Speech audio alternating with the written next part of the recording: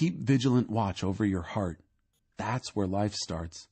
Don't talk out of both sides of your mouth. Avoid careless banter, white lies, and gossip.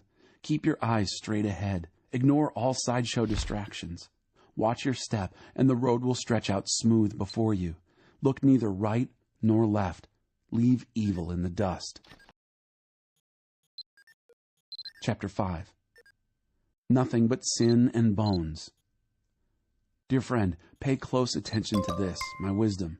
Listen very closely to the way I see it. Then you'll acquire a taste for good sense. What I tell you will keep you out of trouble. The lips of a seductive woman are oh so sweet. Her soft words are oh so smooth. But it won't be long before she's gravel in your mouth, a pain in your gut, a wound in your heart. She's dancing down the primrose path to death. She's headed straight for hell and taking you with her. She hasn't a clue about real life, about who she is or where she's going. So, my friend, listen closely. Don't treat my words casually. Keep your distance from such a woman. Absolutely stay out of her neighborhood. You don't want to squander your wonderful life, to waste your precious life among the hard-hearted. Why should you allow strangers to take advantage of you? Why be exploited by those who care nothing for you? You don't want to end your life full of regrets, nothing but sin and bones, saying, "Oh, why didn't I do what they told me? Why did I reject a disciplined life? Why didn't I listen to my mentors or take my teachers seriously? My life is ruined. I haven't one blessed thing to show for my life." Never take love for granted. Do you know the saying, drink from your own rain barrel, draw water from your own spring-fed well? It's true. Otherwise, you may one day come home and find your barrel empty and your well polluted. Your spring water is for you and you only, not to be passed around among strangers. Bless your fresh-flowing fountain. Enjoy the wife you married as a young man, lovely as an angel, beautiful as a rose. Don't ever quit taking delight in her body. Never take her love for granted. Why would you trade enduring intimacies for cheap thrills with a whore, for dalliance with a promiscuous stranger? Mark well that God doesn't miss a move you make. He's aware of every step you take. The shadow of your sin will overtake you. You'll find yourself stumbling all over yourself in the dark. Death is the reward of an undisciplined life. Your foolish decisions trap you in a dead end. Chapter 6. Like a deer from the hunter. Dear friend, if you've gone into hock with your neighbor or locked yourself into a deal with a stranger, if you've impulsively promised the shirt off your back and now find yourself shivering out in the cold, friend, don't waste a minute. Get yourself out of that mess. You're in that man's clutches. Go, put on a long face. Act desperate. Don't procrastinate. There's no time to lose. Run like a deer from the hunter. Fly like a bird from the trapper. A lesson from the ant. You lazy fool. Look at an ant. Watch it closely. Let it teach you a thing or two.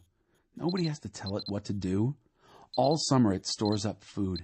At harvest, it stockpiles provisions. So how long are you going to laze around doing nothing? How long before you get out of bed? A nap here, a nap there, a day off here, a day off there. Sit back, take it easy. Do you know what comes next? Just this. You can look forward to a dirt-poor life, poverty your permanent house guest. Always cooking up something nasty. Riffraff and rascals talk out of both sides of their mouths. They wink at each other, they shuffle their feet, they cross their fingers behind their backs. Their perverse minds are always cooking up something nasty, always stirring up trouble. Catastrophe is just around the corner for them, a total smash-up, their lives ruined beyond repair. 7 things God hates. Here are 6 things God hates, and one more that he loathes with a passion. Eyes that are arrogant, a tongue that lies, hands that murder the innocent, a heart that hatches evil plots, feet that race down a wicked track, a mouth that lies under oath, a troublemaker in the family. Warning on adultery. Good friend, follow your father's good advice. Don't wander off from your mother's teachings. Wrap yourself in them from head to foot. Wear them like a scarf around your neck. Wherever you walk, they'll guide you. Whenever you rest, they'll guard you. When you wake up, they'll tell you what's next. For sound advice is a beacon. Good teaching is a light. Moral discipline is a life path. They'll protect you from wanton women, from the seductive talk of some temptress. Don't lustfully fantasize on her beauty, nor be taken in by her bedroom eyes. You can buy an hour with a whore for a loaf of bread, but a wanton woman may well eat you alive. Can you build a fire in your lap and not burn your pants? Can you walk barefoot on hot coals and not get blisters? It's the same when you have sex with your neighbor's wife. Touch her and you'll pay for it. No excuses. Hunger is no excuse for a thief to steal. When he's caught, he has to pay it back, even if he has to put his whole house in hock. Adultery is a brainless act, soul-destroying, self-destructive. Expect a bloody nose, a black eye, and a reputation ruined for good. For jealousy detonates rage in a cheated husband. Wild for revenge, he won't make allowances. Nothing you say or pay will make it all right. Neither bribes nor reason will satisfy him. Chapter 7. Dress to seduce. Dear friend, do what I tell you. Treasure my careful instructions. Do what I say and you'll live well. My teaching is as precious as your eyesight. Guard it. Write it out on the back of your hands. Etch it on the chambers of your heart. Talk to wisdom as to a sister. Treat insight as your companion. They'll be with you to fend off the temptress, that smooth-talking, honey-tongued seductress. As I stood at the window of my house, looking out through the shutters, watching the mindless crowd stroll by, I spotted a young man without any sense arriving at the corner of the street where she lived, then turning up the path to her house. It was dusk, the evening coming on, the darkness thickening into night. Just then, a woman met him. She'd been lying in wait for him, dressed to seduce him. Brazen and brass she was, restless and roaming, never at home, walking the streets, loitering in the mall, hanging out at every corner in town. She threw her arms around him and kissed him, boldly took his arm and said, "I've got all the makings for a feast. Today I made my offerings. My vows are all paid. So now I've come to find you, hoping to catch sight of your face. And here you are. I've spread fresh, clean sheets on my bed, colorful, imported linens. My bed is aromatic with spices and exotic fragrances. Come, let's make love all night. Spend the night in ecstatic lovemaking. My husband's not home. He's away on business, and he won't be back for a month." Soon she has him eating out of her hand, bewitched by her honeyed speech. Before you know it, he's trotting behind her, like a calf led to the butcher shop, like a stag lured into ambush and then shot with an arrow, like a bird flying into a net, not knowing that its flying life is over. So friends, listen to me. Take these words of mine most seriously. Don't fool around with a woman like that. Don't even stroll through her neighborhood. Countless victims come under her spell. She's the death of many a poor man. She runs a halfway house to hell, fits you out with a shroud and a coffin. Chapter 8. Lady Wisdom calls out. Do you hear Lady Wisdom calling? Can you hear Madam Insight raising her voice? She's taken her stand at First and Main, at the busiest intersection. Right in the city square where the traffic is thickest, she shouts, "You! I'm talking to all you! Everyone out here on the streets! Listen, you idiots, learn good sense! You blockheads, shape up! Don't miss a word of this. I'm telling you how to live well. I'm telling you how to live at your best. My mouth chews and savors and relishes truth. I can't stand the taste of evil. You'll only hear true and right words from my mouth. Not one syllable will be twisted or skewed. You'll recognize this as true. You with open minds, truth-ready minds will see it at once. Prefer my life disciplines over chasing after money, and God knowledge over a lucrative career. For wisdom is better than all the trappings of wealth. Nothing you could wish for holds a candle to her. I am Lady Wisdom, and I live next to sanity. Knowledge and discretion live just down the street. The fear of God means hating evil, whose ways I hate with a passion. Pride and arrogance and crooked talk. Good counsel and common sense are my characteristics. I am both insight and the virtue to live it out. With my help, leaders rule, and lawmakers legislate fairly. With my help, Governors govern, along with all in legitimate authority. I love those who love me. Those who look for me find me. Wealth and glory accompany me. Also substantial honor and a good name. My benefits are worth more than a big salary, even a very big salary. The returns on me exceed any imaginable bonus. You can find me on Righteous Road. That's where I walk, at the intersection of Justice Avenue, handing out life to those who love me, filling their arms with life, armloads of life. God sovereignly made me, the first, the basic, before he did anything else. I was brought into being a long time ago, well before Earth got its start. I arrived on the scene before ocean, yes, even before springs and rivers and lakes. Before mountains were sculpted and hills took shape, I was already there, newborn. Long before God stretched out Earth's horizons and tended to the minute details of soil and weather and set sky firmly in place, I was there. When he mapped and gave borders to wild ocean, built the vast vault of heaven, and installed the fountains that fed ocean, when he drew a boundary for sea, posted a sign that said, "No trespassing," and then staked out Earth's foundations, I was right there with him, making sure everything fit. Day after day I was there with my joyful applause, always enjoying his company, delighted with the world of things and creatures, happily celebrating the human family. So, my dear friends, listen carefully. Those who embrace these, my ways, are most blessed. Mark a life of discipline and live wisely. Don't squander your precious life. Blessed the man, blessed the woman who listens to me. Awake and ready for me each morning, alert and responsive as I start my day's work. When you find me, you find life, real life, to say nothing of God's good pleasure. But if you wrong me, you damage your very soul. When you reject me, you're flirting with death.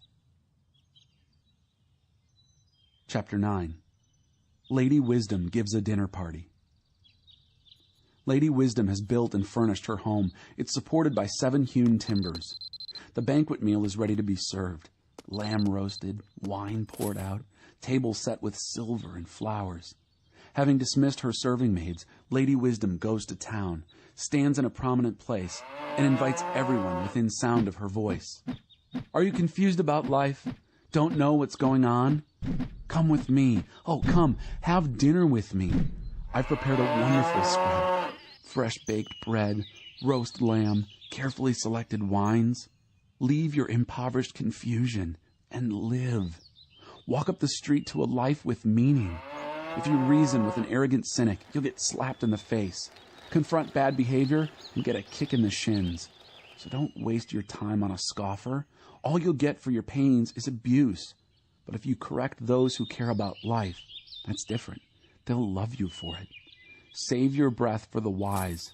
They'll be wiser for it. Tell good people what you know. They'll profit from it. Skilled living gets its start in the fear of God. Insight into life from knowing a holy God. It's through me, Lady Wisdom, that your life deepens and the years of your life ripen. Live wisely, and wisdom will permeate your life. Mock life, and life will mock you. Madame Whore calls out too. Then there's this other woman, Madame Whore, brazen, empty-headed, frivolous. She sits on the front porch of her house on Main Street, and as people walking by, minding their own business, calls out, Are you confused about life? Don't know what's going on? Steal off with me. I'll show you a good time. No one will ever know. I'll give you the time of your life. But they don't know about all the skeletons in her closet, that all her guests end up in hell. Chapter 10. The Wise Sayings of Solomon. An honest life is immortal. Wise son, glad father. Stupid son, sad mother. Ill-gotten gain gets you nowhere. An honest life is immortal. God won't starve an honest soul, but he frustrates the appetites of the wicked. Sloth makes you poor. Diligence brings wealth. Make hay while the sun shines. That's smart. Go fishing during harvest. That's stupid. Blessings accrue in a good and honest life, but the mouth of the wicked is a dark cave of abuse. A good and honest life is a blessed memorial. A wicked life leaves a rotten stench. A wise heart takes orders. An empty head will come unglued. Honesty lives confident and carefree, but shifty is sure to be exposed. An evasive eye is a sign of trouble ahead, but an open, face-to-face meeting results in peace. The mouth of a good person is a deep, life-giving well, but the mouth of the wicked is a dark cave of abuse. Hatred starts fights, but love pulls a quilt over the bickering. You'll find wisdom on the lips of a person of insight, but the short-sighted needs a slap in the face. The wise accumulate knowledge, a true treasure. Know-it-alls talk too much, a sheer waste. The road to life is a disciplined life. The wealth of the rich is their bastion. The poverty of the indigent is their ruin. The wage of a good person is exuberant life. An evil person ends up with nothing but sin. The road to life is a disciplined life. Ignore correction, and you're lost for good. Liars secretly hoard hatred. Fools openly spread slander. The more talk, the less truth. The wise measure their words. The speech of a good person is worth waiting for. The blabber of the wicked is worthless. The talk of a good person is rich fare for many, but chatterboxes die of an empty heart. Fear of God expands your life. God's blessing makes life rich. Nothing we do can improve on God. An empty head thinks mischief is fun, but a mindful person relishes wisdom. The nightmares of the wicked come true. What the good people desire, they get. When the storm is over, there's nothing left of the wicked. Good people, firm on their rock foundation, aren't even fazed. A lazy employee will give you nothing but trouble. It's vinegar in the mouth, smoke in the eyes. The fear of God expands your life. A wicked life is a puny life. The aspirations of good people end in celebration. The ambitions of bad people crash. God is solid backing to a well-lived life, but he calls into question a shabby performance. Good people last. They can't be moved. The wicked are here today, gone tomorrow. A good person's mouth is a clear fountain of wisdom. A foul mouth is a stagnant swamp. The speech of a good person clears the air. The words of the wicked pollute it. Chapter 11. Without good direction, people lose their way. God hates cheating in the marketplace. He loves it when business is above board. The stuck-up fall flat on their faces, but down-to-earth people stand firm. The integrity of the honest keeps them on track. The deviousness of crooks brings them to ruin. A thick bankroll is no help when life falls apart, but a principled life can stand up to the worst. Moral character makes for smooth traveling. An evil life is a hard life. Good character is the best insurance. Crooks get trapped in their sinful lust. When the wicked die, that's it. The story's over. End of hope. A good person is saved from much trouble. A bad person runs straight into it. The loose tongue of the godless spreads destruction. The common sense of the godly preserves them. When it goes well for good people, the whole town cheers. When it goes badly for bad people, the town celebrates. When right-living people bless the city, it flourishes. Evil talk turns it into a ghost town in no time.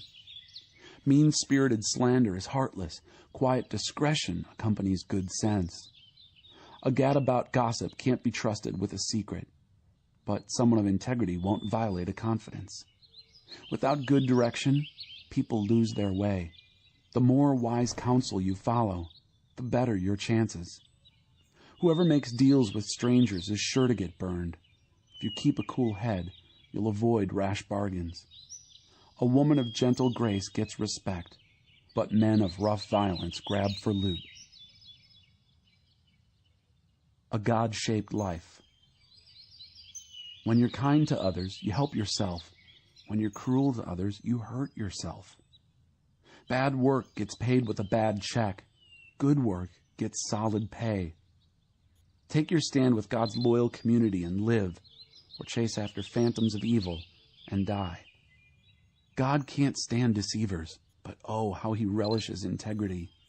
Count on this: the wicked won't get off scot-free, and God's loyal people will triumph. Like a gold ring in a pig's snout is a beautiful face on an empty head. The desires of good people lead straight to the best, but wicked ambition ends in angry frustration. The world of the generous gets larger and larger. The world of the stingy gets smaller and smaller. The one who blesses others is abundantly blessed. Those who help others are helped.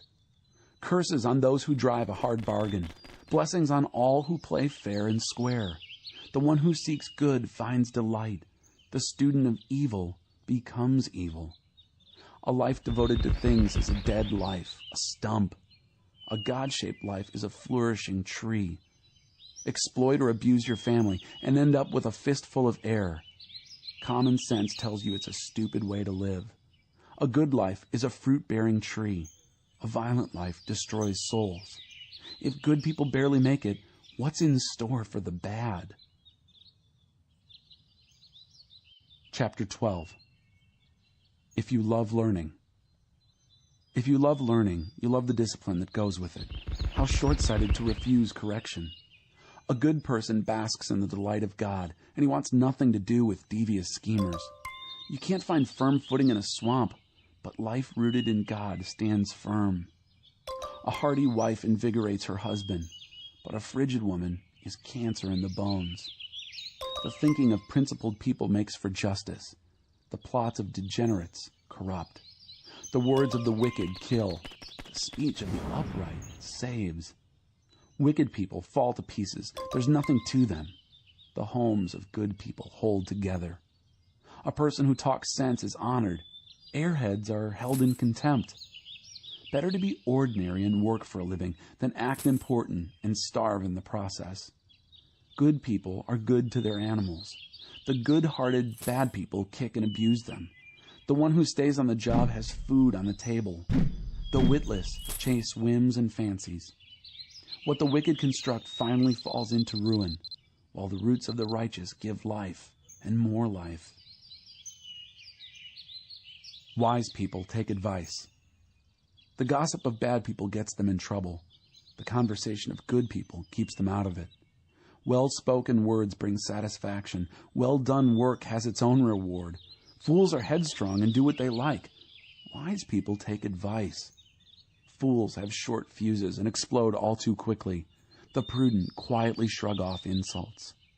Truthful witness by a good person clears the air, but liars lay down a smoke screen of deceit. Rash language cuts and maims, but there is healing in the words of the wise. Truth lasts. Lies are here today, gone tomorrow. Evil scheming distorts the schemer. Peace planning brings joy to the planner. No evil can overwhelm a good person, but the wicked have their hands full of it. God can't stomach liars. He loves the company of those who keep their word. Prudent people don't flaunt their knowledge. Talkative fools broadcast their silliness. The diligent find freedom in their work. The lazy are oppressed by work. Worry weighs us down. A cheerful word picks us up. A good person survives misfortune, but a wicked life invites disaster. A lazy life is an empty life, but early to rise gets the job done. Good men and women travel right into life. Sin's detours take you straight to hell. Chapter 13. Walk with the wise. Intelligent children listen to their parents. Foolish children do their own thing. The good acquire a taste for helpful conversation. Bullies push and shove their way through life. Careful words make for a careful life. Careless talk may ruin everything. Indolence wants it all and gets nothing. The energetic have something to show for their lives. A good person hates false talk. A bad person wallows in gibberish. A God-loyal life keeps you on track. Sin dumps the wicked in the ditch. A pretentious, showy life is an empty life. A plain and simple life is a full life. The rich can be sued for everything they have, but the poor are free of such threats. The lives of good people are brightly lit streets. The lives of the wicked are dark alleys. Arrogant know-it-alls stir up discord, but wise men and women listen to each other's counsel. Easy come, easy go, but steady diligence pays off. Unrelenting disappointment leaves you heartsick, but a sudden good break can turn life around. Ignore the word and suffer. Honor God's commands and grow rich. The teaching of the wise is a fountain of life, so no more drinking from death-tainted wells. Sound thinking makes for gracious living, but liars walk a rough road. A common-sense person lives good sense. Fools litter the country with silliness. Irresponsible talk makes a real mess of things, but a reliable reporter is a healing presence. Refuse discipline and end up homeless. Embrace correction and live an honored life. Souls who follow their hearts thrive. Fools bent on evil despise matters of soul. Become wise by walking with the wise. Hang out with fools and watch your life fall to pieces. Disaster entraps sinners, but God-loyal people get a good life. A good life gets passed on to the grandchildren. Ill-gotten wealth ends up with good people. Banks foreclose on the farms of the poor, or else the poor lose their shirts to crooked lawyers. A refusal to correct is a refusal to love. Love your children by disciplining them. An appetite for good brings much satisfaction, but the belly of the wicked always wants more. Chapter 14. A way that leads to hell. Lady Wisdom builds a lovely home. Sir Fool comes along and tears it down brick by brick. An honest life shows respect for God. A degenerate life is a slap in his face. Frivolous talk provokes a derisive smile. Wise speech evokes nothing but respect. No cattle, no crops. A good harvest requires a strong ox for the plow. A true witness never lies. A false witness makes a business of it. Cynics look high and low for wisdom and never find it. The open-minded find it right on their doorstep. Escape quickly from the company of fools. They're a waste of your time, a waste of your words. The wisdom of the wise keeps life on track. The foolishness of fools lands them in the ditch. The stupid ridicule right and wrong, but a moral life is a favored life. The person who shuns the bitter moments of friends will be an outsider at their celebrations. Lives of careless wrongdoing are tumble-down shafts. Holy living builds soaring cathedrals.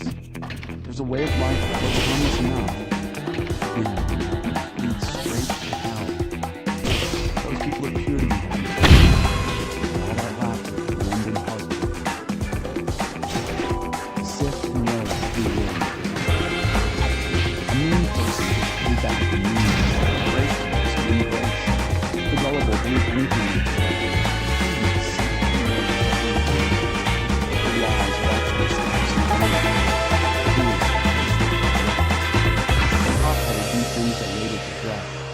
Cold-hearted with the cold shoulder. Foolish dreamers live in a world of illusion. Wise realists plant their feet on the ground. Eventually, evil will pay tribute to good. The wicked will respect God-loyal people. An unlucky loser is shunned by all, but everyone loves a winner. It's criminal to ignore a neighbor in need.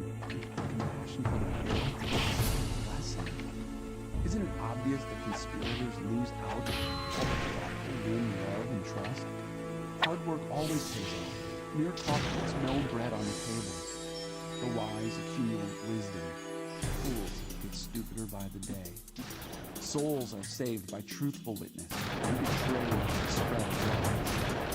The fear of God builds up confidence and makes a world safe for your children. The fear of God is a spring of living water and won't have polluted and poisoned wells. The mark of a good leader is leadership is nothing without violence. Slowness to anger makes your deep understanding. A sound mind makes for a robust body, but runaway emotions grow bones. You insult your neighbor and respect others when you're trying to afford. The evil of bad things is not unfold. The integrity of good things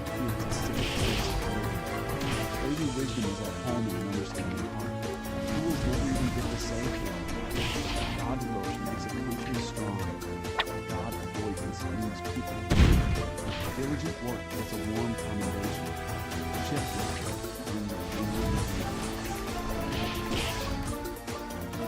Chapter 15. God doesn't miss a thing. A gentle response to the sharp tongue handles a temper. Knowledge flows like springwater from the wise. Fools are weak gossips, dripping nonsense. God doesn't miss a thing. He's alert to good and evil alike. Kind words heal and help. Cutting words heal.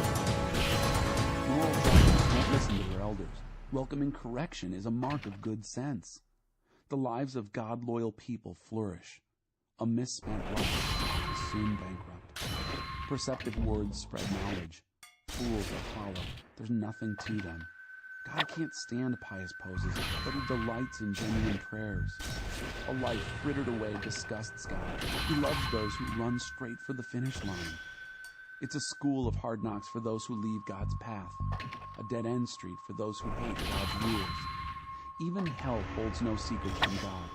Do you think he can't read human hearts? Life ascends to the heights. Know-it-alls are like being told what to do. They avoid the company of wise men and women. A cheerful heart brings a smile to your face. A sad heart makes it hard to get through the day. An intelligent person is always eager to take in more truth. Fools feed on fast food fads and fancies. A miserable heart means a miserable life. A cheerful heart fills the day with song. A simple life in the fear of God is better than a rich life with a ton of headaches. Better a bread crust shared in love than a slab of prime rib served in hate. Hot tempers start fights. Calm, cool spirit keeps the peace.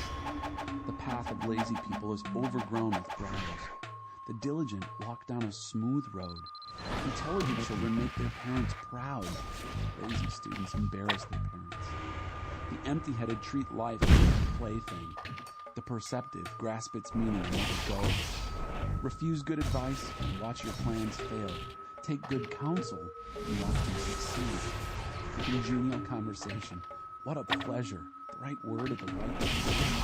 Beautiful. Life ascends to the heights for the thoughtful. It's a clean about-face from descent into hell. God smashes the pretensions of the arrogant. He stands with those who have no standing.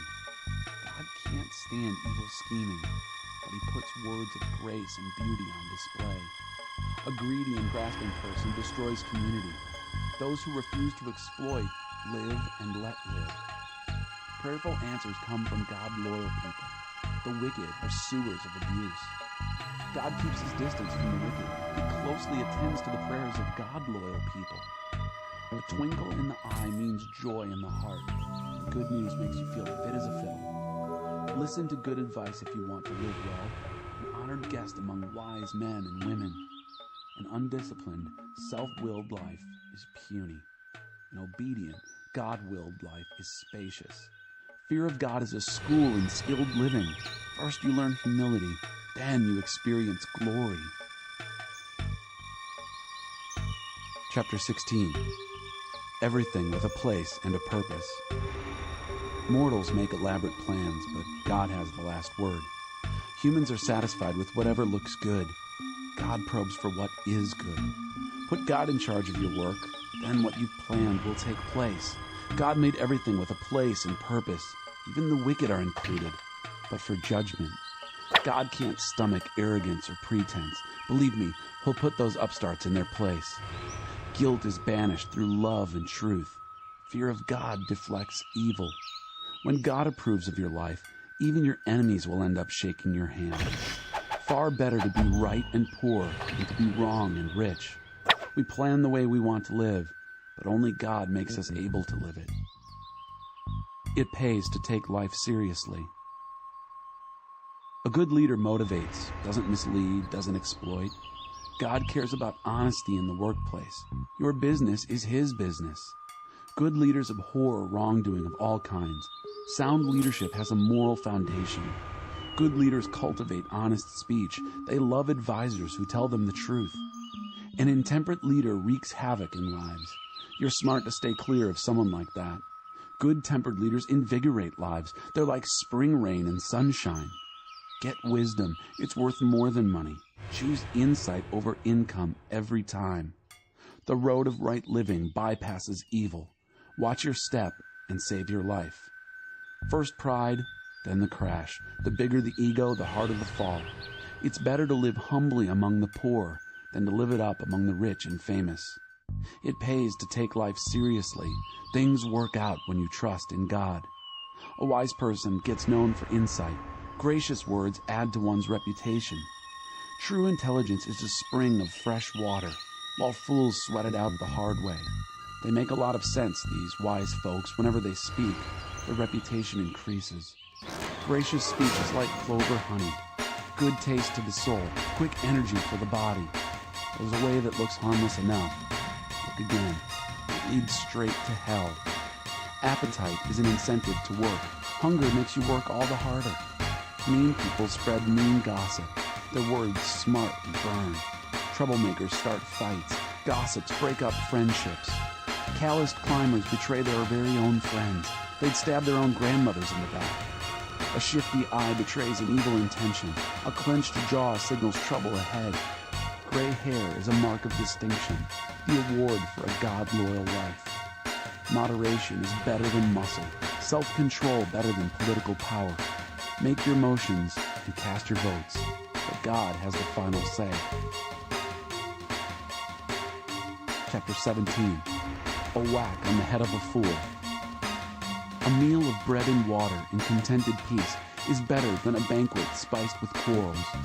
A wise servant takes charge of an unruly child and is honored as one of the family. As silver in a crucible and gold in a pan, so our lives are assayed by God. Evil people relish malicious conversation. The ears of liars itch for dirty gossip. Whoever mocks poor people insults their Creator. Gloating over misfortune is a punishable crime. Old people are distinguished by grandchildren. Children take pride in their parents. We don't expect eloquence from fools, nor do we expect lies from our leaders. Receiving a gift is like getting a rare gemstone. Any way you look at it, you see beauty refracted. Overlook an offense and bond a friendship. Fasten on to a slight and goodbye, friend. A quiet rebuke to a person of good sense does more than a whack on the head of a fool. Criminals out looking for nothing but trouble won't have to wait long. They'll meet it coming and going. Better to meet a grizzly robbed of her cubs than a fool hell-bent on folly. Those who return evil for good will meet their own evil returning. The start of a quarrel is like a leak in a dam, so stop it before it bursts. Whitewashing bad people and throwing mud on good people are equally abhorrent to God. What's this? Fools out shopping for wisdom? They wouldn't recognize it if they saw it. One who knows much says little. Friends love through all kinds of weather, and families stick together in all kinds of trouble. It's stupid to try to get something for nothing, or run up huge bills you can never pay. The person who courts sin marries trouble. Build a wall, invite a burglar. A bad motive can't achieve a good end. Double talk brings you double trouble. Having a fool for a child is misery. It's no fun being the parent of a dolt. A cheerful disposition is good for your health. Gloom and doom leave you bone tired.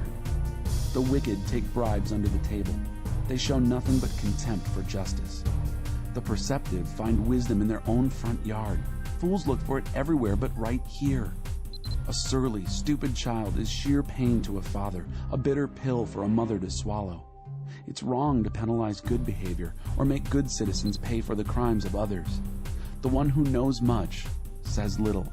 An understanding person remains calm. Even dunces who keep quiet are thought to be wise. As long as they keep their mouths shut, they're smart. Chapter 18. Words kill. Words give life. Loners who care only for themselves spit on the common good. Fools care nothing for thoughtful discourse. All they do is run off at the mouth. When wickedness arrives, shame's not far behind. Contempt for life is contemptible. Many words rush along like rivers in flood, but deep wisdom flows up from artesian springs. It's not right to go easy on the guilty or come down hard on the innocent. The words of a fool start fights. Do him a favor and gag him. Fools are undone by their big mouths. Their souls are crushed by their words. Listening to gossip is like eating cheap candy. Do you really want junk like that in your belly? Slack habits and sloppy work are as bad as vandalism. God's name is a place of protection. Good people can run there and be safe. The rich think their wealth protects them. They imagine themselves safe behind it. Pride first, then the crash, but humility is precursor to honor. Answering before listening is both stupid and rude. A healthy spirit conquers adversity, but what can you do when the spirit is crushed? Wise men and women are always learning, always listening for fresh insights. A gift gets attention. It buys the attention of eminent people. The first speech in a court case is always convincing until the cross-examination starts. You may have to draw straws when faced with a tough decision. Do a favor and win a friend forever. Nothing can untie that bond. Words satisfy the mind as much as fruit does the stomach. Good talk is as gratifying as a good harvest. Words kill. Words give life. They're either poison or fruit. You choose. Find a good spouse, you find a good life. And even more, the favor of God. The poor speak in soft supplications. The rich bark out answers. Friends come and friends go. Sticks by you like flame. If you quit listening, better to be poor and honest than rich person no one can trust. Ignorant zeal is worthless. Hate is worthless. People ruin their lives with their own stupidity, so why does God always get blamed? Wealth attracts friends as honey draws flies, but poor people are avoided like a plague. Perjury won't go unpunished. Would you let a lie go free? Lots of people flock around a generous person. Everyone's a friend to the philanthropist. When you're down on your luck, even your family hears you. Yes, even your best friends wish you'd get lost. If they see you coming, they look the other way. Out of sight, out of mind.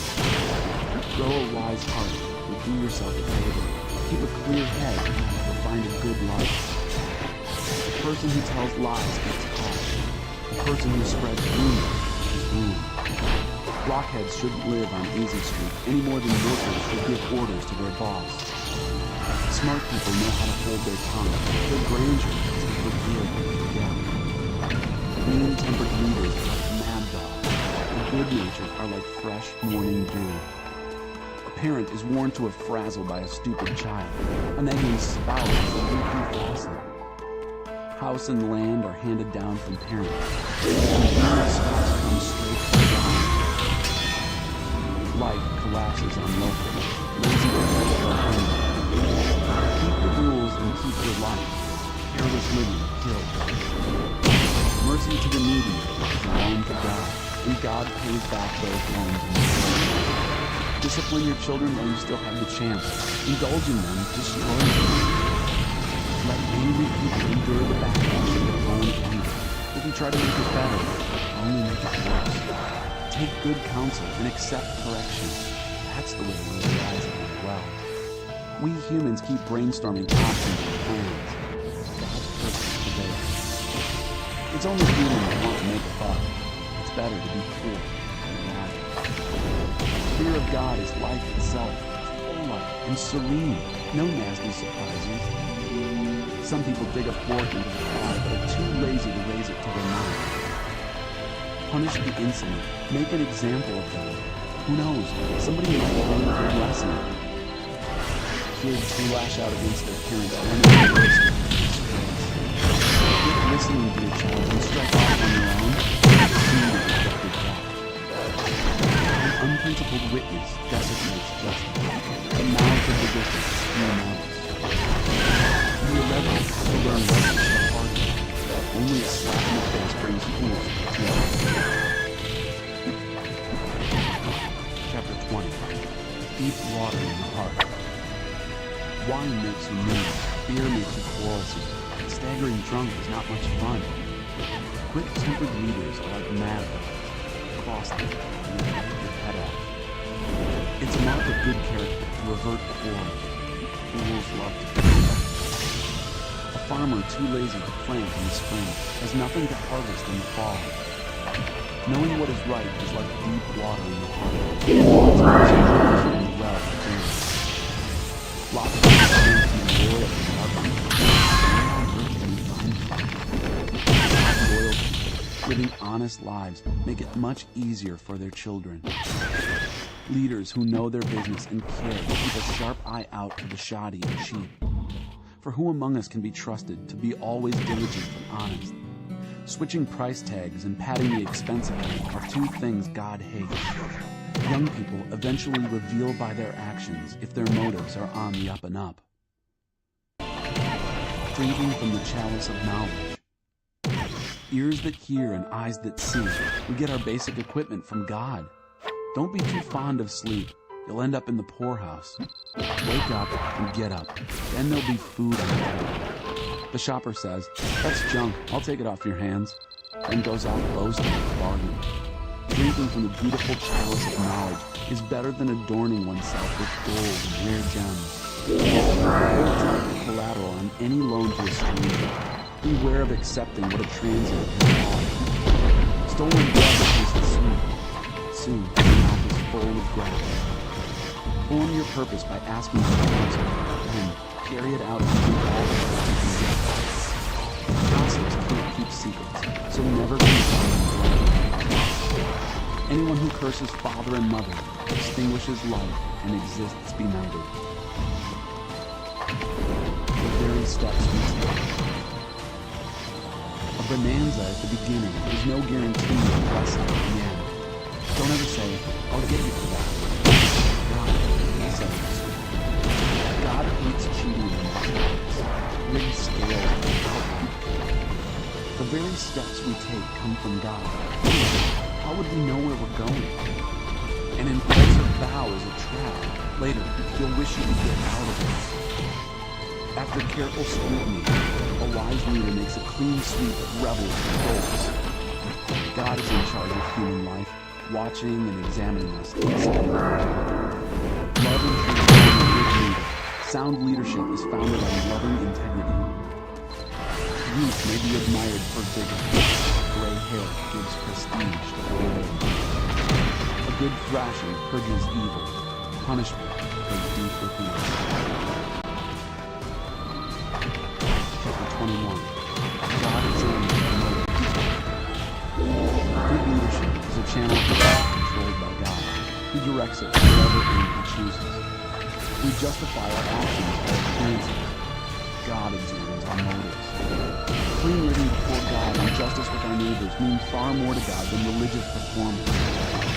Arrogance and pride, distinguishing marks of the wicked, are just plain sin. Careful planning puts you ahead in the long run. Hurry and scurry puts you further behind. Make it to the top by lying and cheating, get paid with smoke and promotion and death. The wicked get buried alive by their roots because they refuse to use it to help others. Mixed motives twist life and clear motives take you straight down the road. Do your best. Prepare for the worst. Better to live alone in a tumble-down shack than share a mansion with a nagging spouse. Wicked souls love to make trouble. They feel nothing for friends and neighbors. Simpletons only learn the hard way. The wise learn by listening. A God-loyal person will see right through the wicked and undo the evil they are planning. If you stop your ears to the cries of the wicked, your cries will go unheard. A quietly given gift soothes an irritable person. Good people celebrate when justice triumphs, but for the workers of evil,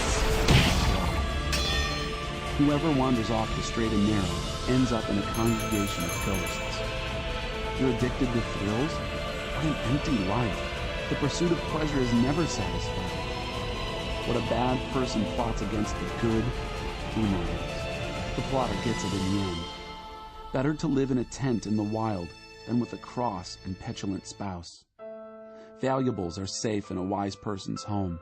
Fools put it all out for yard sales.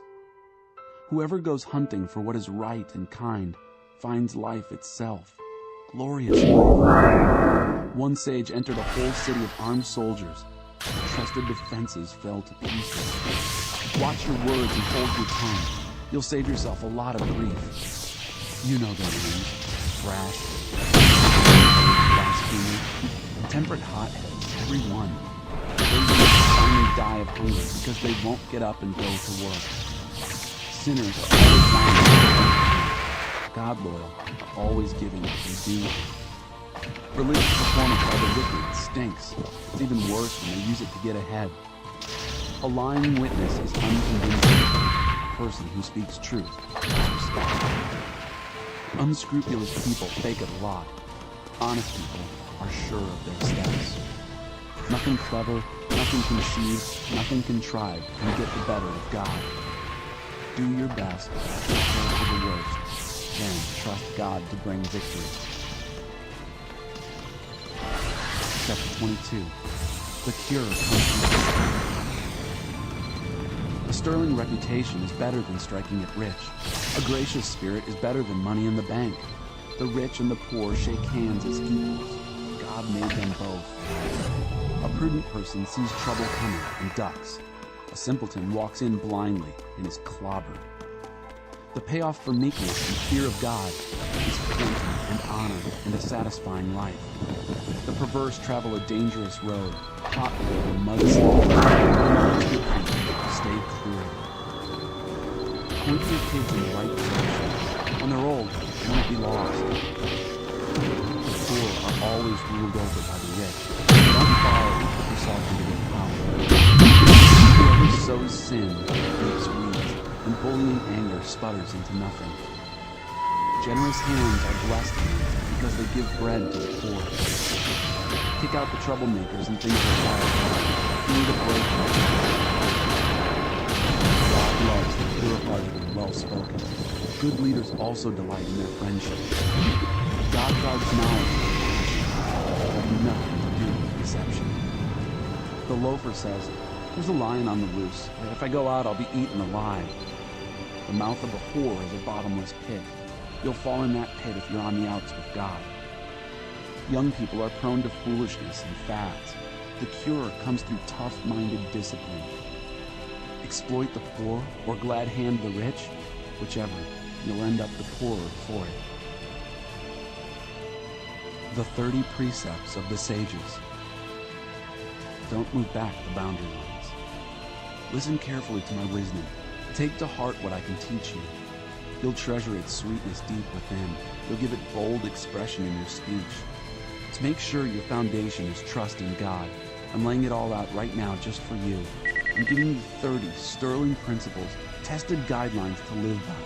Believe me, these are truths that work and will keep you accountable to those who sent you. 1. Don't walk on the poor just because they're poor, and don't use your position to crush the weak, because God will come to their defense. The life you took, He'll take from you and give back to them. 2. Don't hang out with angry people. Don't keep company with hotheads. Bad temper is contagious. Don't get infected. 3. Don't gamble on the pot of gold at the end of the rainbow, hawking your house against a lucky chance. The time will come when you have to pay up. You'll be left with nothing but the shirt on your back. 4. Don't stealthily move back the boundary lines staked out long ago by your ancestors. 5. Observe people who are good at their work. Skilled workers are always in demand and admired. They don't take a back seat to anyone. Chapter 23. Restrain yourself. 6. When you go out to dinner with an influential person, mind your manners. Don't gobble your food. Don't talk with your mouth full. And don't stuff yourself. Bridle your appetite. 7. Don't wear yourself out trying to get rich. Restrain yourself. Riches disappear in the blink of an eye. Wealth sprouts wings and flies off into the wild blue yonder. 8. Don't accept a meal from a tightwad. Don't expect anything special. He'll be as stingy with you as he is with himself. He'll say, "Eat, drink," but won't mean a word of it. His miserly serving will turn your stomach when you realize the meal's a sham. 9.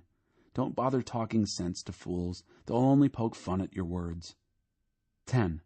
Don't stealthily move back the boundary lines or cheat orphans out of their property, for they have a powerful advocate who will go to bat for them. 11. Give yourselves to disciplined instruction. Open your ears to tested knowledge. 12. Don't be afraid to correct your young ones. A spanking won't kill them. A good spanking, in fact, might save them from something worse than death. 13. Dear child, if you become wise, I'll be one happy parent. My heart will dance and sing to the tuneful truth you'll speak. 14. Don't for a minute envy careless rebels. Soak yourself in the fear of God. That's where your future lies. Then you won't be left with an armload of nothing. 15. Oh, listen, dear child. Become wise. Point your life in the right direction. Don't drink too much wine and get drunk. Don't eat too much food and get fat. Drunks and gluttons will end up on Skid Row, in a stupor and dressed in rags. Buy wisdom, education, insight. 16. Listen with respect to the father who raised you. And when your mother grows old, don't neglect her. Buy truth. Don't sell it for love or money. Buy wisdom. Buy education. Buy insight. Parents rejoice when their children turn out well. Wise children become proud parents. So make your father happy. Make your mother proud. 17. Dear child, I want your full attention. Please do what I show you. A whore is a bottomless pit. A loose woman can get you in deep trouble fast. She'll take you for all you've got. She's worse than a pack of thieves. 18. Who are the people who are always crying the blues? Who do you know who reeks of self-pity? Who keeps getting beat up for no reason at all? Whose eyes are bleary and bloodshot? It's those who spend the night with a bottle, for whom drinking is serious business. Don't judge wine by its label, or its bouquet, or its full-bodied flavor. Judge it rather by the hangover it leaves you with, the splitting headache, the queasy stomach. Do you really prefer seeing double, with your speech all slurred, reeling and seasick, drunk as a sailor? They hit me, you'll say, but it didn't hurt. They beat on me, but I didn't feel a thing. When I'm sober enough to manage it, bring me another drink. Chapter 24. Intelligence outranks muscle. 19. Don't envy bad people. Don't even want to be around them. All they think about is causing a disturbance. All they talk about is making trouble. 20. It takes wisdom to build a house, and understanding to set it on a firm foundation. It takes knowledge to furnish its rooms with fine furniture and beautiful draperies. 21. It's better to be wise than strong. Intelligence outranks muscle any day. Strategic planning is the key to warfare. To win, you need a lot of good counsel. 22. Wise conversation is way over the head of fools. In a serious discussion, they haven't a clue. 23. The person who's always cooking up some evil soon gets a reputation as prince of rogues. Fools incubate sin. Cynics desecrate beauty. Rescue the perishing. 24.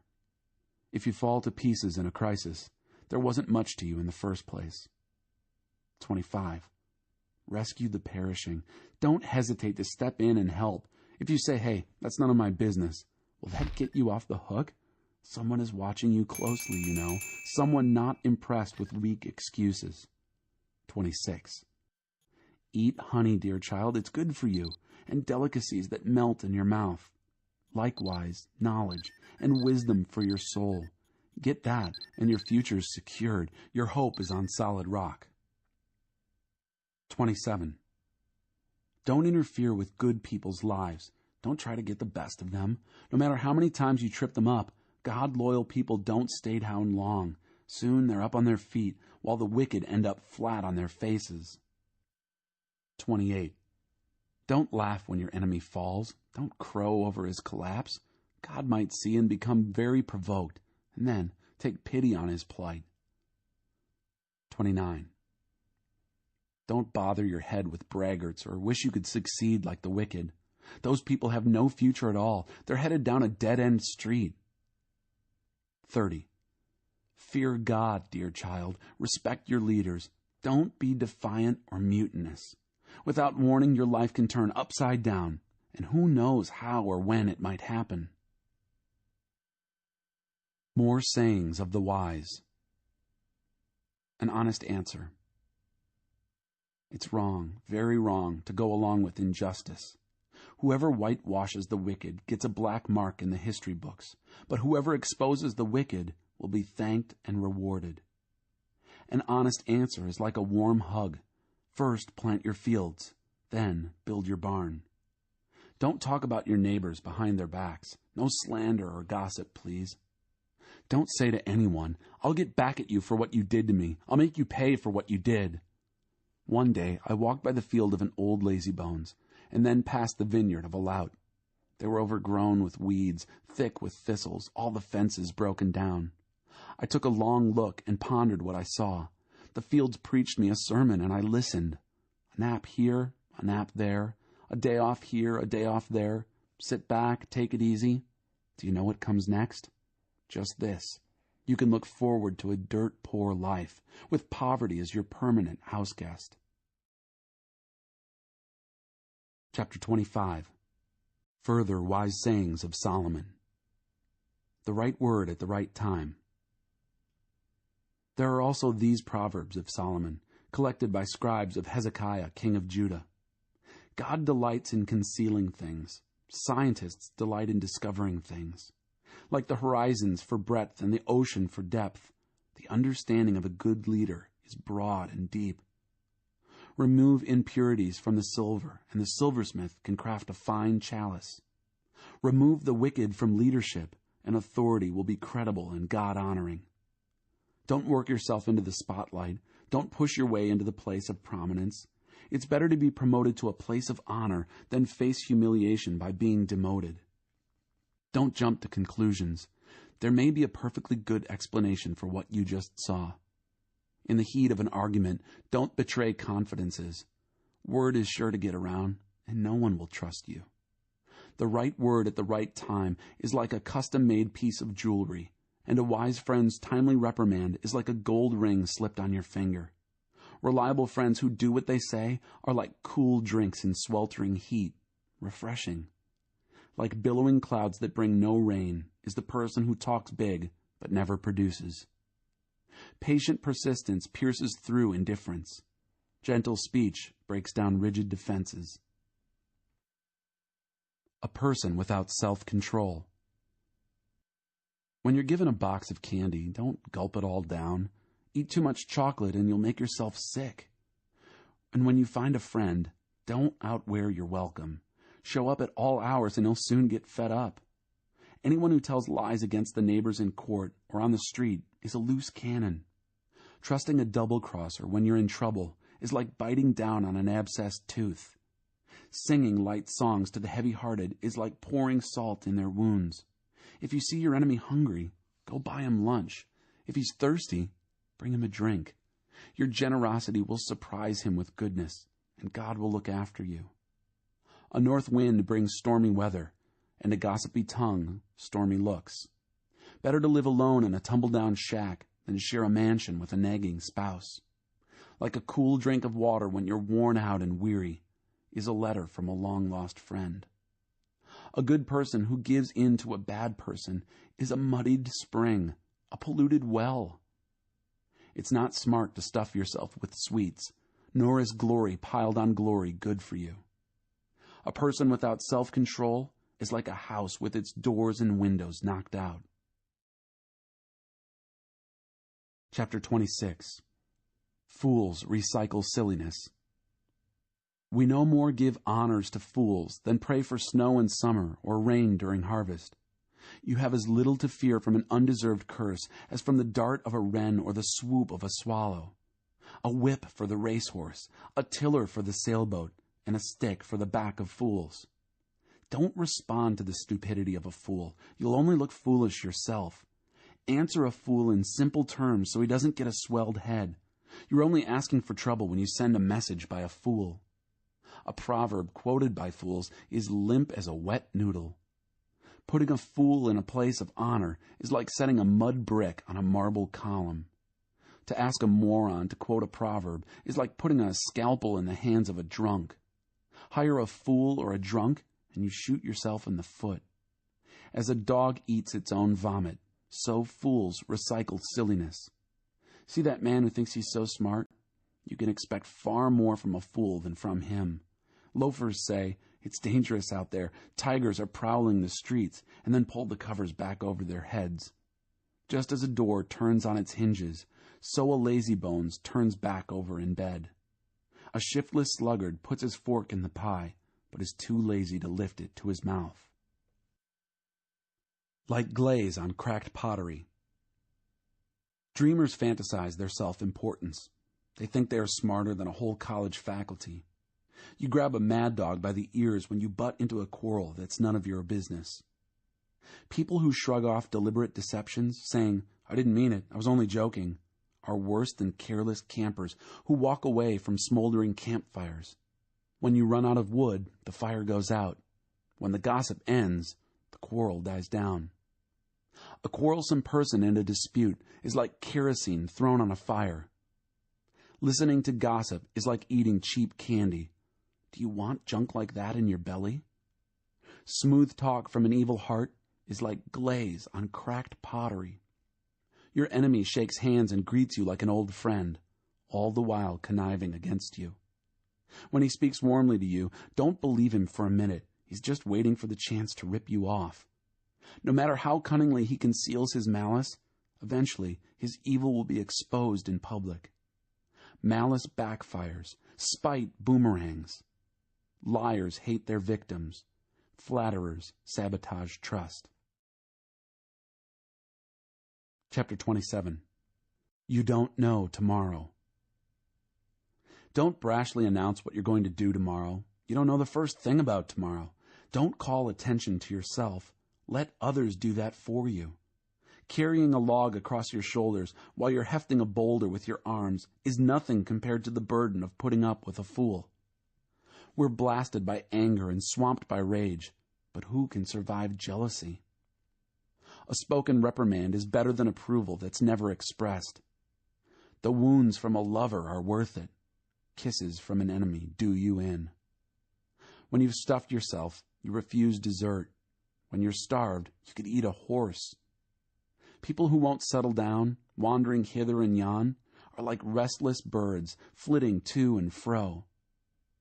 Just as lotions and fragrance give sensual delight, a sweet friendship refreshes the soul. Don't leave your friends or your parents' friends and run home to your family when things get rough. Better a nearby friend than a distant family. Become wise, dear child, and make me happy. Then nothing the world throws my way will upset me. A prudent person sees trouble coming and ducks. A simpleton walks in blindly and is clobbered. Hold tight to collateral on any loan to a stranger. Be wary of accepting what a transient has pawned. If you wake your friend in the early morning by shouting, "Rise and shine," it will sound to him more like a curse than a blessing. A nagging spouse is like the drip, drip, drip of a leaky faucet. You can't turn it off, and you can't get away from it. Your face mirrors your heart. You use steel to sharpen steel, and one friend sharpens another. If you care for your orchard, you'll enjoy its fruit. If you honor your boss, you'll be honored. Just as water mirrors your face, so your face mirrors your heart. Hell has a voracious appetite, and lust just never quits. The purity of silver and gold is tested by putting them in the fire. The purity of human hearts is tested by giving them a little fame. Pound on a fool all you like. You can't pound out foolishness. Know your sheep by name. Carefully attend to your flocks. Don't take them for granted. Possessions don't last forever, you know. And then, when the crops are in and the harvest is stored in the barns, you can knit sweaters from lamb's wool and sell your goats for a profit. There will be plenty of milk and meat to last your family through the winter. Chapter 28. If you desert God's law. The wicked are edgy with guilt, ready to run off even when no one's after them. Honest people are relaxed and confident, bold as lions. When the country is in chaos, everybody has a plan to fix it. But it takes a leader of real understanding to straighten things out. The wicked who oppress the poor are like a hailstorm that beats down the harvest. If you desert God's law, you're free to embrace depravity. If you love God's law, you fight for it tooth and nail. Justice makes no sense to the evil-minded. Those who seek God know it inside and out. It's better to be poor and direct than rich and crooked. Practice God's law. Get a reputation for wisdom. Hang out with a loose crowd. Embarrass your family. Get as rich as you want through cheating and extortion, but eventually some friend of the poor is going to give it all back to them. God has no use for the prayers of the people who won't listen to him. Lead good people down a wrong path, and you'll come to a bad end. Do good, and you'll be rewarded for it. The rich think they know it all, but the poor can see right through them.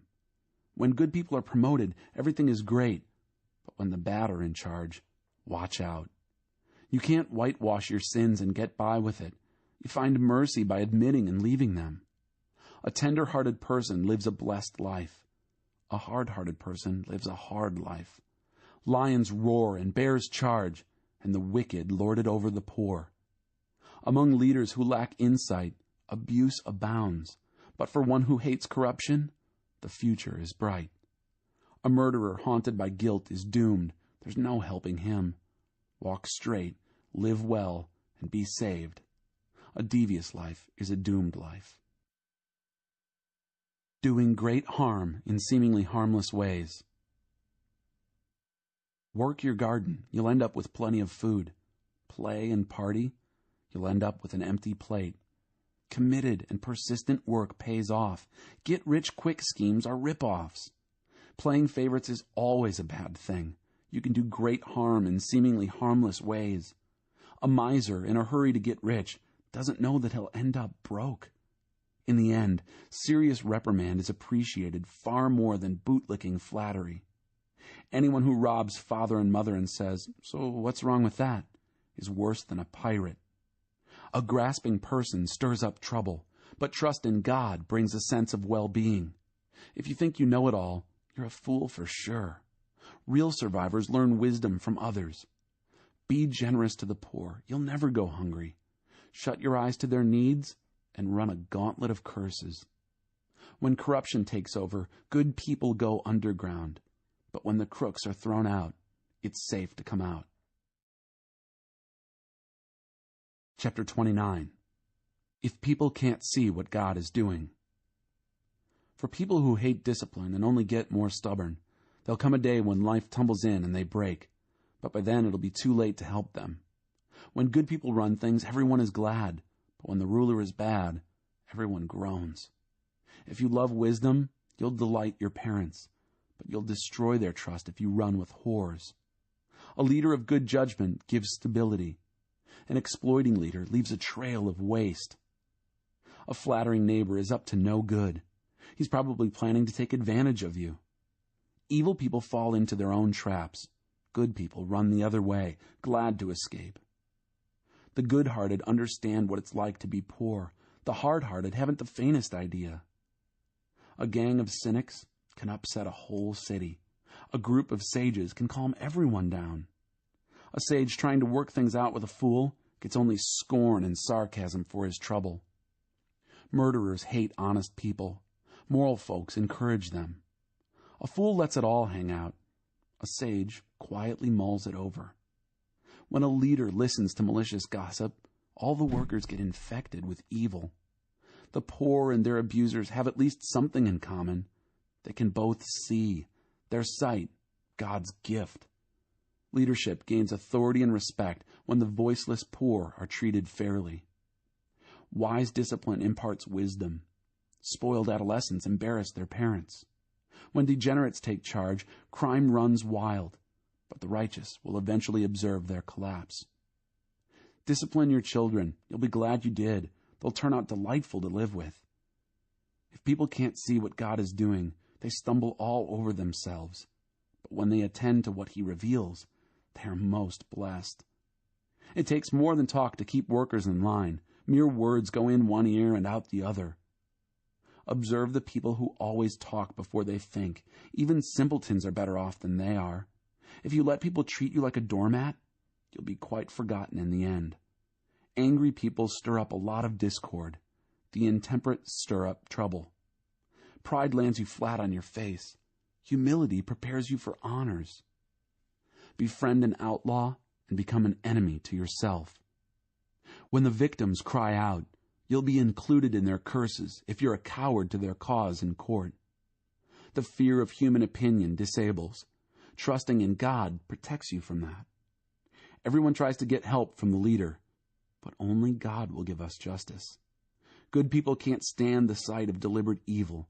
The wicked can't stand the sight of well-chosen goodness. Chapter 30. The words of Agur ben Yaka. God, who needs him? The skeptic swore, "There is no God. No God. I can do anything I want. I'm more animal than human. So-called human intelligence escapes me. I flunked wisdom. I see no evidence of a holy God. Has anyone ever seen anyone climb into heaven and take charge? Grab the winds and control them? Gather the rains in his bucket? Stake out the ends of the earth? Just tell me his name. Tell me the names of his sons. Come on now, tell me." The believer replied, "Every promise of God proves true. He protects everyone who runs to him for help. So don't second-guess him. He might take you to task and show up your lies." And then he prayed, "God, I'm asking for 2 things before I die. Don't refuse me. Banish lies from my lips and liars from my presence. Give me enough food to live on, neither too much nor too little. If I'm too full, I might get independent, saying, 'God, who needs him?' If I'm poor, I might steal and dishonor the name of my God. Don't blow the whistle on your fellow workers behind their backs. They'll accuse you of being underhanded, and then you'll be the guilty one. Don't curse your father or fail to bless your mother. Don't imagine yourself to be quite presentable when you haven't had a bath in weeks. Don't be stuck up and think you're better than everyone else. Don't be greedy, merciless, and cruel as wolves, tearing into the poor and feasting on them, shredding the needy to pieces, only to discard them. A leech has twin daughters, named Gimme and Gimme More." 4 insatiables. 3 things are never satisfied. No, there are 4 that never say, "That's enough, thank you." Hell, a barren womb, a parched land, a forest fire.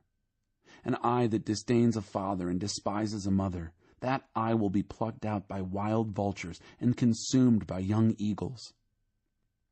4 mysteries. 3 things amaze me. No, 4 things I'll never understand. How an eagle flies so high in the sky. How a snake glides over a rock. How a ship navigates the ocean. Why adolescents act the way they do. Here's how a prostitute operates. She has sex with her client, takes a bath, then asks, "Who's next?" 4 intolerables. 3 things are too much for even the earth to bear. Yes, 4 things shake its foundations. When the janitor becomes the boss, when a fool gets rich, when a whore is voted Woman of the Year, when a girlfriend replaces a faithful wife. 4 small wonders.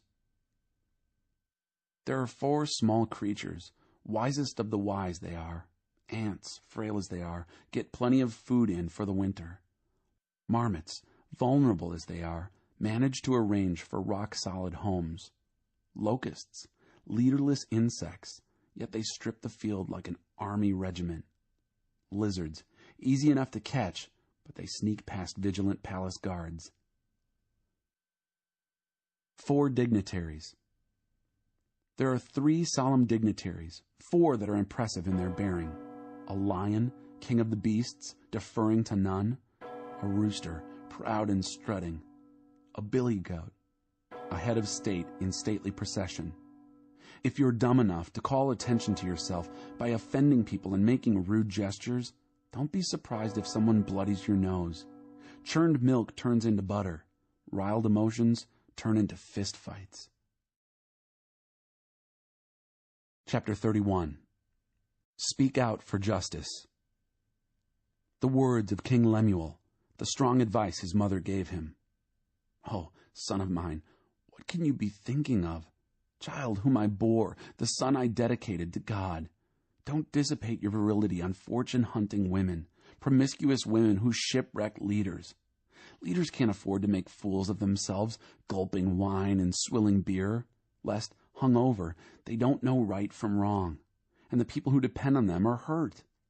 Use wine and beer only as sedatives to kill the pain and dull the ache of the terminally ill, for whom life is a living death. Speak up for the people who have no voice, for the rights of all the down and outers. Speak out for justice. Stand up for the poor and destitute. Hymn to a good wife. A good woman is hard to find and worth far more than diamonds. Her husband trusts her without reserve and never has reason to regret it. Never spiteful, she treats him generously all her life long. She shops around for the best yarns and cottons and enjoys knitting and sewing. She's like a trading ship that sails to faraway places and brings back exotic surprises. She's up before dawn, preparing breakfast for her family and organizing her day. She looks over a field and buys it. Then, with money she's put aside, plants a garden. First thing in the morning, she dresses for work, rolls up her sleeves, eager to get started. She senses the worth of her work, is in no hurry to call it quits for the day. She's skilled in the crafts of home and hearth, diligent in homemaking. She's quick to assist anyone in need, reaches out to help the poor. She doesn't worry about her family when it snows. Their winter clothes are all mended and ready to wear. She makes her own clothing and dresses in colorful linens and silks. Her husband is greatly respected when he deliberates with the city fathers. She designs gowns and sells them, brings the sweaters she knits to the dress shops. Her clothes are well made and elegant, and she always faces tomorrow with a smile. When she speaks, she has something worthwhile to say, and she always says it kindly. She keeps an eye on everyone in her household and keeps them all busy and productive. Her children respect and bless her. Her husband joins in with words of praise. Many women have done wonderful things, but you've outclassed them all. Charm can mislead, and beauty soon fades. The woman to be admired and praised is the woman who lives in the fear of God. Give her everything she deserves. Festoon her life with praises. Ecclesiastes, Chapter 1. The Quaestor. These are the words of the Quaestor, David's son and king in Jerusalem. Smoke. Nothing but smoke. That's what the Quaestor says. There's nothing to anything. It's all smoke. What's there to show for a lifetime of work, a lifetime of working your fingers to the bone? One generation goes its way, the next one arrives, but nothing changes. It's business as usual for old planet Earth. The sun comes up and the sun goes down, then does it again and again, the same old round. The wind blows south, the wind blows north, around and around and around it blows, blowing this way then that, the whirling, erratic wind. All the rivers flow into the sea, but the sea never fills up. The rivers keep flowing to the same old place and then start all over and do it again. Everything's boring, utterly boring. No one can find any meaning in it. Boring to the eye, boring to the ear. What was will be again. What happened will happen again. There's nothing new on this earth. Year after year, it's the same old thing. Does someone call out, "Hey, this is new"? Don't get excited. It's the same old story. Nobody remembers what happened yesterday. And the things that will happen tomorrow? Nobody will remember them either. Don't count on being remembered. I've seen it all. Call me the Quaestor. I've been king over Israel and Jerusalem. I looked most carefully into everything, searched out all that is done on this earth. And let me tell you, there's not much to write home about. God hasn't made it easy for us. I've seen it all, and it's nothing but smoke. Smoke and spitting into the wind. Life's a corkscrew that can't be straightened, a minus that won't add up. I said to myself, I know more and I'm wiser than anyone before me in Jerusalem. I've stockpiled wisdom and knowledge. What I finally concluded is that so-called wisdom and knowledge are mindless and witless, nothing but spinning into the wind. Much learning earns you much trouble. The more you know, the more you hurt. Chapter 2. I said to myself, let's go for it. Experiment with pleasure. Have a good time. But there was nothing to it. Nothing but smoke. What do I think of the fun-filled life? Insane. Inane. My verdict on the pursuit of happiness? Who needs it? With the help of a bottle of wine and all the wisdom I could muster, I tried my level best to penetrate the absurdity of life. I wanted to get a handle on anything useful we mortals might do during the years we spend on this earth. I never said no to myself. Oh, I did great things, built houses, planted vineyards, designed gardens and parks, and planted a variety of fruit trees in them, made pools of water to irrigate the groves of trees. I bought slaves, male and female, who had children, giving me even more slaves. Then I acquired large herds and flocks, larger than any before me in Jerusalem. I piled up silver and gold, loot from kings and kingdoms. I gathered a chorus of singers to entertain me with song, and, most exquisite of all my pleasures, voluptuous maidens for my bed. Oh, how I prospered! I left all my predecessors in Jerusalem far behind, left them behind in the dust. What's more, I kept a clear head through it all. Everything I wanted, I took. I never said no to myself. I gave in to every impulse, held nothing back. I sucked the marrow of pleasure out of every task, my reward to myself for a hard day's work. I hate life. Then I took a good look at everything I'd done, looked at all the sweat and hard work. But when I looked, I saw nothing but smoke and spitting into the wind. There was nothing to any of it, nothing. And then I took a hard look at what's smart and what's stupid. What's left to do after you've been king? That's a hard act to follow. You just do what you can, and that's it. But I did see that it's better to be smart than stupid, just as light is better than darkness. Even so, though the smart ones see where they're going and the stupid ones grope in the dark, they're all the same in the end. One fate for all, and that's it. When I realized that my fate's the same as the fool's, I had to ask myself, so why bother being wise? It's all smoke, nothing but smoke. The smart and the stupid both disappear out of sight. In a day or two, they're both forgotten. Yes, both the smart and the stupid die. And that's it. I hate life. As far as I can see, what happens on earth is a bad business. It's smoke and spitting into the wind. And I hated everything I'd accomplished and accumulated on this earth. I can't take it with me. No, I have to leave it to whoever comes after me, whether they're worthy or worthless. And who's to tell? They'll take over the earthly results of my intense thinking and hard work. Smoke. That's when I called it quits. Gave up on anything that could be hoped for on this earth. What's the point of working your fingers to the bone if you hand over what you worked for to someone who never lifted a finger for it? Smoke. That's what it is. A bad business from start to finish. So what do you get from a life of hard labor? Pain and grief from dawn to dusk. Never a decent night's rest. Nothing but smoke.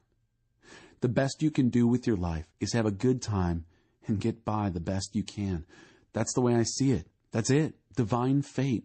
Whether we feast or fast, it's up to God. God may give wisdom and knowledge and joy to his favorites, but sinners are assigned a life of hard labor and end up turning their wages over to God's favorites. Nothing but smoke and spitting into the wind. Chapter 3. There's a right time for everything. There's an opportune time to do things, a right time for everything on the earth. A right time for birth and another for death. A right time to plant and another to reap. A right time to kill and another to heal. A right time to destroy and another to construct. A right time to cry and another to laugh. A right time to lament and another to cheer. A right time to make love and another to abstain. A right time to embrace and another to part. a right time to search, and another to count your losses, a right time to hold on, and another to let go, a right time to rip out, and another to mend, a right time to shut up, and another to speak up, a right time to love, and another to hate, a right time to wage war, and another to make peace. But in the end, does it really make a difference what anyone does? I've had a good look at what God has given us to do, busy work mostly. True, God made everything beautiful in itself and in its time, but He's left us in the dark, so we can never know what God is up to, whether He's coming or going. I've decided that there's nothing better to do than go ahead and have a good time and get the most we can out of life. That's it. Eat, drink, and make the most of your job. It's God's gift. I've also concluded that whatever God does, that's the way it's going to be, always. No addition, no subtraction. God's done it, and that's it. That's so we'll quit asking questions and simply worship in holy fear. Whatever was, is. Whatever will be, is. That's how it always is with God. God's testing us. I took another good look at what's going on. The very place of judgment, corrupt. The place of righteousness, corrupt. I said to myself, God will judge righteous and wicked. There's a right time for everything, every deed, and there's no getting around it. I said to myself regarding the human race, God's testing the lot of us, showing us up as nothing but animals. Humans and animals come to the same end. Humans die, animals die. We all breathe the same air. So there's really no advantage in being human. None. Everything's smoke. We all end up in the same place.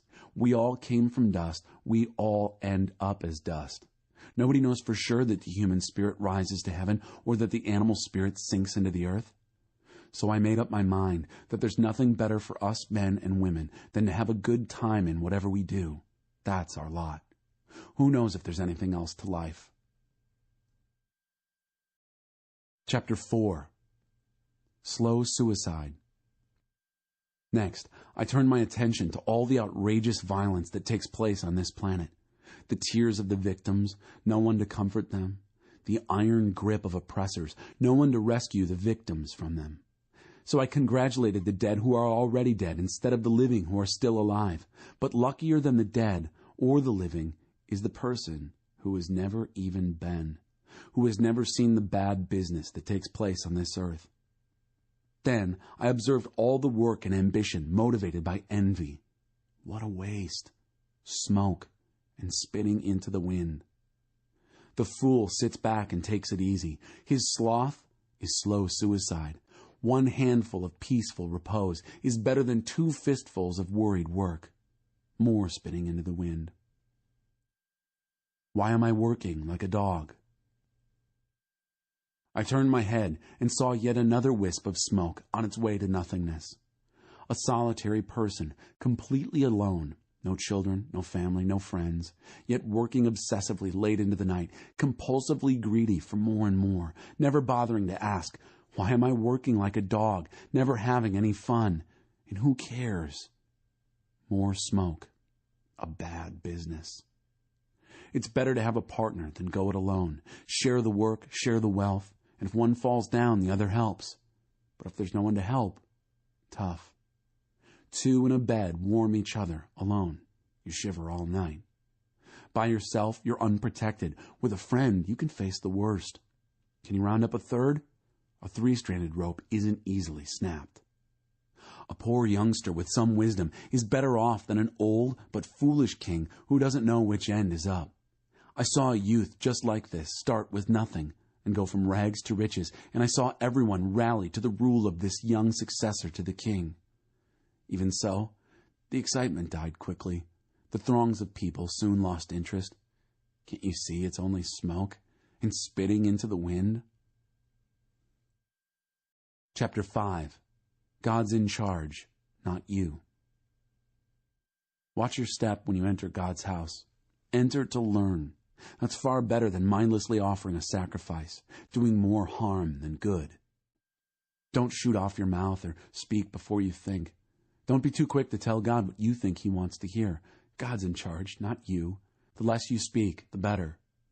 Overwork makes for restless sleep. Overtalk shows you up as a fool. When you tell God you'll do something, do it. Now. God takes no pleasure in foolish gabble. Vow it, then do it. Far better not to vow in the first place than to vow and not pay up. Don't let your mouth make a total sinner of you. When called to account, you won't get by with, "Sorry, I didn't mean it." Why risk provoking God to angry retaliation? But against all illusion and fantasy and empty talk, there's always this rock foundation. Fear God. A salary of smoke. Don't be too upset when you see the poor kicked around and justice and right violated all over the place. Exploitation filters down from one petty official to another. There's no end to it, and nothing can be done about it. But the good earth doesn't cheat anyone. Even a bad king is honestly served by a field. The one who loves money is never satisfied with money, nor the one who loves wealth with big profits. More smoke. The more loot you get, the more looters show up. And what fun is that, to be robbed in broad daylight? Hard and honest work earns a good night's sleep, whether supper is beans or steak. But a rich man's belly gives him insomnia. Here's a piece of bad luck I've seen happen. A man hoards far more wealth than is good for him, and then loses it all in a bad business deal. He fathered a child, but hasn't a cent left to give him. He arrived naked from the womb of his mother. He'll leave in the same condition, with nothing. This is bad luck for sure. Naked he came, naked he went. So what was the point of working for a salary of smoke? All for a miserable life spent in the dark? Make the most of what God gives. After looking at the way things are on this earth, here's what I've decided is the best way to live. Take care of yourself, have a good time, and make the most of whatever job you have for as long as God gives you life. And that's about it. That's the human lot. Yes, we should make the most of what God gives, both the bounty and the capacity to enjoy it, accepting what's given and delighting in the work. It's God's gift. God deals out joy in the present, the now. It's useless to brood over how long we might live. Chapter 6. Things are bad. I looked long and hard at what goes on around here, and let me tell you, things are bad. And people feel it. There are people, for instance, on whom God showers everything. Money, property, reputation, all they ever wanted or dreamed of. And then, God doesn't let them enjoy it. Some stranger comes along and has all the fun. It's more of what I'm calling smoke, a bad business. Say a couple have scores of children and live a long, long life, but never enjoy themselves, even though they end up with a big funeral. I'd say that a stillborn baby gets the better deal. It gets its start in a mist and ends up in the dark, unnamed. It sees nothing and knows nothing, but is better off by far than anyone living. Even if someone lived 1,000 years, make it 2,000, but didn't enjoy anything, what's the point? Doesn't everyone end up in the same place? We work to feed our appetites. Meanwhile, our souls go hungry. So what advantage has a sage over a fool, or over some poor wretch who barely gets by? Just grab whatever you can while you can. Don't assume something better might turn up by and by. All it amounts to anyway is smoke and spitting into the wind. Whatever happens, happens. Its destiny is fixed. You can't argue with fate. The more words that are spoken, the more smoke there is in the air. And who is any better off? And who knows what's best for us as we live out our meager smoke and shadow lives? And who can tell any of us the next chapter of our lives? Chapter 7. Don't take anything for granted.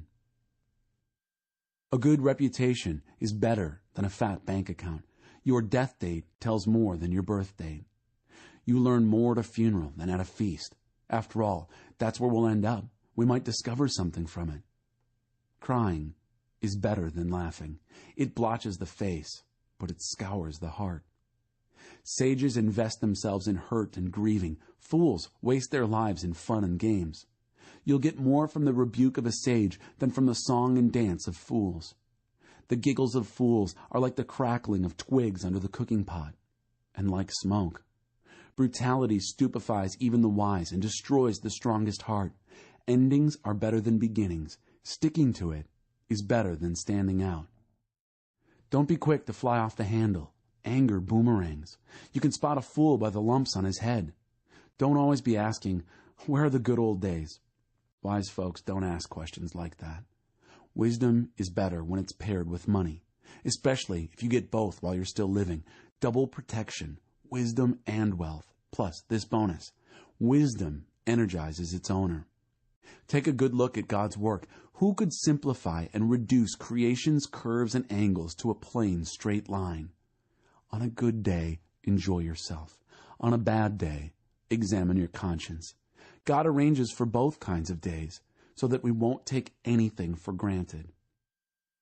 Stay in touch with both sides. I've seen it all in my brief and pointless life. Here a good person cut down in the middle of doing good. There, a bad person living a long life of sheer evil. So don't knock yourself out being good, and don't go overboard being wise.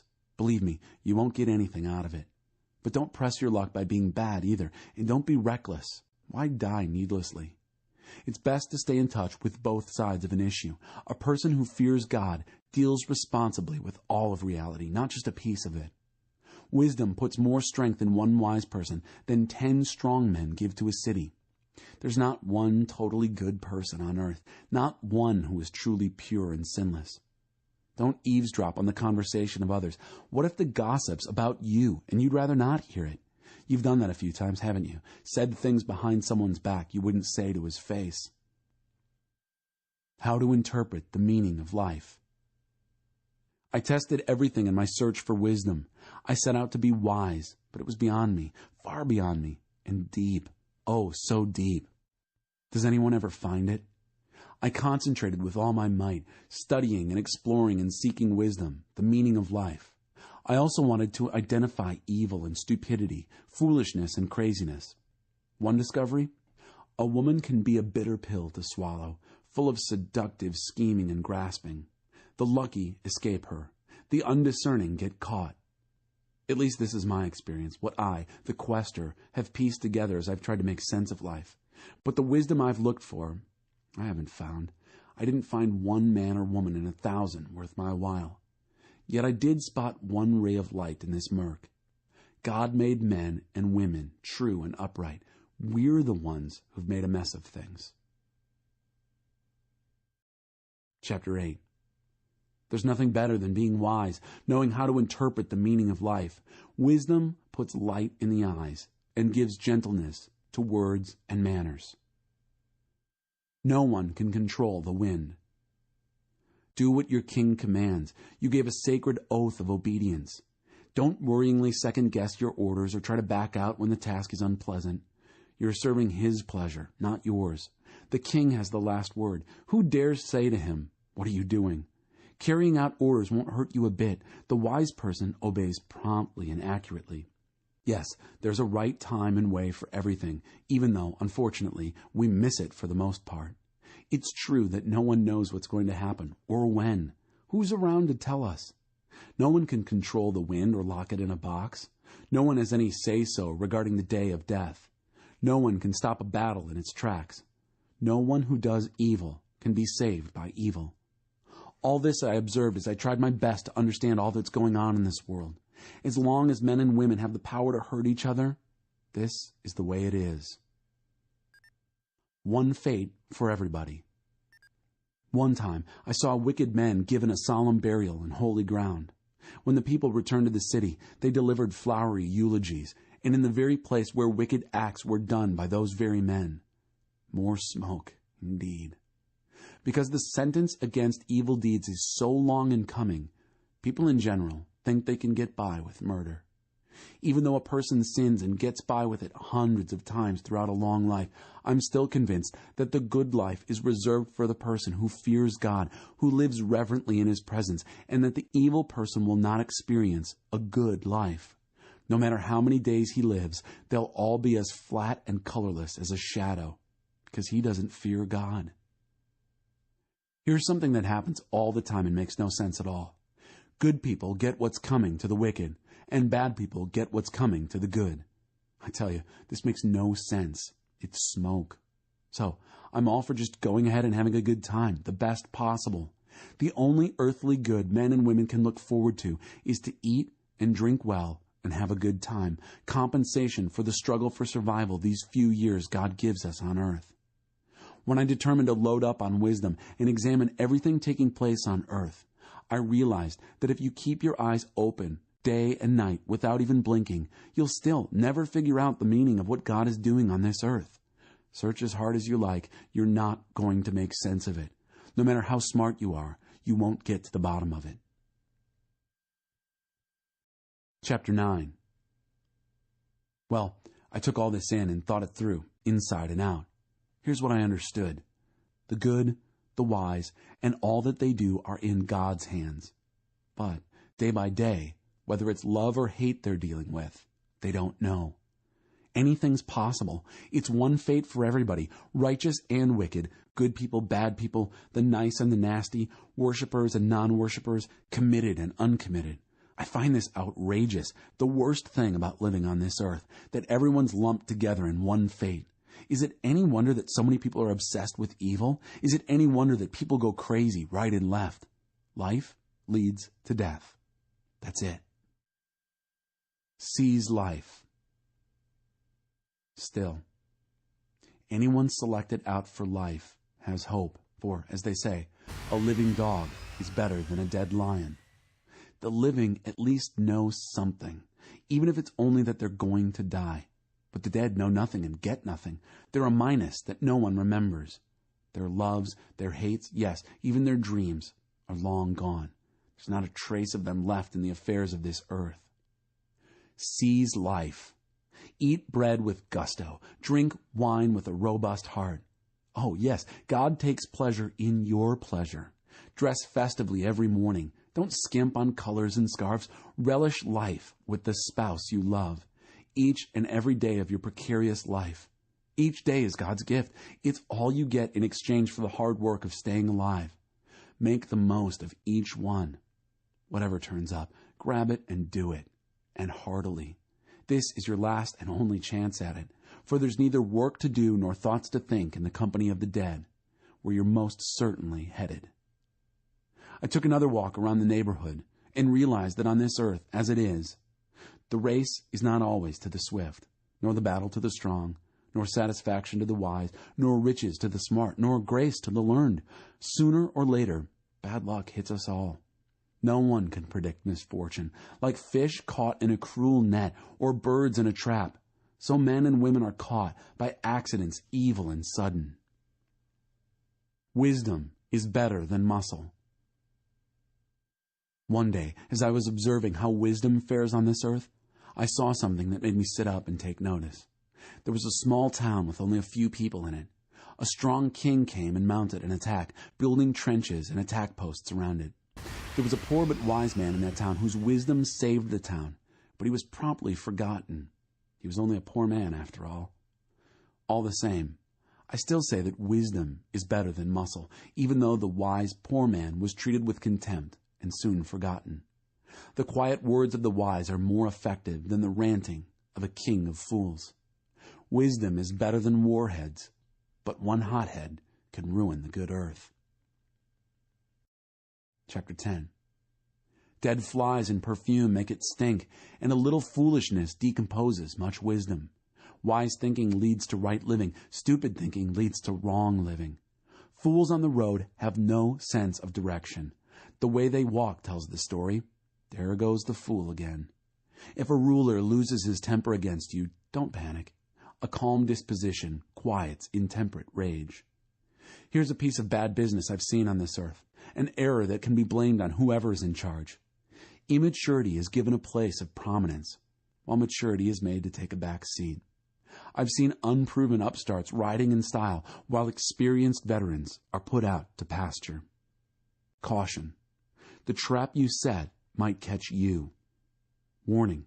Your accomplice in crime might double-cross you. Safety first. Quarrying stones is dangerous. Be alert. Felling trees is hazardous. Remember, the duller the axe, the harder the work. Use your head.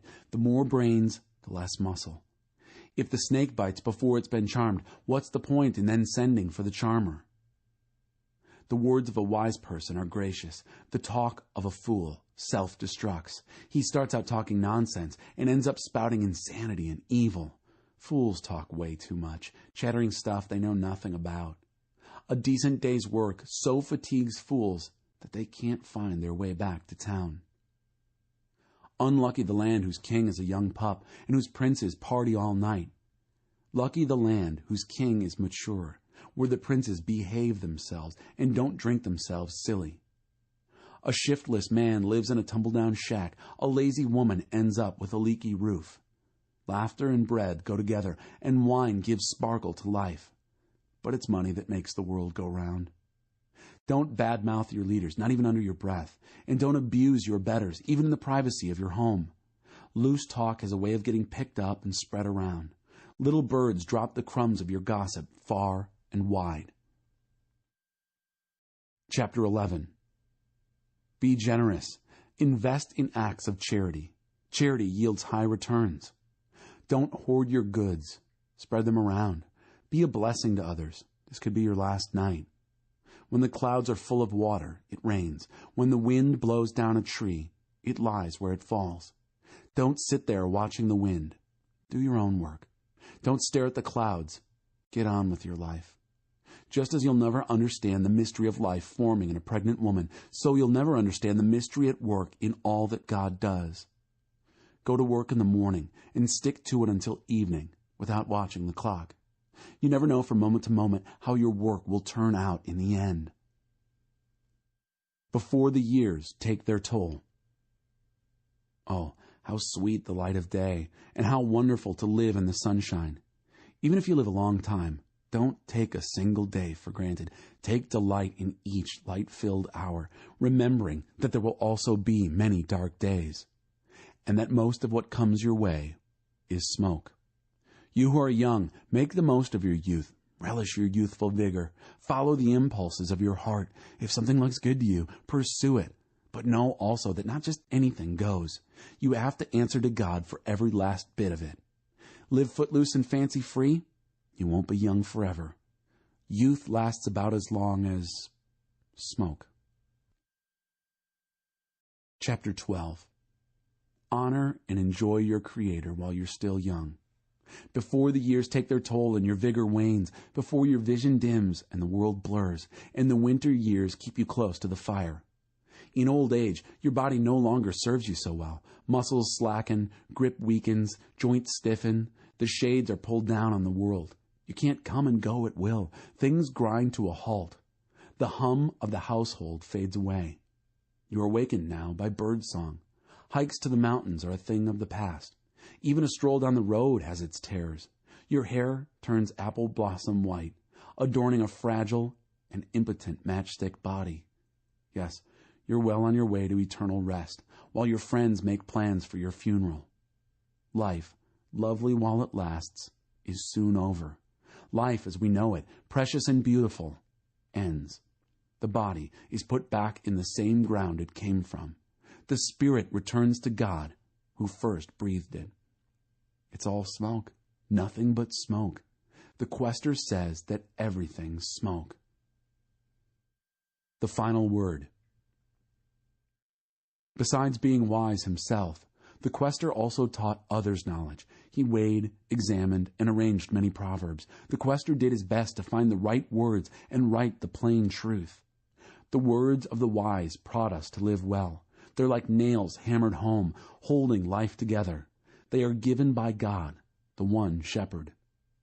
But regarding anything beyond this, dear friend, go easy. There's no end to the publishing of books, and constant study wears you out, so you're no good for anything else. The last and final word is this: fear God. Do what he tells you. And that's it. Eventually, God will bring everything that we do out into the open and judge it according to its hidden intent, whether it's good or evil. Song of Songs, Chapter 1. The song, best of all songs, Solomon's song. The woman. Kiss me, full on the mouth. Yes, for your love is better than wine, headier than your aromatic oils. The syllables of your name murmur like a meadow brook. No wonder everyone loves to say your name. Take me away with you. Let's run off together. An elopement with my king lover. We'll celebrate, we'll sing, we'll make great music. Yes, for your love is better than vintage wine. Everyone loves you. Of course, and why not? I am weathered, but still elegant. Oh, dear sisters in Jerusalem, weather darkened like Kedar desert tents, time softened like Solomon's temple hangings. Don't look down on me because I'm dark, darkened by the sun's harsh rays. My brothers ridiculed me and sent me to work in the fields. They made me care for the face of the earth, but I had no time to care for my own face. Tell me where you're working. I love you so much. Tell me where you're tending your flocks, where you let them rest at noontime. Why should I be the one left out, outside the orbit of your tender care? The man. If you can't find me, loveliest of all women, it's all right. Stay with your flocks. Lead your lambs to good pasture. Stay with your shepherd neighbors. You remind me of Pharaoh's well-groomed and satiny mares. Pendant earrings line the elegance of your cheeks. Strands of jewels illuminate the curve of your throat. I'm making jewelry for you, gold and silver jewelry, that will mark and accent your beauty. The woman. When my king lover lay down beside me, my fragrance filled the room. His head resting between my breasts, the head of my lover was a sachet of sweet myrrh. My beloved is a bouquet of wild flowers, picked just for me from the fields of En-Gedi. The man. Oh, my dear friend, you're so beautiful, and your eyes so beautiful, like doves. The woman. And you, my dear lover, you're so handsome, and the bed we share is like a forest glen. We enjoy a canopy of cedars, enclosed by cypresses, fragrant and green. Chapter 2. I'm just a wildflower picked from the plains of Sharon, a lotus blossom from the valley pools. The man. A lotus blossoming in a swamp of weeds. That's my dear friend among the girls in the village. The woman. As an apricot tree stands out in the forest, my lover stands above the young men in town. All I want is to sit in his shade, to taste and savor his delicious love. He took me home with him for a festive meal, but his eyes feasted on me. Oh, give me something refreshing to eat, and quickly. Apricots, raisins, anything. I'm about to faint with love. His left hand cradles my head, and his right arm encircles my waist. Oh, let me warn you, sisters in Jerusalem, by the gazelles, yes, by all the wild deer. Don't excite love. Don't stir it up until the time is right and you're ready. Look, listen, there's my lover. Do you see him coming? Vaulting the mountains, leaping the hills? My lover is like a gazelle, graceful, like a young stag, virile. Look at him there, on tiptoe at the gate, all ears, all eyes, ready. My lover has arrived, and he's speaking to me. The man. Get up, my dear friend, fair and beautiful lover. Come to me. Look around you. Winter is over. The winter rains are over, gone. Spring flowers are in blossom all over. The whole world's a choir and singing. Spring warblers are filling the forest with sweet arpeggios. Lilacs are exuberantly purple and perfumed, and cherry trees fragrant with blossoms. Oh, get up, dear friend, my fair and beautiful lover, come to me. Come, my shy and modest dove, leave your seclusion. Come out in the open. Let me see your face. Let me hear your voice, for your voice is soothing, and your face is ravishing. The woman. Then you must protect me from the foxes, foxes on the prowl, foxes who would like nothing better than to get into our flowering garden. My lover is mine, and I am his. Nightly he strolls in our garden, delighting in the flowers, until dawn breathes its light, and night slips away. Turn to me, dear lover. Come like a gazelle. Leap like a wild stag on delectable mountains. Chapter 3. Restless in bed and sleepless through the night, I longed for my lover. I wanted him desperately. His absence was painful. So I got up, went out and roved the city, hunting through streets and down alleys. I wanted my lover in the worst way. I looked high and low and didn't find him. And then the night watchmen found me as they patrolled the darkened city. "Have you seen my dear lost love?" I asked. No sooner had I left them than I found him, found my dear lost love. I threw my arms around him and held him tight. Wouldn't let him go until I had him home again, safe at home beside the fire. Oh, let me warn you, sisters in Jerusalem, by the gazelles, yes, by all the wild deer. Don't excite love, don't stir it up until the time is ripe and you're ready. What's this I see? Approaching from the desert, raising clouds of dust, filling the air with sweet smells and pungent aromatics. Look, it's Solomon's carriage, carried and guarded by 60 soldiers, 60 of Israel's finest, all of them armed to the teeth, trained for battle, ready for anything, any time. King Solomon once had a carriage built from fine-grained Lebanon cedar. He had it framed with silver and roofed with gold. The cushions were covered with a purple fabric, the interior lined with tooled leather. Come and look, sisters in Jerusalem. Oh, sisters of Zion, don't miss this. My king lover, dressed and garlanded for his wedding, his heart full, bursting with joy. Chapter 4. The Man. You're so beautiful, my darling, so beautiful, and your dove eyes are veiled by your hair as it flows and shimmers, like a flock of goats in the distance, streaming down a hillside in the sunshine. Your smile is generous and full, expressive and strong and clean. Your lips are jewel red, your mouth elegant and inviting, your veiled cheeks soft and radiant. The smooth, lithe lines of your neck command notice. All heads turn in awe and admiration. Your breasts are like fawns, twins of a gazelle, grazing among the first spring flowers. The sweet, fragrant curves of your body, the soft, spiced contours of your flesh. Invite me, and I come. I stay until dawn breathes its light and night slips away. You're beautiful from head to toe, my dear love, beautiful beyond compare, absolutely flawless. Come with me from Lebanon, my bride. Leave Lebanon behind and come. Leave your high mountain hideaway. Abandon your wilderness seclusion, where you keep company with lions and panthers guard your safety. You've captured my heart, dear friend. You looked at me, and I fell in love. One look my way, and I was hopelessly in love. How beautiful your love, dear, dear friend. Far more pleasing than a fine, rare wine. Your fragrance more exotic than select spices.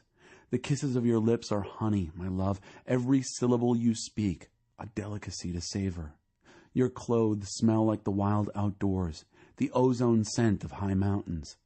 Dear lover and friend, you're a secret garden, a private and pure fountain. Body and soul, you are paradise, a whole orchard of succulent fruits, ripe apricots and peaches, oranges and pears, nut trees and cinnamon and all scented woods, mint and lavender, and all herbs aromatic. A garden fountain, sparkling and splashing, fed by spring waters from the Lebanon mountains. The woman.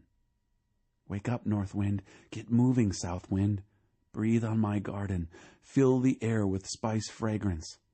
Oh, let my lover enter his garden. Yes, let him eat the fine, ripe fruits. Chapter 5. The Man. I went to my garden, dear friend, best lover, breathed the sweet fragrance. I ate the fruit and honey. I drank the nectar and wine. Celebrate with me, friends. Raise your glasses to life, to love. The woman. I was sound asleep, but in my dreams I was wide awake. Oh, listen, it's the sound of my lover knocking, calling. The man.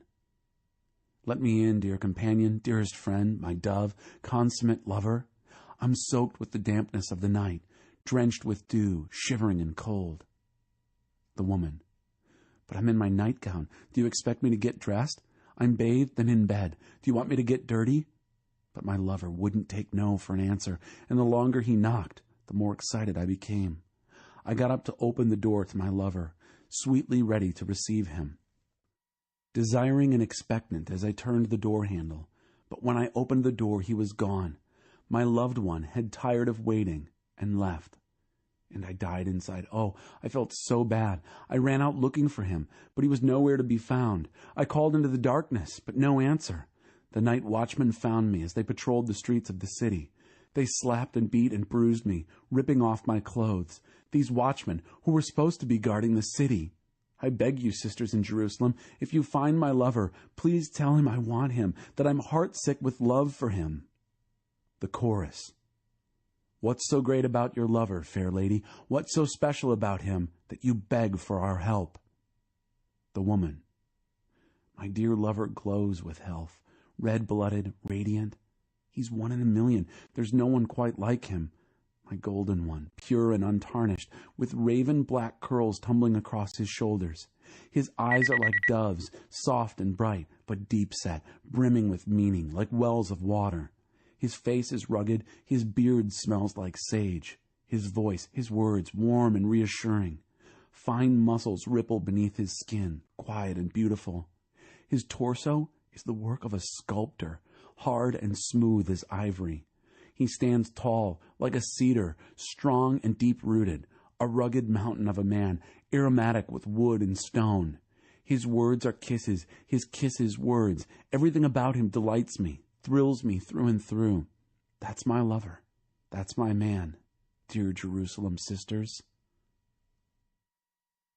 Chapter 6. The Chorus. So where has this love of yours gone, fair one? Where on earth can he be? Can we help you look for him? The woman. Never mind. My lover is already on his way to his garden, to browse among the flowers, touching the colors and forms. I am my lover's, and my lover is mine. He caresses the sweet-smelling flowers. The man. Dear, dear friend and lover, you're as beautiful as Tirzah, city of delights, lovely as Jerusalem, city of dreams, the ravishing visions of my ecstasy. Your beauty is too much for me. I'm in over my head. I'm not used to this. I can't take it in. Your hair flows and shimmers like a flock of goats in the distance, streaming down a hillside in the sunshine. Your smile is generous and full, expressive and strong and clean. Your veiled cheeks are soft and radiant. There was no one like her on earth, never has been, never will be.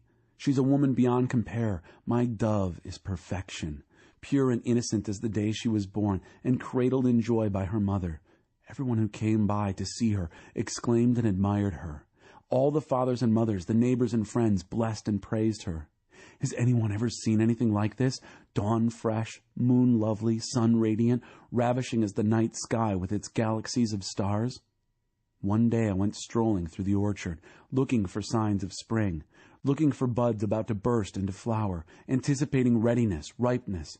Before I knew it, my heart was raptured, carried away by lofty thoughts. Dance, dance, dear Shulamite, angel princess, dance, and we'll feast our eyes on your grace. Everyone wants to see the Shulamite dance her victory dances of love and peace. Chapter 7. Shapely and graceful your sandaled feet, and queenly your movement. Your limbs are lithe and elegant, the work of a master artist. Your body is a chalice, wine-filled. Your skin is silken and tawny, like a field of wheat touched by the breeze. Your breasts are like fawns, twins of a gazelle. Your neck is carved ivory, curved and slender. Your eyes are wells of light, deep with mystery, quintessentially feminine. Your profile turns all heads, commanding attention. The feelings I get when I see the high mountain ranges, stirrings of desire, longings for the heights, remind me of you. I'm spoiled for anyone else. Your beauty, within and without, is absolute, dear lover, close companion. You are tall and supple, like the palm tree, and your full breasts are like sweet clusters of dates. I say, I'm going to climb that palm tree. I'm going to caress its fruit. Oh yes, your breasts will be clusters of sweet fruit to me. Your breath clean and cool like fresh mint. Your tongue and lips like the best wine. The woman. Yes, and yours are too. My love's kisses flow from his lips to mine. I am my lover's. I'm all he wants. I'm all the world to him. Come, dear lover, let's tramp through the countryside. Let's sleep at some wayside inn, then rise early and listen to bird song. Let's look for wildflowers in bloom, blackberry bushes blossoming white, fruit trees festooned with cascading flowers. And there I'll give myself to you, my love to your love. Love apples drench us with fragrance, fertility surrounds, suffuses us, fruits fresh and preserved that I've kept and saved just for you, my love. Chapter 8.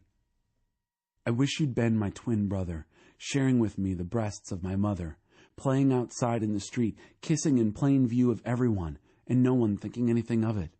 I'd take you by the hand and bring you home, where I was raised by my mother. You'd drink my wine and kiss my cheeks. Imagine, his left hand cradling my head, his right arm around my waist.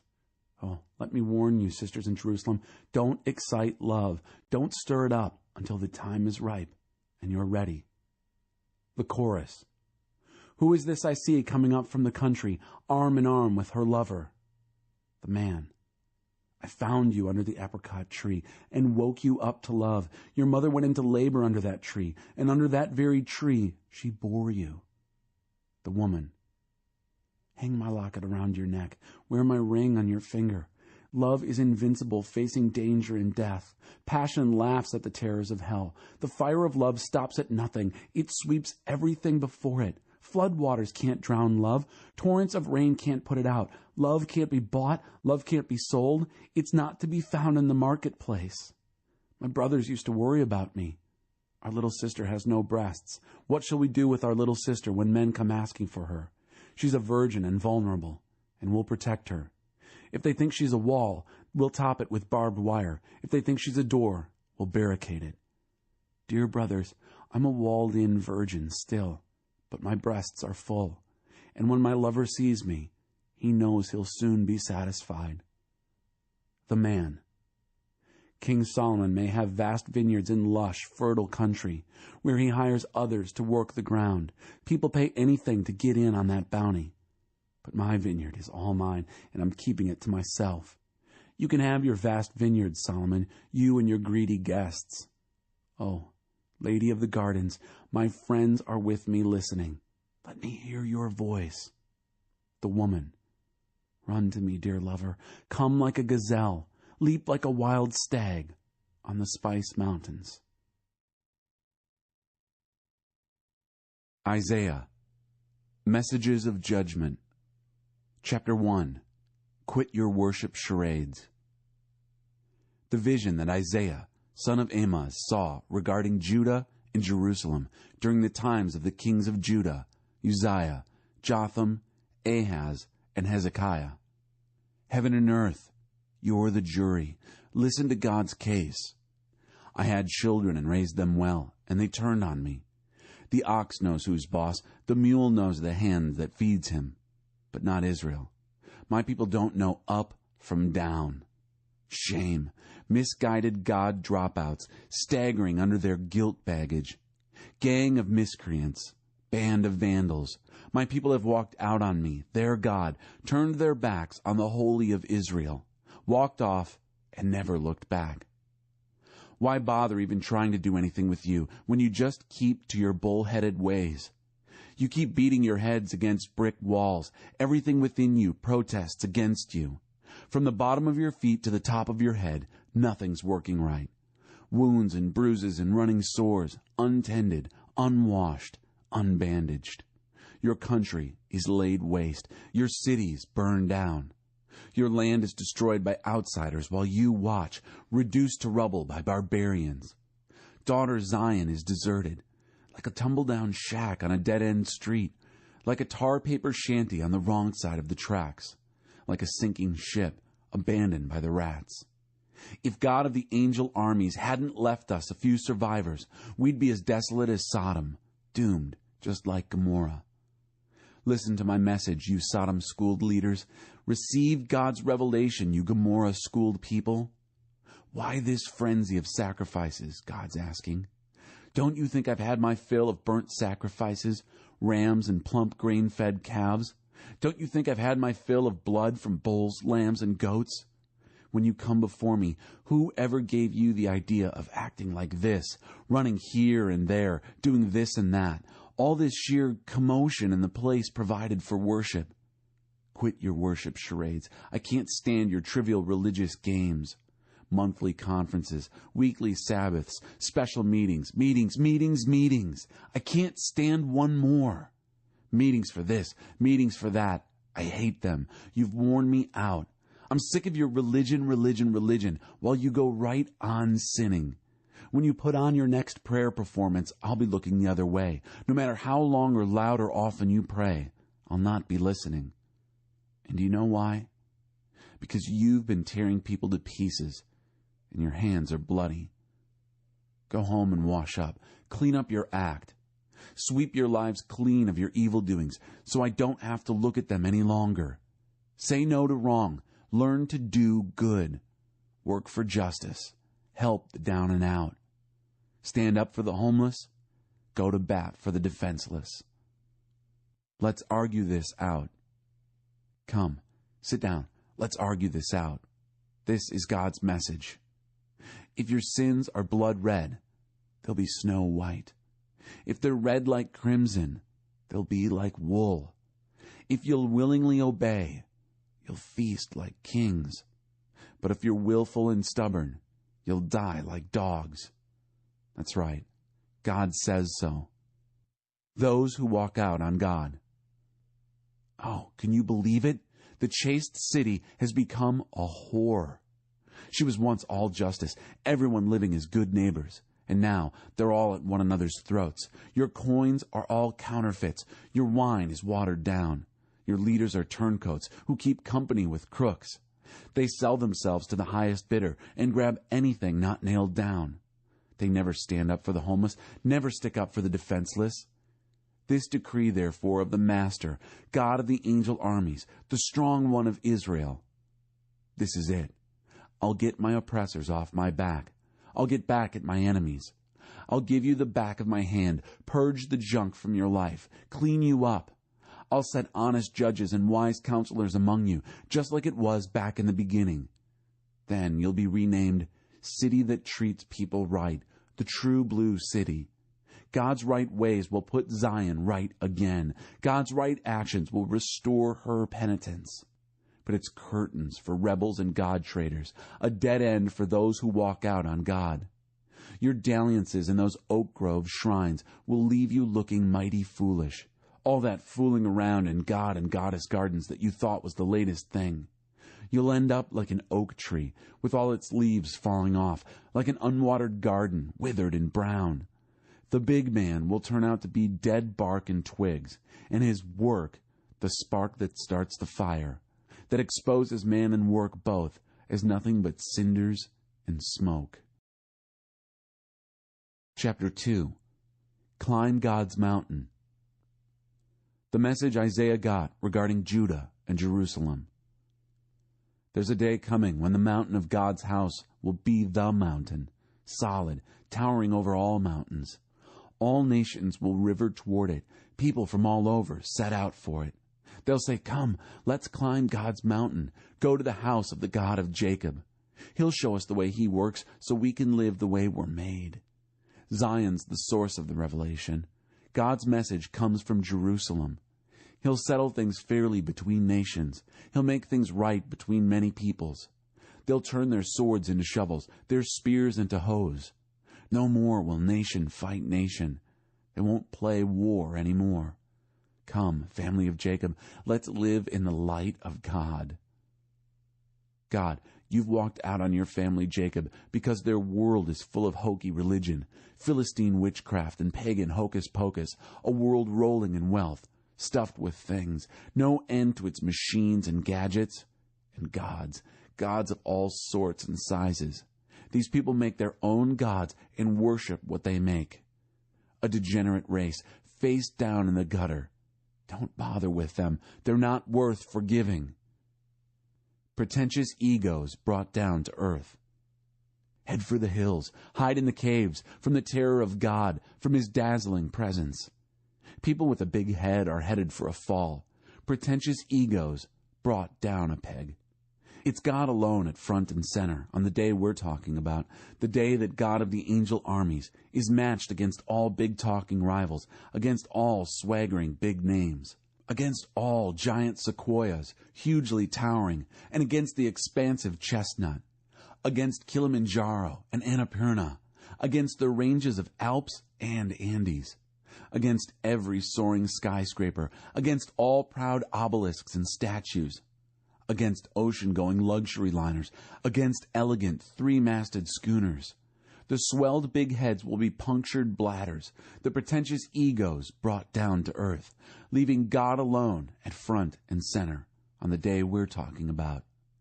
And all those sticks and stones, dressed up to look like gods, will be gone for good. Clamber into caves in the cliffs, duck into any hole you can find. Hide from the terror of God, from his dazzling presence, when he assumes his full stature on earth, towering and terrifying.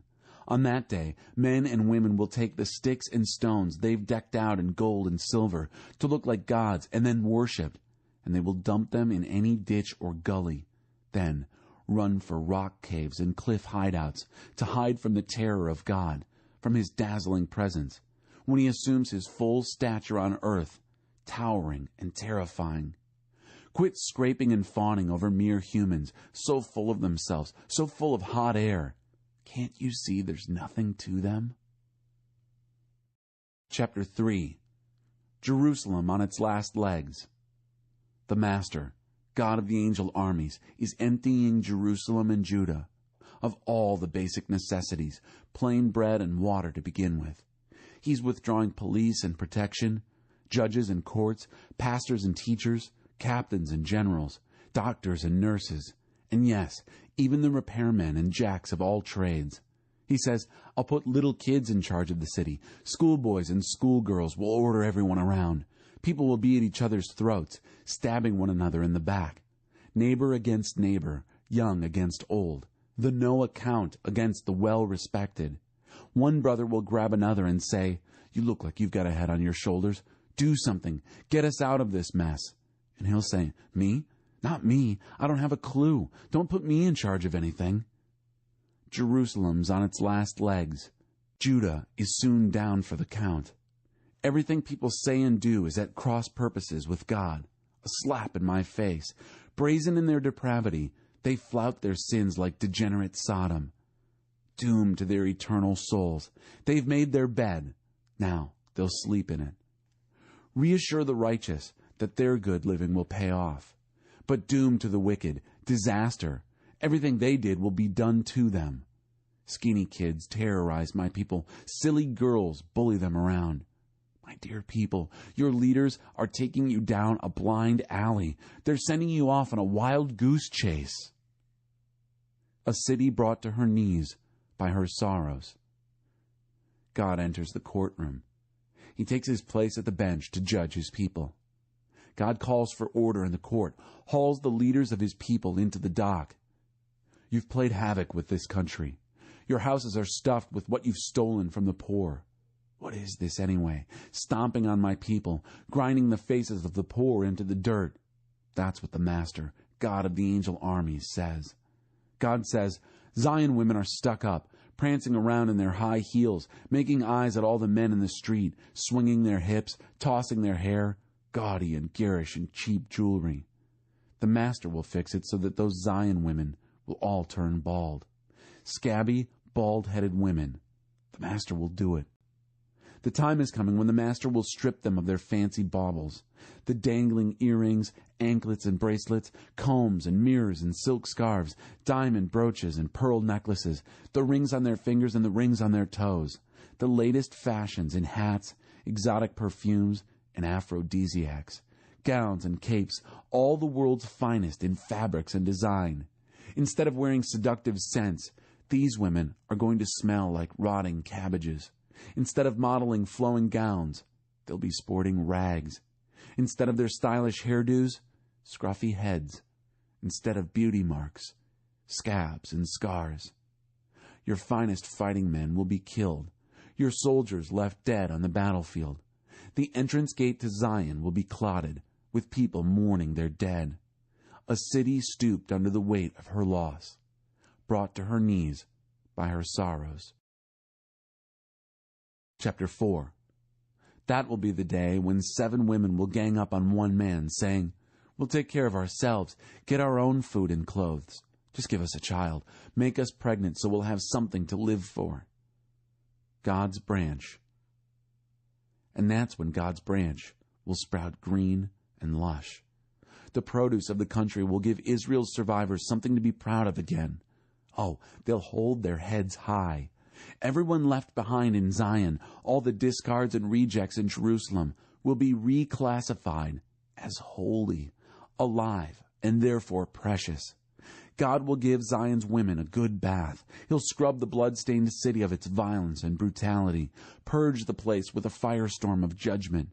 Then God will bring back the ancient pillar of cloud by day and the pillar of fire by night, and mark Mount Zion and everyone in it with his glorious presence, his immense protective presence, shade from the burning sun and shelter from the driving rain. Chapter 5. Looking for a crop of justice. I'll sing a ballad to the one I love, a love ballad about his vineyard. The one I love had a vineyard, a fine, well-placed vineyard. He hoed the soil and pulled the weeds, and planted the very best vines. He built a lookout, built a wine press, a vineyard to be proud of. He looked for a vintage yield of grapes, but for all his pains, he got junk grapes. Now listen to what I'm telling you, you who live in Jerusalem and Judah. What do you think is going on between me and my vineyard? Can you think of anything I could have done to my vineyard that I didn't do? When I expected good grapes, why did I get bitter grapes? Well now, let me tell you what I'll do to my vineyard. I'll tear down its fence and let it go to ruin. I'll knock down the gate and let it be trampled. I'll turn it into a patch of weeds, untended, uncared for. Thistles and thorns will take over. I'll give orders to the clouds. Don't rain on that vineyard, ever. Do you get it? The vineyard of God of the angel armies is the country of Israel. All the men and women of Judah are the garden he was so proud of. He looked for a crop of justice and saw them murdering each other. He looked for a harvest of righteousness and heard only the moans of victims. You who call evil good and good evil. Doom to you who buy up all the houses and grab all the land for yourselves, evicting the old owners, posting no trespassing signs, taking over the country, leaving everyone homeless and landless. I overheard God of the angel armies say, "Those mighty houses will end up empty. Those extravagant estates will be deserted. A 10-acre vineyard will produce a pint of wine, a 50-pound sack of seed, a quart of grain." Doom to those who get up early and start drinking booze before breakfast, who stay up all hours of the night, drinking themselves into a stupor. They make sure their banquets are well furnished, with harps and flutes and plenty of wine, but they'll have nothing to do with the work of God, pay no mind to what He is doing. Therefore, my people will end up in exile, because they don't know the score. Their big men will starve to death, and the common people die of thirst. Sheol developed a huge appetite, swallowing people non-stop, big people and little people alike, down that gullet, to say nothing of all the drunks. The down and out on a par with the high and mighty, windbag boasters crumpled, flaccid as a punctured bladder. But by working justice, God of the angel armies will be a mountain. By working righteousness, holy God will show what holy is, and lambs will graze as if they owned the place. Kids and calves right at home in the ruins. Doom to you who use lies to sell evil, who haul sin to market by the truckload, who say, "What's God waiting for? Let him get a move on so we can see it. Whatever the Holy of Israel has cooked up, we'd like to check it out." Doom to you who call evil good and good evil, who put darkness in place of light and light in place of darkness, who substitute bitter for sweet and sweet for bitter. Doom to you who think you're so smart, who hold such a high opinion of yourselves. All you're good at is drinking, champion boozers who collect trophies from drinking bouts, and then line your pockets with bribes from the guilty while you violate the rights of the innocent. But they won't get by with it. As fire eats stubble and dry grass goes up in smoke, their souls will atrophy, their achievements crumble into dust. Because they said no to the revelation of God of the angel armies, would have nothing to do with the Holy of Israel. That's why God flamed out in anger against his people, reached out and knocked them down. The mountains trembled as their dead bodies piled up in the streets. But even after that, he was still angry, his fist still raised, ready to hit them again. He raises a flag, signaling a distant nation, whistles for people at the ends of the earth. And here they come, on the run. None drag their feet, no one stumbles, no one sleeps or dawdles. Shirts are on and pants buckled, every boot is spit-polished and tied. Their arrows are sharp, bows strung, the hooves of their horses shod, chariot wheels greased. Roaring like a pride of lions, the full-throated roars of young lions, they growl and seize their prey, dragging it off. No rescue for that one. They'll roar and roar and roar on that day, like the roar of ocean billows. Look as long and hard as you like at that land, you'll see nothing but darkness and trouble. Every light in the sky will be blacked out by the clouds. Chapter 6. Holy, holy, holy. In the year that King Uzziah died, I saw the Master sitting on a throne, high, exalted, and the train of his robes filled the temple. Angel seraphs hovered above him, each with 6 wings. With 2 wings they covered their faces, with 2 their feet, and with 2 they flew. And they called back and forth one to the other, Holy, holy, holy is God of the angel armies. His bright glory fills the whole earth.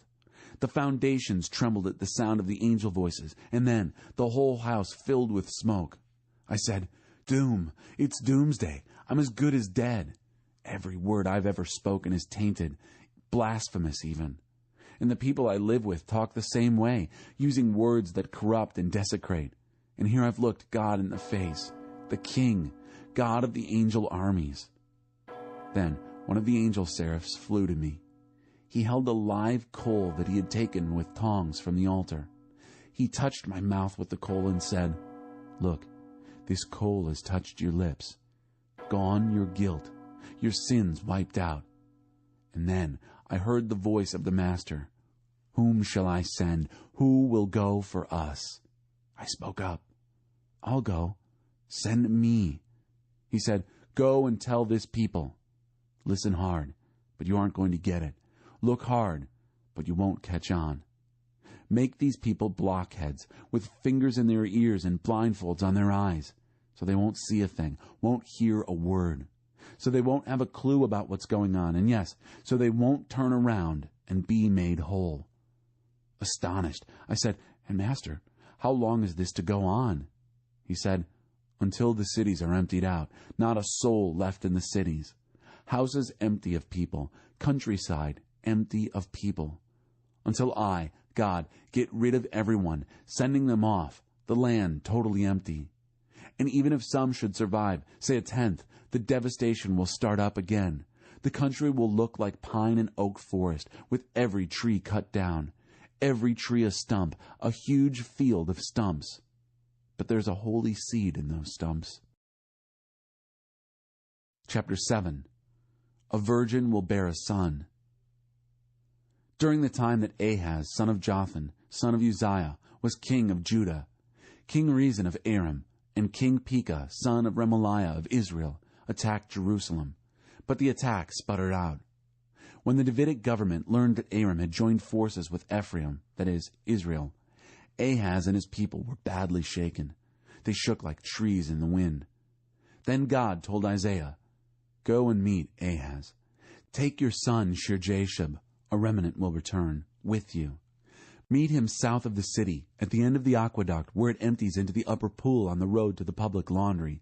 Tell him, Listen, calm down, don't be afraid, and don't panic over those 2 burnt-out cases, Rezin of Aram and the son of Remaliah. They talk big, but there's nothing to them. Aram, along with Ephraim's son of Remaliah, have plotted to do you harm. They've conspired against you, saying, "Let's go to war against Judah, dismember it, take it for ourselves, and set the son of Tabeel up as a puppet king over it." But God, the Master, says, "It won't happen. Nothing will come of it, because the capital of Aram is Damascus, and the king of Damascus is a mere man, Reason. As for Ephraim, in 65 years it will be rubble, nothing left of it. The capital of Ephraim is Samaria, and the king of Samaria is the mere son of Remaliah. If you don't take your stand in faith, you won't have a leg to stand on." God spoke again to Ahaz. This time he said, "Ask for a sign from your God. Ask anything. Be extravagant. Ask for the moon." But Ahaz said, "I'd never do that.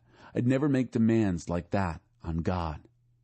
So Isaiah told him, "Then listen to this, government of David. It's bad enough that you make people tired with your pious, timid hypocrisies, but now you're making God tired. So the Master is going to give you a sign anyway. Watch for this. A girl who is presently a virgin will get pregnant. She'll bear a son and name him Emmanuel, God with us. By the time the child is 12 years old, able to make moral decisions, the threat of war will be over. Relax, those two kings that have you so worried will be out of the picture. But also be warned, God will bring on you and your people and your government a judgment worse than anything since the time the kingdom split, when Ephraim left Judah. The king of Assyria is coming. That's when God will whistle for the flies at the headwaters of Egypt's Nile and whistle for the bees in the land of Assyria. They'll come and infest every nook and cranny of this country. There'll be no getting away from them. And that's when the Master will take the razor rented from across the Euphrates, the king of Assyria no less, and shave the hair off your heads and genitals, leaving you shamed, exposed, and denuded. He'll shave off your beards while he's at it. It will be a time when survivors will count themselves lucky to have a cow and a couple of sheep. At least they'll have plenty of milk. Whoever's left in the land will learn to make do with the simplest foods, curd, say, and honey. But that's not the end of it. This country that used to be covered with fine vineyards, thousands of them, worth millions, will revert to a weed patch. Weeds and thorn bushes everywhere, good for nothing except, perhaps, hunting rabbits. Cattle and sheep will forage as best they can in the fields of weeds, but there won't be a trace of all those fertile and well-tended gardens and fields. Chapter 8. Then God told me, "Get a big sheet of paper and write in indelible ink, 'This belongs to Maher-shalal-Hashbaz. Spoil speeds, plunder hurries.'" I got 2 honest men, Uriah the priest and Zechariah, son of Jeberechiah, to witness the document. Then I went home to my wife, the prophetess. She conceived and gave birth to a son. God told me, "Name him Maher-shalal-Hashbaz. Before that baby says Daddy or Mama, the king of Assyria will have plundered the wealth of Damascus and the riches of Samaria." God spoke to me again, saying, "Because this people has turned its back on the gently flowing stream of Shiloh, and gotten all excited over Reason and the son of Remaliah, I'm stepping in and facing them with the wild floodwaters of the Euphrates. The king of Assyria and all his fanfare, a river in flood bursting its banks, pouring into Judah, sweeping everything before it, water up to your necks, a huge wingspan of a raging river. Oh, Emmanuel, spreading across your land. But face the facts, all you oppressors, and then wring your hands. Listen, all of you, far and near. Prepare for the worst and wring your hands. Yes, prepare for the worst and wring your hands. Plan and plot all you want. Nothing will come of it. All your talk is mere talk, empty words, because when all is said and done, the last word is Emmanuel, God with us. A boulder blocking your way. God spoke strongly to me, grabbed me with both hands, and warned me not to go along with this people. He said, "Don't be like this people, always afraid somebody is plotting against them. Don't fear what they fear. Don't take on their worries. If you're going to worry, worry about the holy. Fear God of the angel armies. The holy can be either a hiding place or a boulder blocking your way, the rock standing in the willful way of both houses of Israel. a barbed wire fence preventing trespass to the citizens of Jerusalem. Many of them are going to run into that rock and get their bones broken, get tangled up in that barbed wire, and not get free of it. Gather up the testimony, preserve the teaching for my followers, while I wait for God as long as he remains in hiding, while I wait and hope for him. I stand my ground and hope, I and the children God gave me as signs to Israel, warning signs and hope signs from God of the angel armies, who makes his home in Mount Zion. When people tell you, try out the fortune tellers, consult the spiritualists, why not tap into the spirit world, get in touch with the dead? Tell them, no, we're going to study the scriptures. People who try the other ways get nowhere, a dead end. Frustrated and famished, they try one thing after another. When nothing works out, they get angry, cursing first this god and then that one, looking this way and that, up, down, and sideways, and seeing nothing. A blank wall, an empty hole. They end up in the dark with nothing. Chapter 9. A child has been born for us. But there'll be no darkness for those who were in trouble. Earlier, he did bring the lands of Zebulun and Naphtali into disrepute, but the time is coming when he'll make that whole area glorious, the road along the sea, the country past the Jordan, international Galilee. The people who walked in darkness have seen a great light. For those who lived in a land of deep shadows, light, sunbursts of light. You repopulated the nation. You expanded its joy. Oh, they're so glad in your presence. Festival joy. The joy of a great celebration, sharing rich gifts and warm greetings. The abuse of oppressors and cruelty of tyrants, all their whips and cudgels and curses, is gone, done away with. A deliverance as surprising and sudden as Gideon's old victory over Midian. The boots of all those invading troops, along with their shirts soaked with innocent blood, will be piled in a heap and burned, a fire that will burn for days. For a child has been born for us, the gift of a son for us. He'll take over the running of the world. His names will be Amazing Counselor, Strong God, Eternal Father, Prince of Wholeness.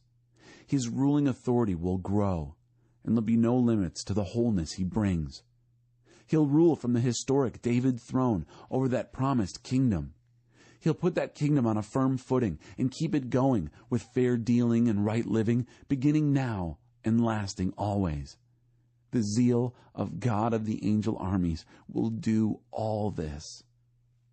God answered fire with fire. The master sent a message against Jacob. It landed right on Israel's doorstep.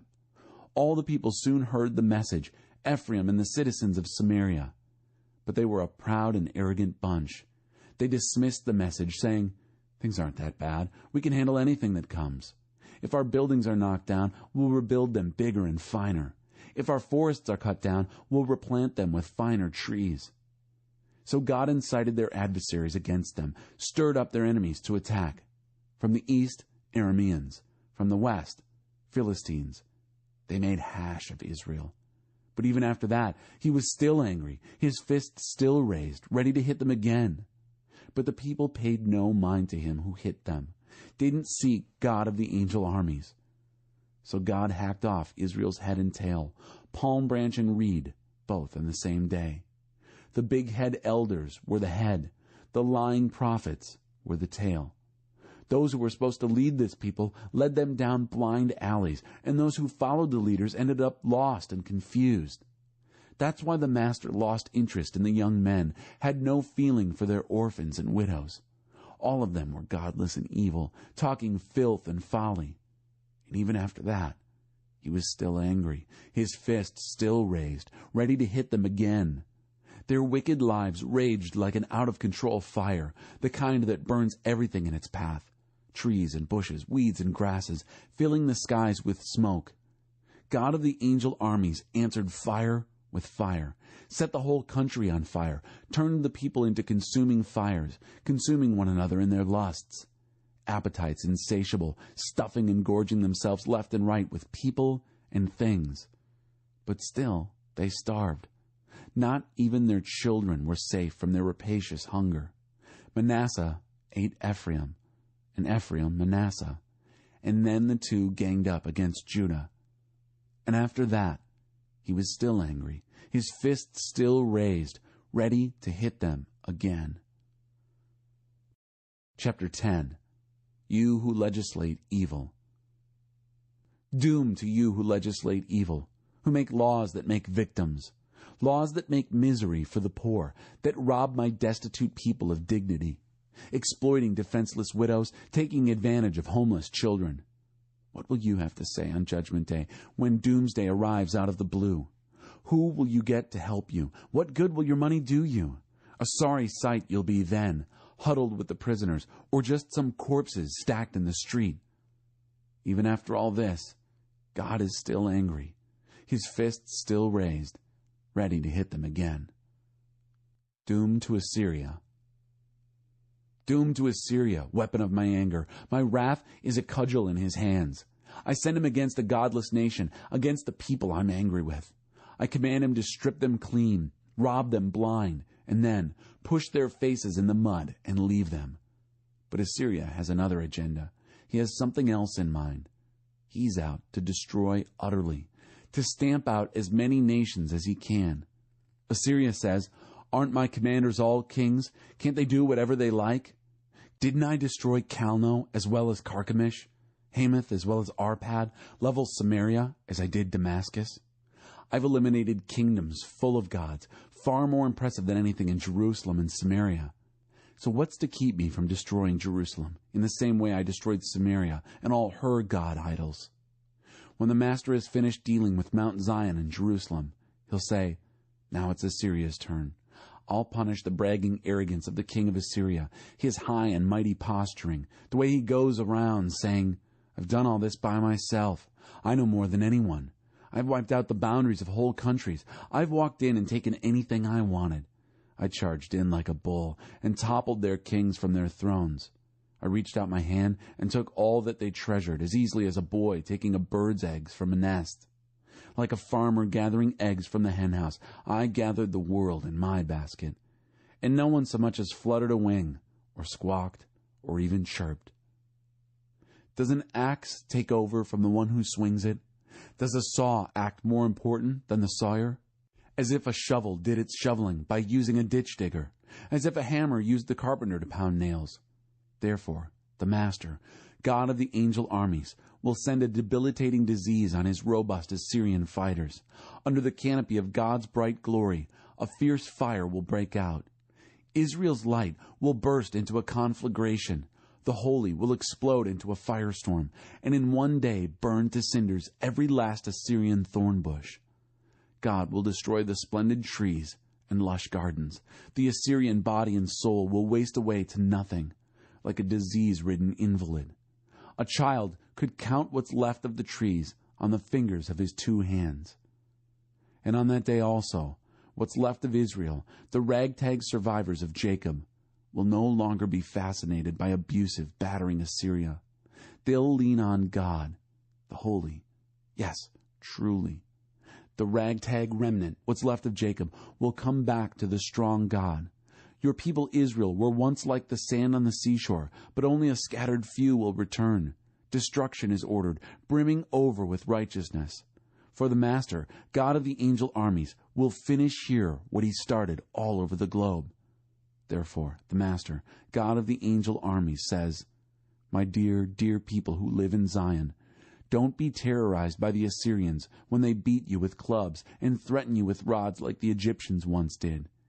In just a short time, my anger against you will be spent, and I'll turn my destroying anger on them.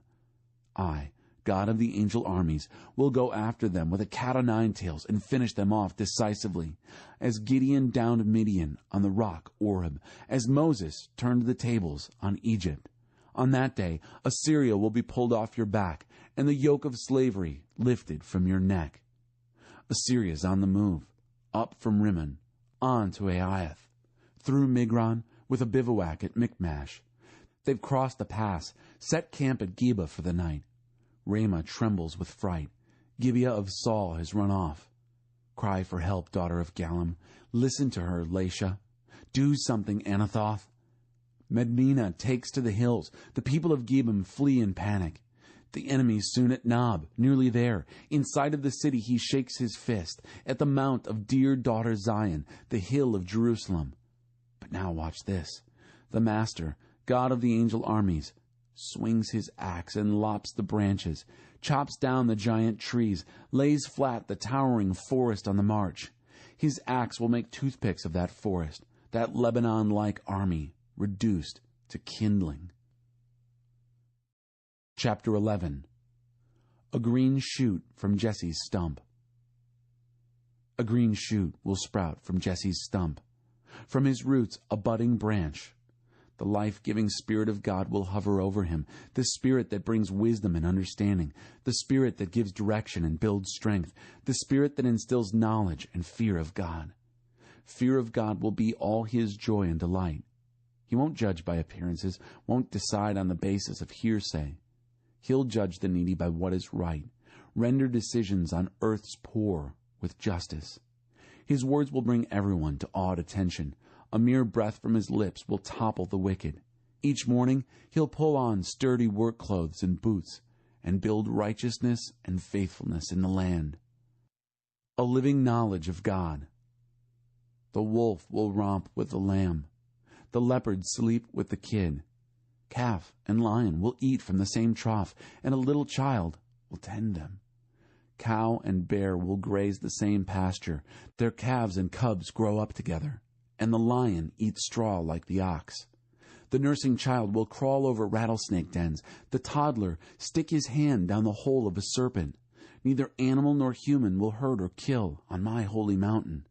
The whole earth will be brimming with knowing God alive, a living knowledge of God, ocean deep, ocean wide. On that day, Jesse's root will be raised high, posted as a rallying banner for the peoples. The nations will all come to him. His headquarters will be glorious. Also on that day, the Master, for the second time, will reach out to bring back what's left of his scattered people. He'll bring them back from Assyria, Egypt, Pathros, Ethiopia, Elam, Shinar, Hamath, and the ocean islands. And he'll raise that rallying banner high, visible to all nations, gather in all the scattered exiles of Israel, pull in all the dispersed refugees of Judah, from the four winds and the seven seas. The jealousy of Ephraim will dissolve, the hostility of Judah will vanish. Ephraim no longer the jealous rival of Judah, Judah no longer the hostile rival of Ephraim.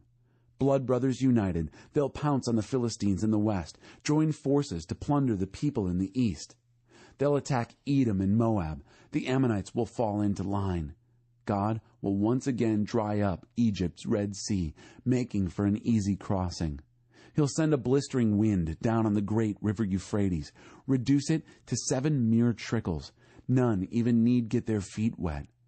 In the end, there'll be a highway all the way from Assyria, easy traveling for what's left of God's people. A highway just like the one Israel had when he marched up out of Egypt. Chapter 12. My strength and song. And you will say in that day, I thank you, God. You were angry, but your anger wasn't forever. You withdrew your anger and moved in and comforted me.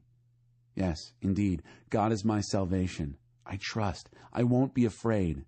God, yes, God, is my strength and song. Best of all, my salvation. Joyfully, you'll pull up buckets of water from the wells of salvation. And as you do it, you'll say, give thanks to God. Call out his name. Ask him anything. Shout to the nations. Tell them what he's done. Spread the news of his great reputation. Sing praise songs to God. He's done it all. Let the whole earth know what he's done. Raise the roof. Sing your hearts out, O Zion. The greatest lives among you, the Holy of Israel. Chapter 13. Babylon is doomed. The message on Babylon. Isaiah, son of Amoz, saw it. Run up a flag on an open hill. Yell aloud. Get their attention. Wave them into formation. Direct them to the nerve center of power. I've taken charge of my special forces, called up my crack troops. They're bursting with pride and passion to carry out my angry judgment. Thunder rolls off the mountains, like a mob huge and noisy. Thunder of kingdoms in an uproar, nations assembling for war. God of the angel armies is calling his army into battle formation. They come from far-off countries. They pour in across the horizon. It's God on the move with the weapons of his wrath, ready to destroy the whole country. Wail. God's day of judgment is near. An avalanche crashing down from the strong God. Everyone paralyzed in the panic, hysterical and unstrung, doubled up in pain, like a woman giving birth to a baby. Horrified, everyone they see is like a face out of a nightmare. Watch now, God's judgment day comes. Cruel it is, a day of wrath and anger, a day to waste the earth and clean out all the sinners. The stars in the sky, the great parade of constellations, will be nothing but black holes. The sun will come up as a black disk, and the moon a blank nothing. I'll put a full stop to the evil on earth, terminate the dark acts of the wicked. I'll gag all braggarts and boasters, not a peep any more from them, and trip strutting tyrants, leave them flat on their faces. Proud humanity will disappear from the earth. I'll make mortals rarer than hen's teeth. And yes, I'll even make the sky shake and the earth quake to its roots, under the wrath of God of the angel armies, the judgment day of his raging anger. Like a hunted white-tailed deer, like lost sheep with no shepherd, people will huddle with a few of their own kind, run off to some makeshift shelter. But tough luck to stragglers. They'll be killed on the spot. Throats cut, bellies ripped open, babies smashed on the rocks, while mothers and fathers watch. Houses looted, wives raped. And now watch this. Against Babylon, I'm inciting the Medes.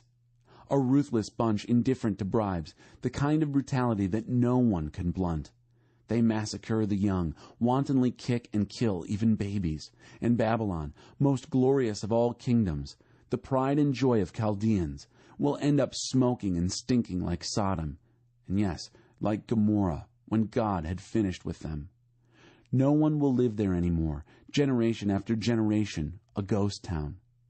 Not even Bedouins will pitch tents there. Shepherds will give it a wide berth. But strange and wild animals will like it just fine, filling the vacant houses with eerie night sounds. Skunks will make it their home, and unspeakable night hags will haunt it. Hyenas will curdle your blood with their laughing, and the howling of coyotes will give you the shivers. Babylon is doomed. It won't be long now.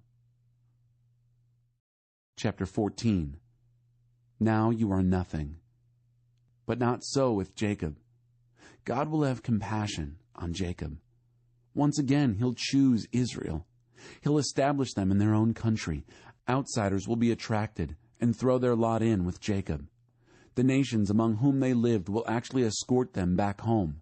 And then Israel will pay them back by making slaves of them, men and women alike, possessing them as slaves in God's country, capturing those who had captured them, ruling over those who had abused them.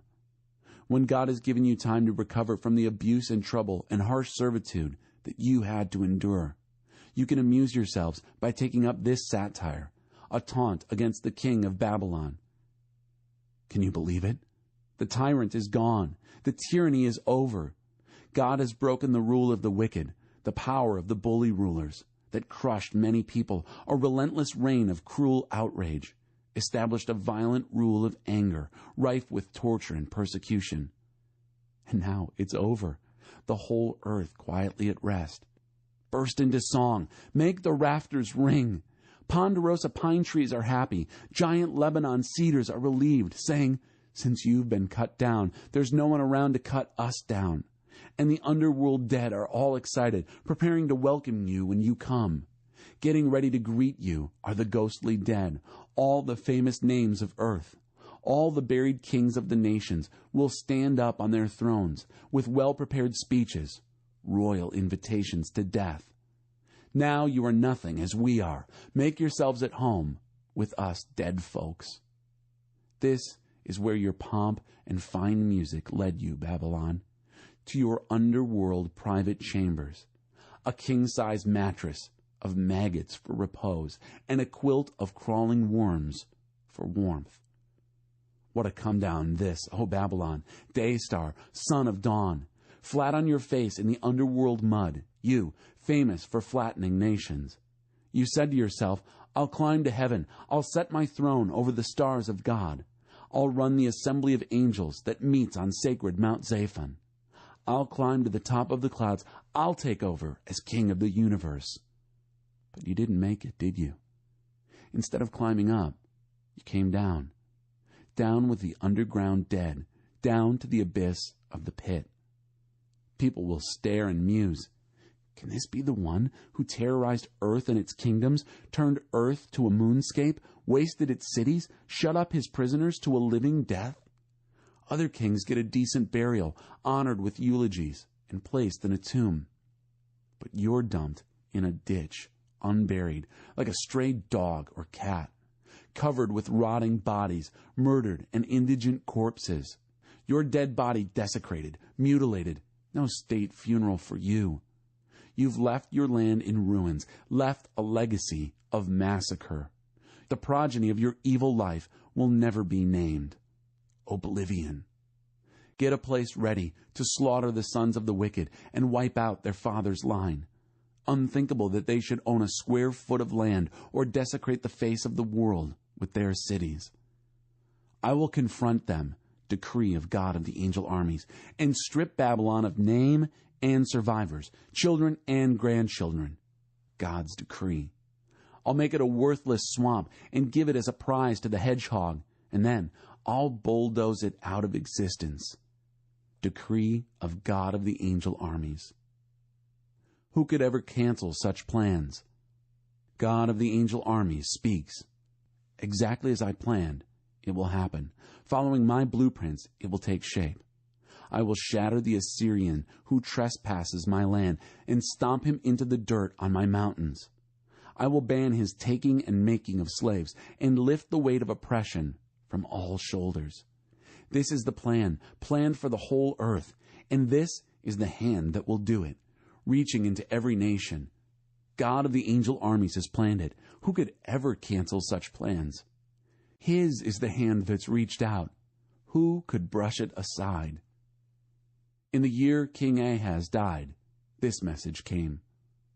Hold it, Philistines. It's too soon to celebrate the defeat of your cruel oppressor. From the death throes of that snake, a worse snake will come. And from that, one even worse. The poor won't have to worry. The needy will escape the terror. But you Philistines will be plunged into famine. And those who don't starve, God will kill. Wail and howl, proud city. Fall prostrate in fear, Philistia. On the northern horizon, smoke from burned cities, the wake of a brutal, disciplined destroyer. What does one say to outsiders who ask questions? Tell them, God has established Zion. Those in need and in trouble find refuge in her. Chapter 15. Poignant cries reverberate through Moab. A message concerning Moab. Village Ar of Moab is in ruins, destroyed in a night raid. Village Kir of Moab is in ruins, destroyed in a night raid. Village Dibon climbs to its chapel in the hills, goes up to lament. Moab weeps and wails over Nebo and Medba. Every head is shaved bald, every beard shaved clean. They pour into the streets wearing black, go up on the roofs, take to the town square. Everyone in tears, everyone in grief. Towns Heshbon and Elilah cry long and loud. The sound carries as far as Jahaz. Moab sobs, shaking in grief. The soul of Moab trembles. Oh, how I grieve for Moab. Refugees stream to Zoar, and then onto Eglath Shelishiah. Up the slopes of Luhith they weep.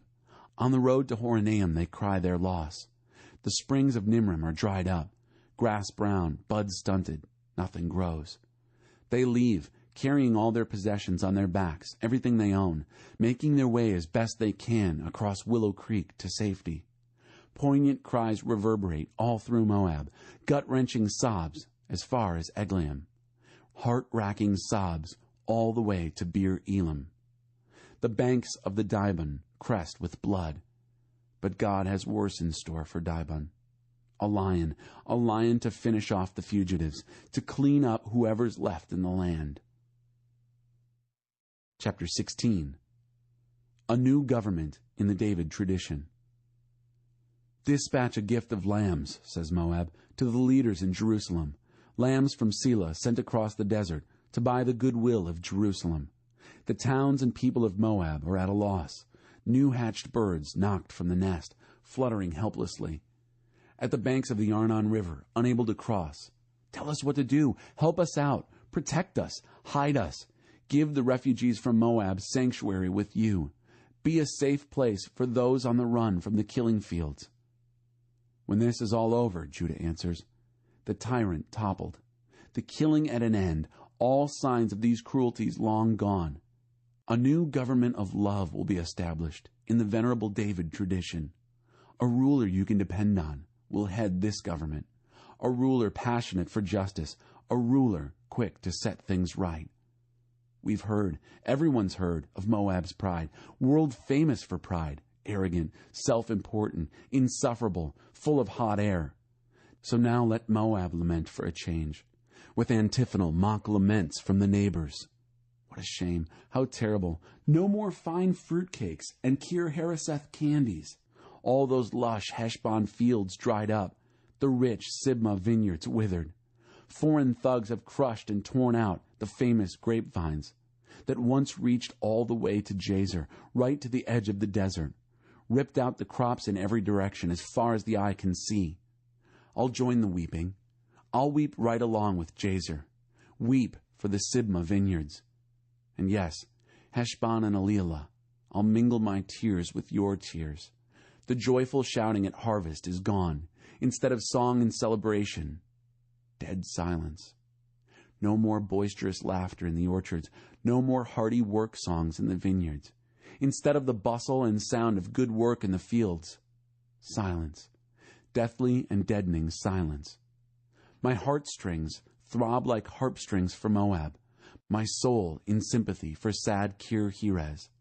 When Moab trudges to the shrine to pray, he wastes both time and energy. Going to the sanctuary and praying for relief is useless. Nothing ever happens. This is God's earlier message on Moab.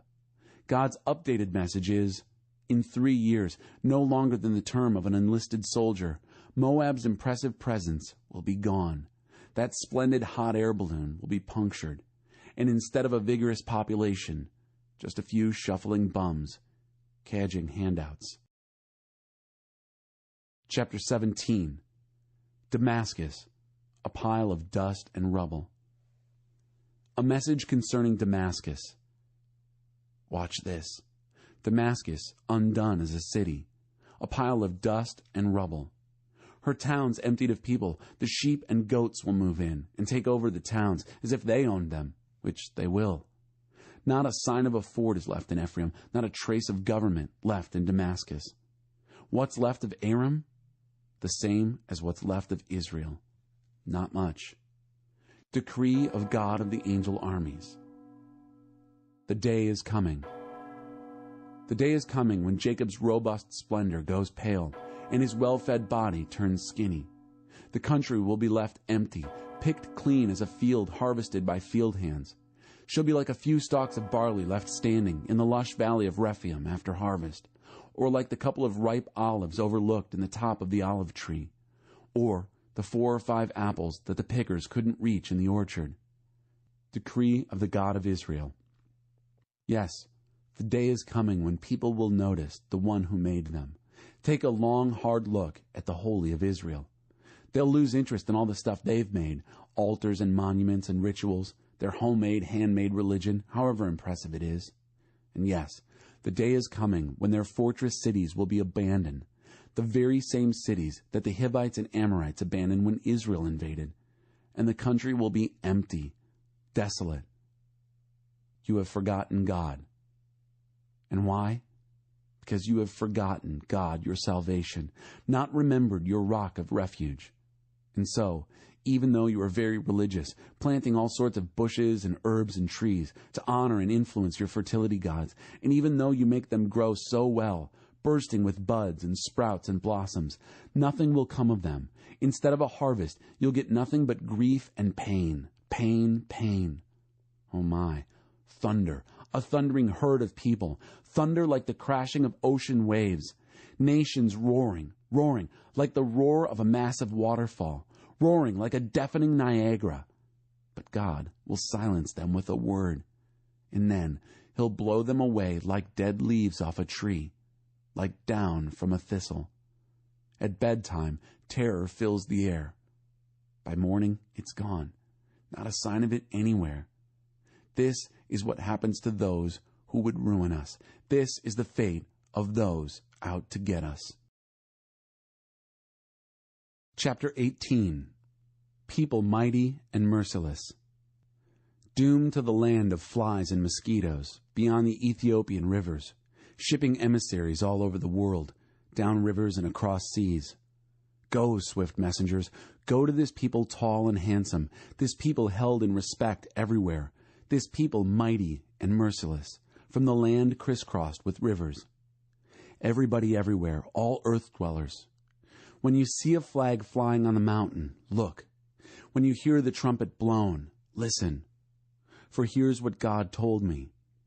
I'm not going to say anything, but simply look on from where I live. Quiet as warmth that comes from the sun, silent as dew during harvest. And then, just before harvest, after the blossom has turned into a maturing grape, He'll step in and prune back the new shoots, ruthlessly hack off all the growing branches.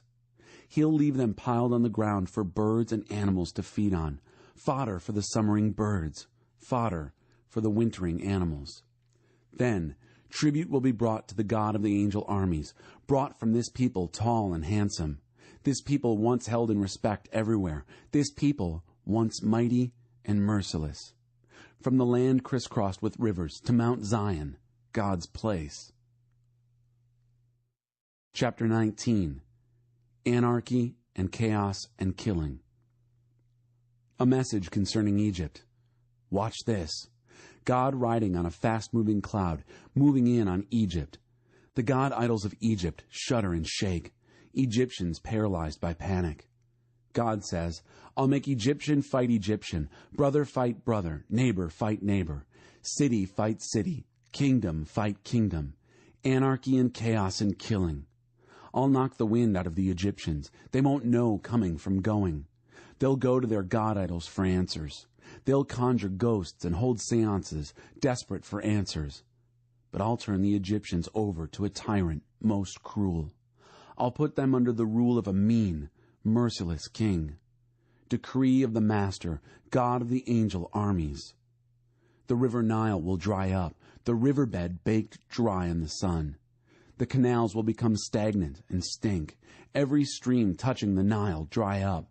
River vegetation will rot away, the banks of the Nile baked clay, the riverbed hard and smooth. River grasses dried up and gone with the wind. Fishermen will complain that the fishing's been ruined. Textile workers will be out of work, all weavers and workers in linen and cotton and wool, dispirited, depressed in their forced idleness. Everyone who works for a living, jobless.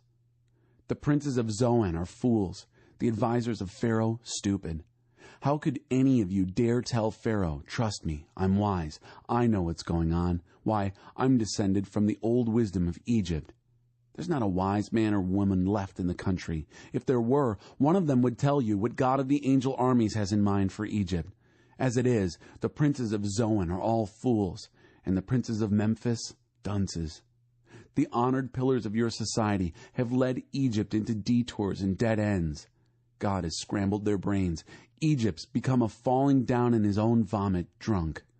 Egypt's hopeless, past helping. A senile, doddering old fool.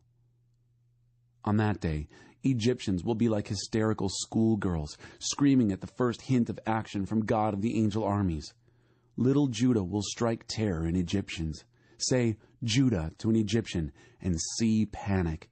The word triggers fear of the God of the angel army's plan against Egypt.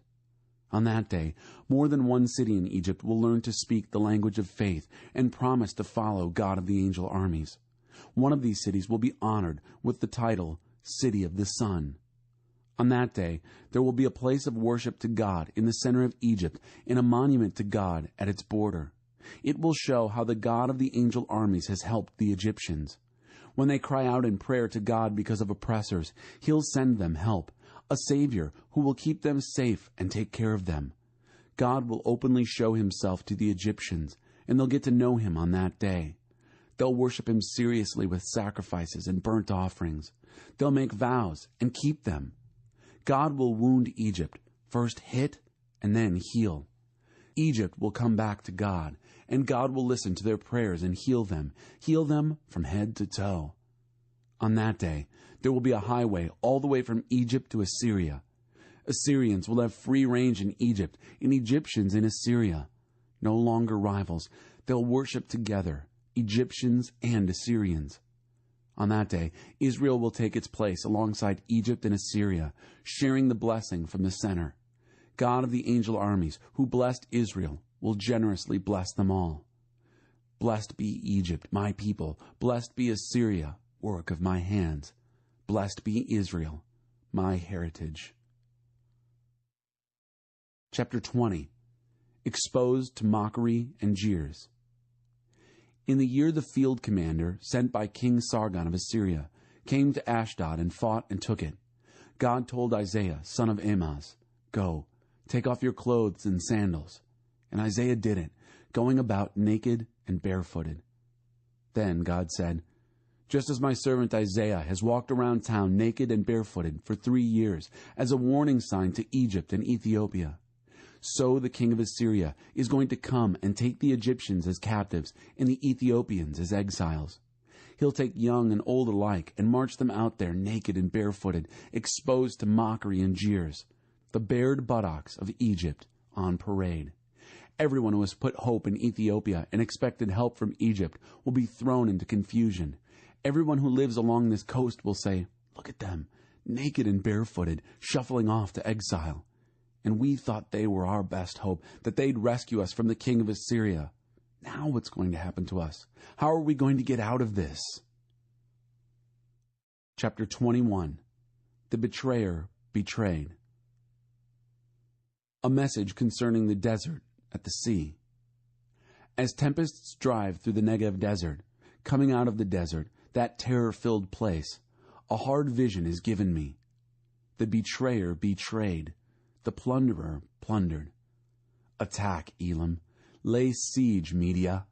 Persians, attack. Attack, Babylon. I'll put an end to all the moaning and groaning. Because of this news, I'm doubled up in pain, writhing in pain like a woman having a baby. Baffled by what I hear, undone by what I see. Absolutely stunned, horror-stricken. I had hoped for a relaxed evening, but it has turned into a nightmare. The banquet is spread, the guests reclining in luxurious ease, eating and drinking, having a good time, and then, "To arms, princes, the fight is on!" The master told me, "Go, post a lookout. Have him report whatever he spots. When he sees horses and wagons in battle formation, lines of donkeys and columns of camels, tell him to keep his ear to the ground. Note every whisper, every rumor." Just then, the lookout shouted, "I'm at my post, master, sticking to my post day after day, and all through the night. I watched them come, the horses and wagons in battle formation. I heard them call out the war news in headlines. Babylon fallen, fallen, and all its precious god idols smashed to pieces on the ground." Dear Israel, you've been through a lot. You've been put through the mill. The good news I get from God of the angel armies, the God of Israel, I now pass on to you. A message concerning Edom. A voice calls to me from the Seir Mountains in Edom. "Night watchman, how long till daybreak? How long will this night last?" The night watchman calls back, "Morning's coming." But for now, it's still night. If you ask me again, I'll give the same answer. A message concerning Arabia. You'll have to camp out in the desert badlands, you caravans of Dedanites. Haul water to the thirsty, greet fugitives with bread. Show your desert hospitality, you who live in Tema, the desert swarming with refugees escaping the horrors of war. The master told me, hang on. Within 1 year, I'll sign a contract on it. The arrogant brutality of Kedar, those hooligans of the desert, will be over. Nothing much left of the Kedar toughs. The God of Israel says so. Chapter 22. A Country of Cowards.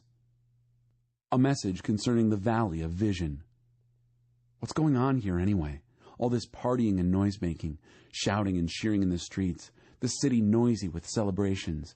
You have no brave soldiers to honor, no combat heroes to be proud of. Your leaders were all cowards, captured without even lifting a sword. A country of cowards captured escaping the battle. You looked, but you never looked to him.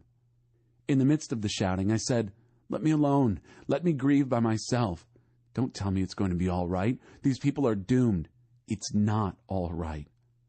For the Master, God of the angel armies, is bringing a day noisy with mobs of people, jostling and stampeding in the Valley of Vision, knocking down walls and hollering to the mountains, attack! Attack!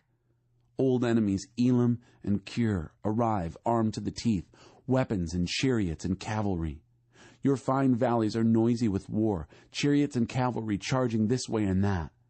God has left Judah exposed and defenseless. You assessed your defenses that day, inspected your arsenal of weapons in the forest armory. You found the weak places in the city walls that needed repair. You secured the water supply at the lower pool. You took an inventory of the houses in Jerusalem and tore down some to get bricks to fortify the city wall. You built a large cistern to ensure plenty of water. You looked and looked and looked, but you never looked to him who gave you this city, never once consulted the one who has long had plans for this city. The Master, God of the angel armies, called out on that day, called for a day of repentant tears, called you to dress in somber clothes of mourning. But what do? You throw a party, eating and drinking and dancing in the streets. You barbecue bulls and sheep and throw a huge feast, slabs of meat, kegs of beer. Seize the day, eat and drink, tomorrow we die. God of the angel armies whispered to me his verdict on this frivolity. You'll pay for this outrage until the day you die. The Master, God of the angel armies, says so. The key of the Davidic heritage. The Master, God of the angel armies, spoke. Come, go to this steward, Shebna, who is in charge of all the king's affairs, and tell him, what's going on here? You're an outsider here, and yet you act like you own the place. Make a big, fancy tomb for yourself where everyone can see it, making sure everyone will think you're important. God is about to sack you, to throw you to the dogs. He'll grab you by the hair, swing you round and round dizzyingly, and then let you go, sailing through the air like a ball until you're out of sight. Where you'll land, nobody knows. And there you'll die, and all the stuff you've collected heaped on your grave. You've disgraced your master's house. You're fired, and good riddance. On that day I'll replace Shebna. I will call my servant Eliakim, son of Hilkiah. I'll dress him in your robe. I'll put your belt on him. I'll give him your authority. He'll be a father leader to Jerusalem and the government of Judah. I'll give him the key of the Davidic heritage. He'll have the run of the place. Open any door and keep it open. Lock any door and keep it locked. I'll pound him like a nail into a solid wall. He'll secure the Davidic tradition.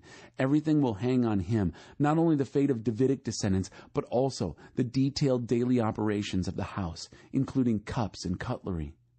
And then the day will come, says God of the angel armies, when that nail will come loose and fall out, break loose from that solid wall, and everything hanging on it will go with it. That's what will happen. God says so. Chapter 23. It was all numbers, dead numbers, profit and loss. Wail, ships of Tarshish, your strong seaports all in ruins. When the ships returned from Cyprus, they saw the destruction. Hold your tongue, you who live on the seacoast, merchants of Sidon. Your people sailed the deep seas, buying and selling, making money on wheat from Shihor, grown along the Nile, multinational broker in grains. Hang your head in shame, Sidon. The sea speaks up. The powerhouse of the ocean says, I've never had labor pains, never had a baby, never reared children to adulthood, never gave life, never worked with life.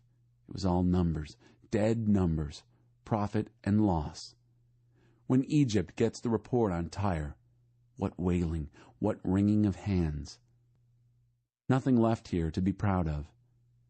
Visit Tarshish, you who live on the seacoast. Take a good, long look and wail. Yes, cry buckets of tears. Is this the city you remember as energetic and alive, bustling with activity, this historic old city, expanding throughout the globe, buying and selling all over the world? And who is behind the collapse of Tyre, the Tyre that controlled the world markets? Tyre's merchants were the business tycoons. Tyre's traders called all the shots. God of the angel armies ordered the crash to show the sordid backside of pride and puncture the inflated reputations. Sail for home, O ships of Tarshish. There are no docks left in this harbor. God reached out to the sea and sea traders, threw the sea kingdoms into turmoil. God ordered the destruction of the seacoast cities, the centers of commerce. God said, there's nothing left here to be proud of, bankrupt and bereft Sidon. Do you want to make a new start in Cyprus? Don't count on it. Nothing there will work out for you either. Look at what happened to Babylon. There's nothing left of it. Assyria turned it into a desert, into a refuge for wild dogs and stray cats. They brought in their big siege engines, tore down the buildings, and left nothing behind but rubble. Wail, ships of Tarshish, your strong seaports all in ruins. For the next 70 years, a king's lifetime, Tyre will be forgotten. At the end of the 70 years, Tyre will stage a comeback, but it will be the comeback of a worn-out whore, as in the song, take a harp, circle the city, unremembered whore. Sing your old songs, your many old songs. Maybe someone will remember.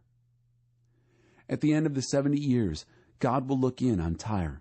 She'll go back to her old whoring trade, selling herself to the highest bidder, doing anything with anyone, promiscuous with all the kingdoms of earth, for a fee. But everything she gets, all the money she takes in, will be turned over to God. It will not be put in banks. Her profits will be put to the use of God-aware, God-serving people, providing plenty of food and the best of clothing. Chapter 24. The landscape will be a moonscape. Danger ahead. God's about to ravish the earth and leave it in ruins. Rip everything out by the roots and send everyone scurrying. Priests and lay people alike, owners and workers alike, celebrities and nobodies alike, buyers and sellers alike, bankers and beggars alike, the haves and have-nots alike. The landscape will be a moonscape, totally wasted. And why? Because God says so. He's issued the orders. The earth turns gaunt and gray, the world silent and sad, sky and land lifeless, colorless. Earth polluted by its very own people. Earth is polluted by its very own people who have broken its laws, disrupted its order, violated the sacred and eternal covenant. Therefore, a curse, like a cancer, ravages the earth. Its people pay the price of their sacrilege. They dwindle away, dying out one by one. No more wine, no more vineyards, no more songs or singers. The laughter of castanets is gone, the shouts of celebrants gone, the laughter of fiddles gone. No more parties with toasts of champagne. Serious drinkers gag on their drinks. The chaotic cities are unlivable. Anarchy reigns. Every house is boarded up, condemned. People riot in the streets for wine, but the good times are gone forever. No more joy for this old world. The city is dead and deserted, bulldozed into piles of rubble. That's the way it will be on this earth. This is the fate of all nations. An olive tree shaken clean of its olives, a grapevine picked clean of its grapes. But there are some who will break into glad song. Out of the west, they'll shout of God's majesty. Yes, from the east, God's glory will ascend. Every island of the sea will broadcast God's fame, the fame of the God of Israel. From the four winds and the seven seas, we hear the singing. All praise to the righteous one. But I said, that's all well and good for somebody, but all I can see is doom, doom and more doom. All of them at one another's throats. Yes, all of them at one another's throats. Terror and pits and booby traps are everywhere, whoever you are. If you run from the terror, you'll fall into the pit. If you climb out of the pit, you'll get caught in the trap. Chaos pours out of the skies. The foundations of earth are crumbling. Earth is smashed to pieces. Earth is ripped to shreds. Earth is wobbling out of control. Earth staggers like a drunk, sways like a shack in a high wind. Its piled up sins are too much for it. It collapses and won't get up again. That's when God will call on the carpet, rebel powers in the skies, and rebel kings on earth. They'll be rounded up like prisoners in a jail, corralled and locked up in a jail, and then sentenced and put to hard labor. Shamefaced moon will cower, humiliated. Red-faced sun will skulk, disgraced. Because God of the angel armies will take over, ruling from Mount Zion and Jerusalem, splendid and glorious before all his leaders. Chapter 25. God's hand rests on this mountain. God, you are my God. I celebrate you. I praise you. You've done your share of miracle wonders, well thought out plans, solid and sure. Here, you've reduced the city to rubble, the strong city to a pile of stones. The enemy big city is a non-city, never to be a city again. Superpowers will see it and honor you. Brutal oppressors bow in worshipful reverence. They'll see that you take care of the poor, that you take care of poor people in trouble. Provide a warm, dry place in bad weather. Provide a cool place when it's hot. Brutal oppressors are like a winter blizzard, and vicious foreigners like high noon in the desert. But you shelter from the storm and shade from the sun. Shut the mouths of the big-mouthed bullies. But here on this mountain, God of the angel armies will throw a feast for all the people of the world. A feast of the finest foods, a feast with vintage wines, a feast of 7 courses, a feast lavish with gourmet desserts. And here on this mountain, God will banish the pall of doom hanging over all peoples, the shadow of doom darkening all nations. Yes, he'll banish death forever. And God will wipe the tears from every face. He'll remove every sign of disgrace from his people, wherever they are. Yes, God says so. Also at that time, people will say, look at what's happened. This is our God. We waited for him, and he showed up and saved us. This God, the one we waited for. Let's celebrate. Sing the joys of his salvation. God's hand rests on this mountain. As for the Moabites, they'll be treated like refuse, waste shoveled into a cesspool. Thrash away as they will, like swimmers trying to stay afloat, they'll sink in the sewage. Their pride will pull them under. Their famous fortifications will crumble to nothing, those mighty walls reduced to dust. Chapter 26. Stretch the borders of life. At that time, this song will be sung in the country of Judah. We have a strong city, Salvation City, built and fortified with salvation. Throw wide the gates so good and true people can enter. People with their minds set on you, you keep completely whole. Steady on their feet because they keep at it and don't quit. Depend on God and keep at it because in the Lord God you have a sure thing. Those who lived high and mighty, he knocked off their high horse. He used the city built on the hill as fill for the marshes. All the exploited and outcast peoples build their lives on the reclaimed land. The path of right living people is level. The leveler evens the road for the right living. We're in no hurry, God. We're content to linger in the path signposted with your decisions. Who you are and what you've done are all we'll ever want. Through the night, my soul longs for you. Deep from within me, my spirit reaches out to you. When your decisions are on public display, everyone learns how to live right. If the wicked are shown grace, they don't seem to get it. In the land of right living, they persist in wrong living, blind to the splendor of God. You hold your hand up high, God, but they don't see it. Open their eyes to what you do, to see your zealous love for your people. Shame them, light a fire under them. Get the attention of these enemies of yours. God, order a peaceful and whole life for us, because everything we've done, you've done for us.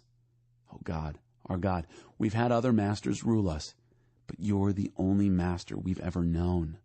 The dead don't talk, ghosts don't walk, because you've said, enough, that's all for you, and wiped them off the books.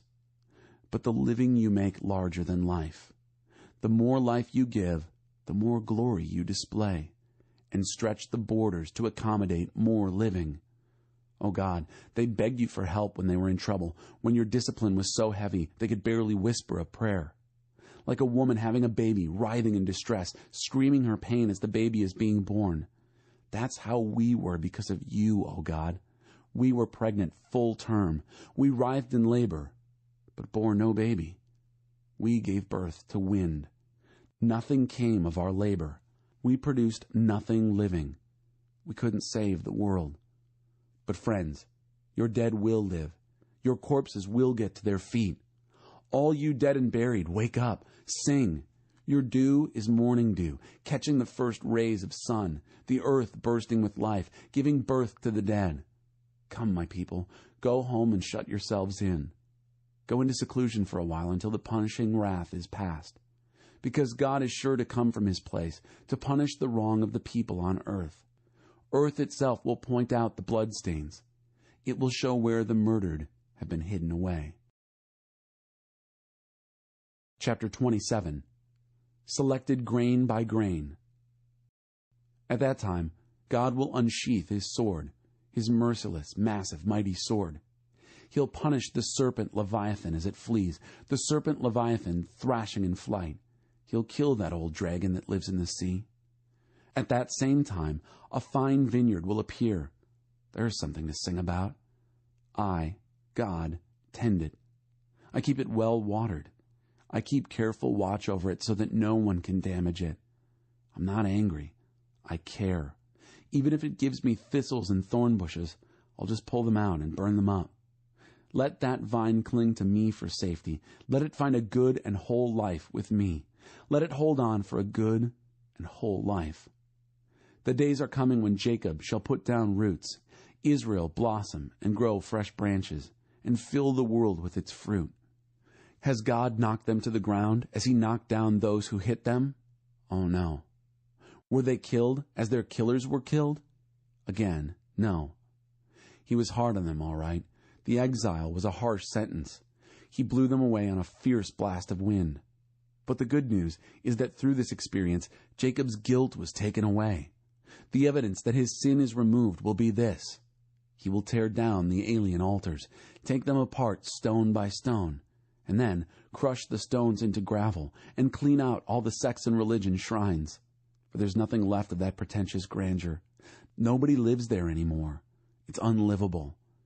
But animals do just fine, browsing and bedding down. And it's not a bad place to get firewood. Dry twigs and dead branches are plentiful. It's the leavings of a people with no sense of God. So, the God who made them will have nothing to do with them. He who formed them will turn his back on them.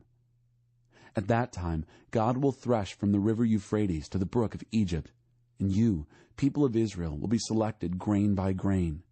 At that same time, a great trumpet will be blown, calling home the exiles from Assyria, welcoming home the refugees from Egypt, to come and worship God on the holy mountain, Jerusalem.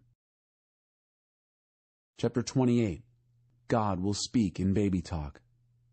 Doom to the pretentious drunks of Ephraim, shabby and washed out and seedy, tipsy, sloppy fat, beer-bellied parodies of a proud and handsome past. Watch closely. God has someone picked out, someone tough and strong to flatten them.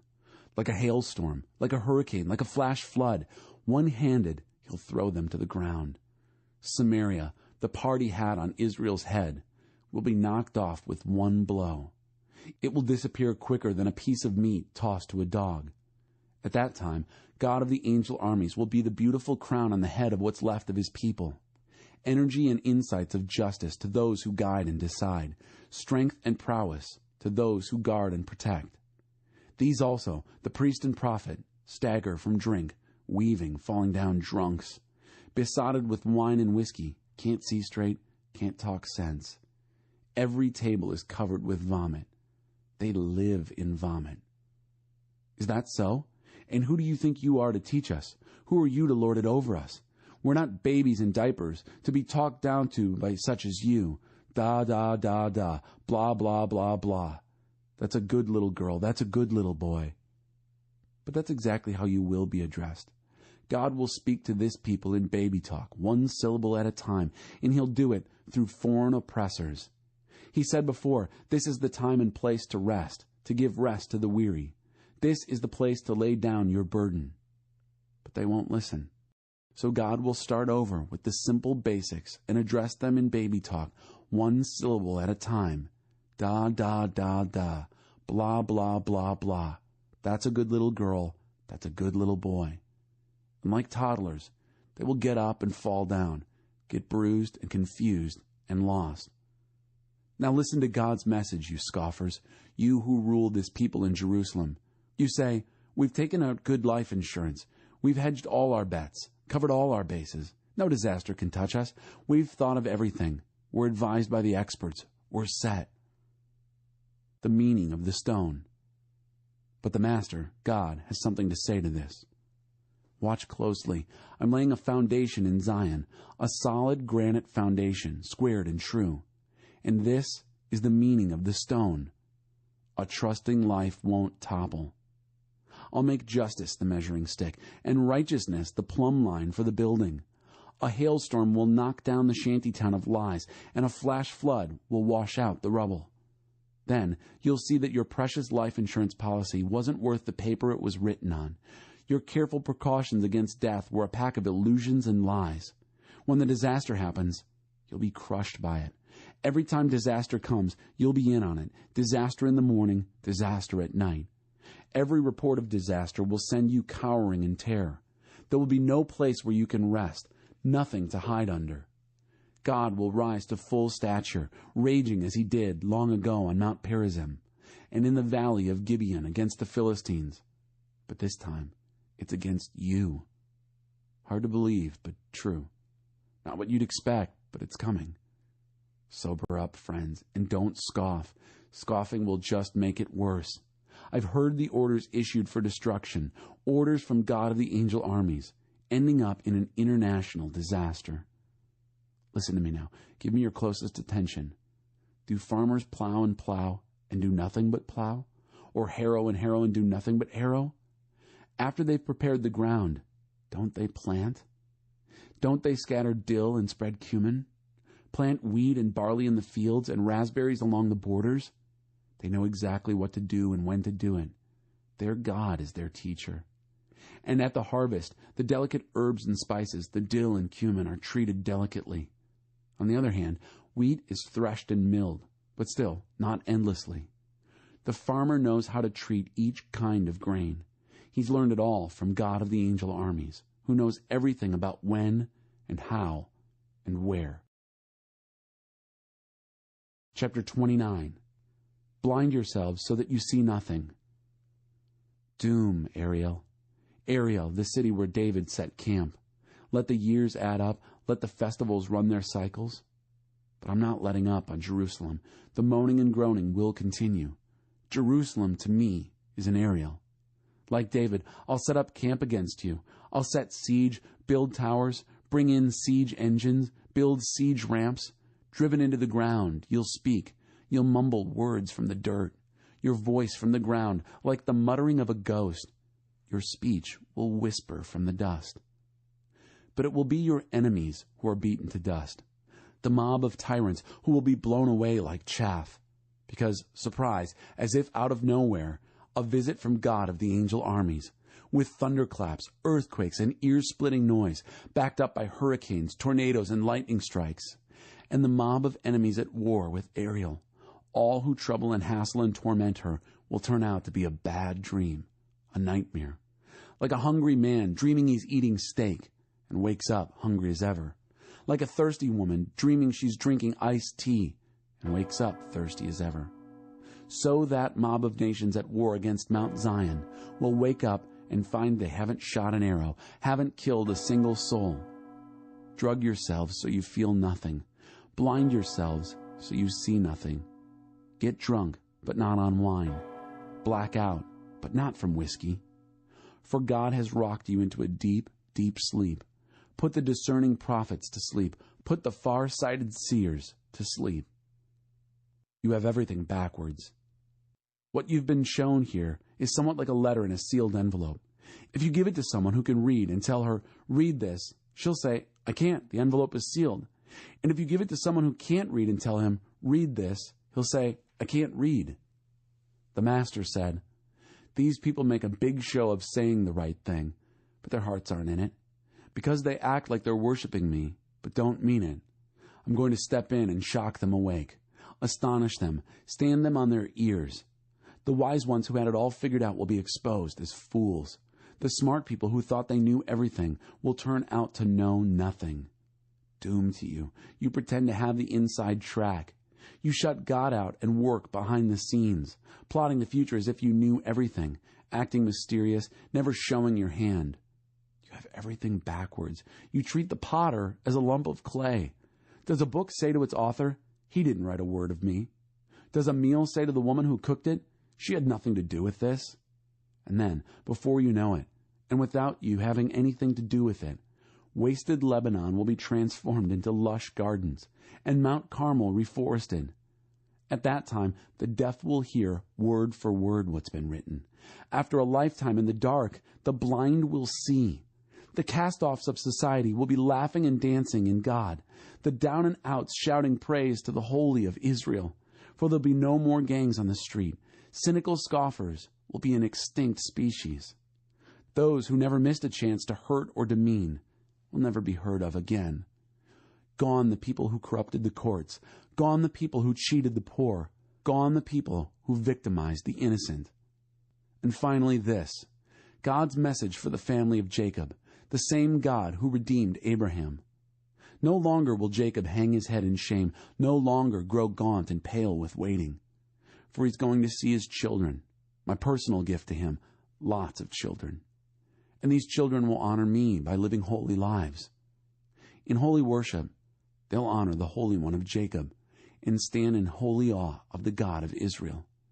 Those who got off track will get back on track, and complainers and whiners learn gratitude. Chapter 30. All show, no substance.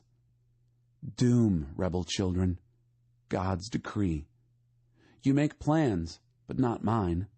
You make deals, but not in my spirit. You pile sin on sin, one sin on top of another, going off to Egypt without so much as asking me, running off to Pharaoh for protection, expecting to hide out in Egypt. Well, some protection Pharaoh will be, some hideout Egypt.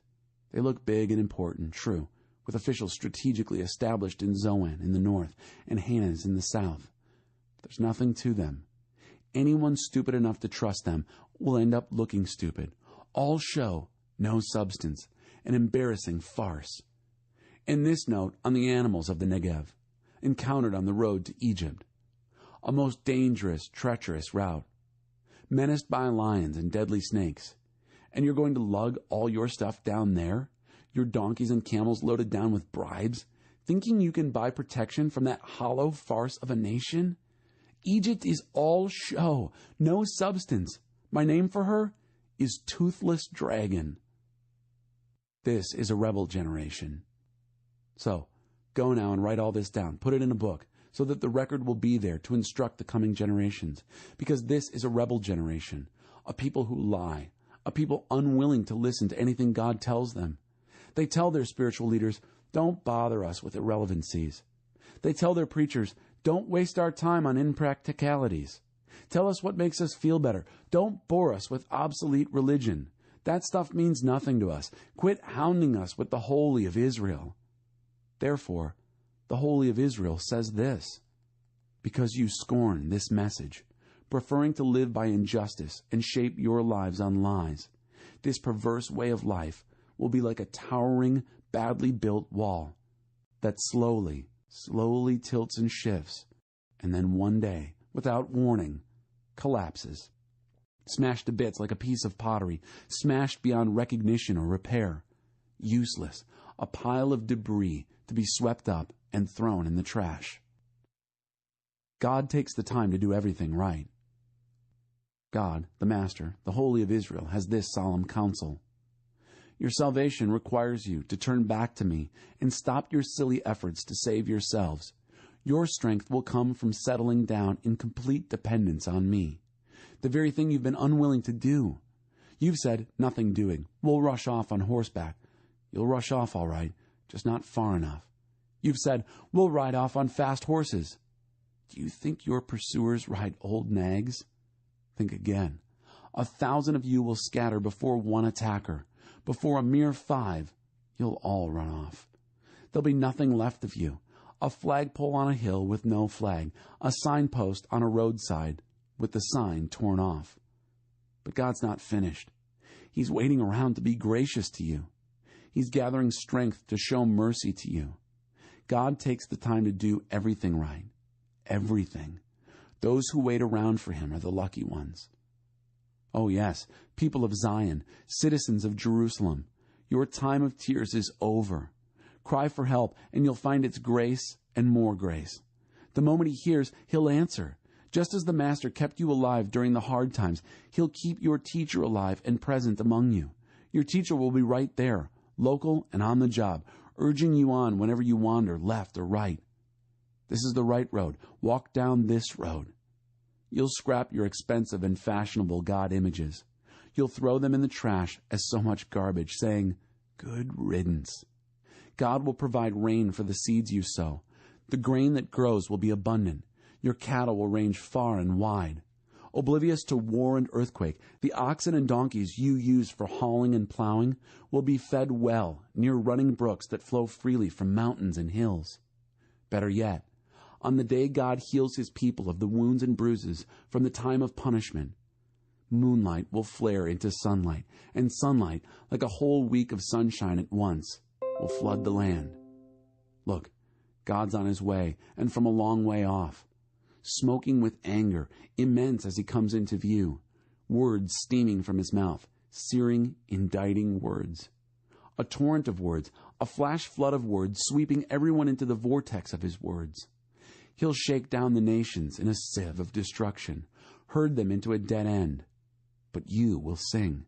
Sing through an all-night holy feast. Your hearts will burst with song. Make music like the sound of flutes on parade, en route to the mountain of God, on the way to the rock of Israel. God will sound out in grandiose thunder, display his hammering arm, furiously angry, showering sparks, cloudburst, storm, hail.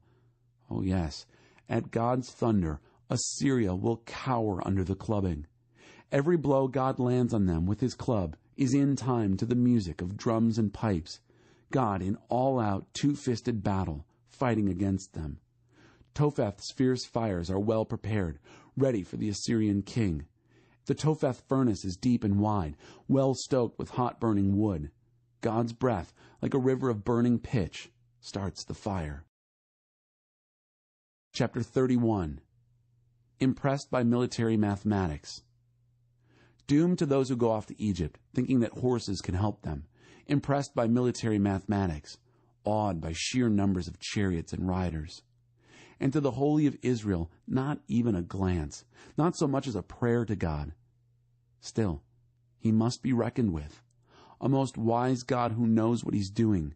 He can call down catastrophe. He's a God who does what he says. He intervenes in the work of those who do wrong, stands up against interfering evildoers. Egyptians are mortal, not God, and their horses are flesh, not spirit. When God gives the signal, helpers and helped alike will fall in a heap and share the same dirt grave. This is what God told me. Like a lion, king of the beasts, that gnaws and chews and worries its prey, not fazed in the least by a bunch of shepherds who arrive to chase it off. So God of the angel armies comes down to fight on Mount Zion, to make war from its heights. And like a huge eagle hovering in the sky, God of the angel armies protects Jerusalem. I'll protect and rescue it. Yes, I'll hover and deliver. Repent, return, dear Israel, to the one you so cruelly abandoned. On the day you return, you'll throw away, every last one of you, the no gods your sinful hands made from metal and wood. Assyrians will fall dead, killed by a sword thrust, but not by a soldier, laid low by a sword, not swung by a mortal. Assyrians will run from that sword, run for their lives, and their prize, young men made slaves. Terrorized, that rock-solid people will fall to pieces, their leaders scatter hysterically. God's decree on Assyria. His fire blazes in Zion, his furnace burns hot in Jerusalem. Chapter 32. Safe houses, quiet gardens. But look, a king will rule in the right way, and his leaders will carry out justice. Each one will stand as a shelter from high winds, provide safe cover in stormy weather. Each will be cool running water in parched land, a huge granite outcrop giving shade in the desert. Anyone who looks will see, anyone who listens will hear. The impulsive will make sound decisions. The tongue-tied will speak with eloquence. No more will fools become celebrities, nor crooks be rewarded with fame. For fools are fools, and that's that, thinking up new ways to do mischief.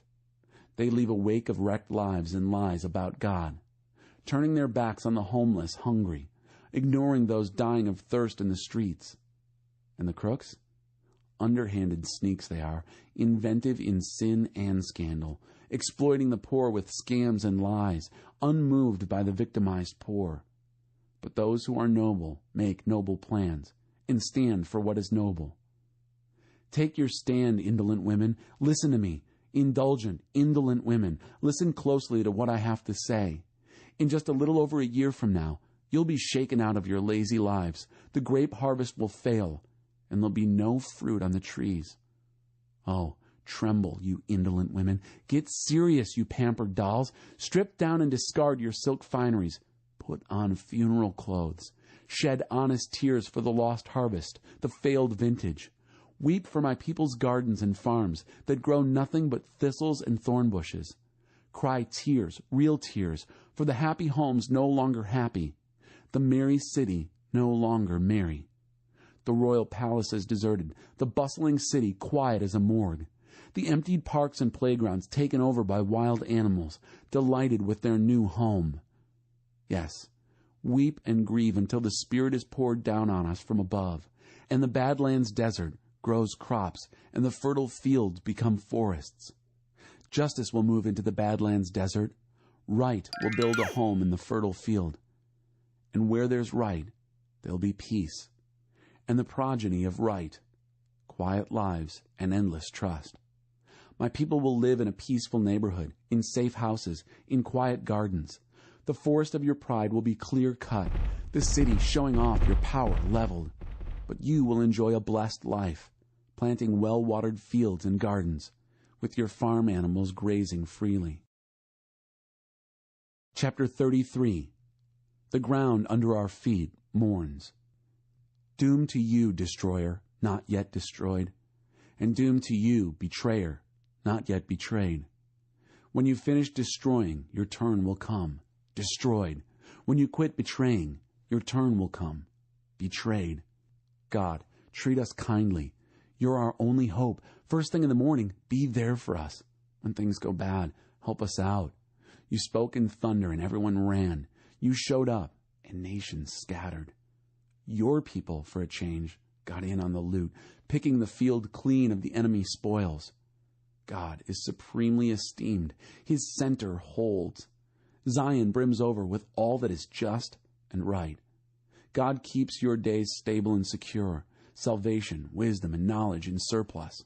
And best of all, Zion's treasure, fear of God. But look, listen. Tough men weep openly. Peacemaking diplomats are in bitter tears. The roads are empty, not a soul out on the streets. The peace treaty is broken, its conditions violated, its signers reviled. The very ground under our feet mourns. The Lebanon mountains hang their heads. Flowering Sharon is a weed-choked gully, and the forests of Bashan and Carmel, bare branches. Now I'm stepping in, God says. From now on, I'm taking over. The gloves come off. Now see how mighty I am. There's nothing to you. Pregnant with chaff, You produce straw babies, full of hot air. You self-destruct. You're good for nothing but fertilizer and fuel, earth to earth, and the sooner the better. If you're far away, get the reports on what I've done, and if you're in the neighborhood, pay attention to my record. The sinners in Zion are rightly terrified. The godless are at their wits' end. Who among us can survive this firestorm? Who of us can get out of this purge with our lives? The answer is simple. Live right. Speak the truth. Despise exploitation. Refuse bribes. Reject violence. Avoid evil amusements. This is how you raise your standard of living. A safe and stable way to live. A nourishing, satisfying way to live. God makes all the decisions here. Oh, you'll see the King, a beautiful sight. And you'll take in the wide vistas of land. In your mind, you'll go over the old terrors. What happened to that Assyrian inspector who condemned and confiscated? And the one who gouged us of taxes? And that cheating money changer? Gone. Out of sight forever. Their insolence nothing now but a fading stain on the carpet. No more putting up with the language you can't understand. No more sounds of gibberish in your ears. Just take a look at Zion, will you? Centering our worship in festival feasts. Feast your eyes on Jerusalem, a quiet and permanent place to live. No more pulling up stakes and moving on. No more patched-together lean-tos. Instead, God majestic, God himself, the place in a country of broad rivers and streams. But rivers blocked to invading ships, off limits to predatory pirates. For God makes all the decisions here. God is our King. God runs this place and he'll keep us safe. Ha! Your sails are in shreds, your mast wobbling, your hold leaking. The plunder is free for the taking, free for all, for weak and strong, insiders and outsiders. No one in Zion will say, I'm sick. Best of all, they'll all live guilt-free. Chapter 34. The fire's burning day and night. Draw in close now, nations. Listen carefully, you people. Pay attention. Earth, you too, and everything in you. World, and all that comes from you. And here's why. God is angry, good and angry with all the nations, so blazingly angry at their arms and armies that he's going to rid earth of them, wipe them out. The corpses, thrown in a heap, will stink like the town dump in midsummer, their blood flowing off the mountains like creeks in spring runoff. Stars will fall out of the sky like overripe, rotting fruit in the orchard, and the sky itself will be folded up like a blanket and put away in a closet. All that army of stars shriveled to nothing, like leaves and fruit in autumn, dropping and rotting. Once I've finished with earth and sky, I'll start in on Edom. I'll come down hard on Edom, a people I've slated for total termination. God has a sword, thirsty for blood and more blood, a sword hungry for well-fed flesh, lamb and goat blood, the suet-rich kidneys of rams. Yes, God has scheduled a sacrifice in Bozrah, the capital, the whole country of Edom, a slaughterhouse. A wholesale slaughter, wild animals and farm animals alike slaughtered, the whole country soaked with blood, all the ground greasy with fat. It's God's scheduled time for vengeance, the year all Zion's accounts are settled. Edom's streams will flow sluggish, thick with pollution, the soil sterile, poisoned with waste, the whole country a smoking, stinking garbage dump. The fires burning day and night, the skies black with endless smoke. Generation after generation of wasteland. No more travelers through this country.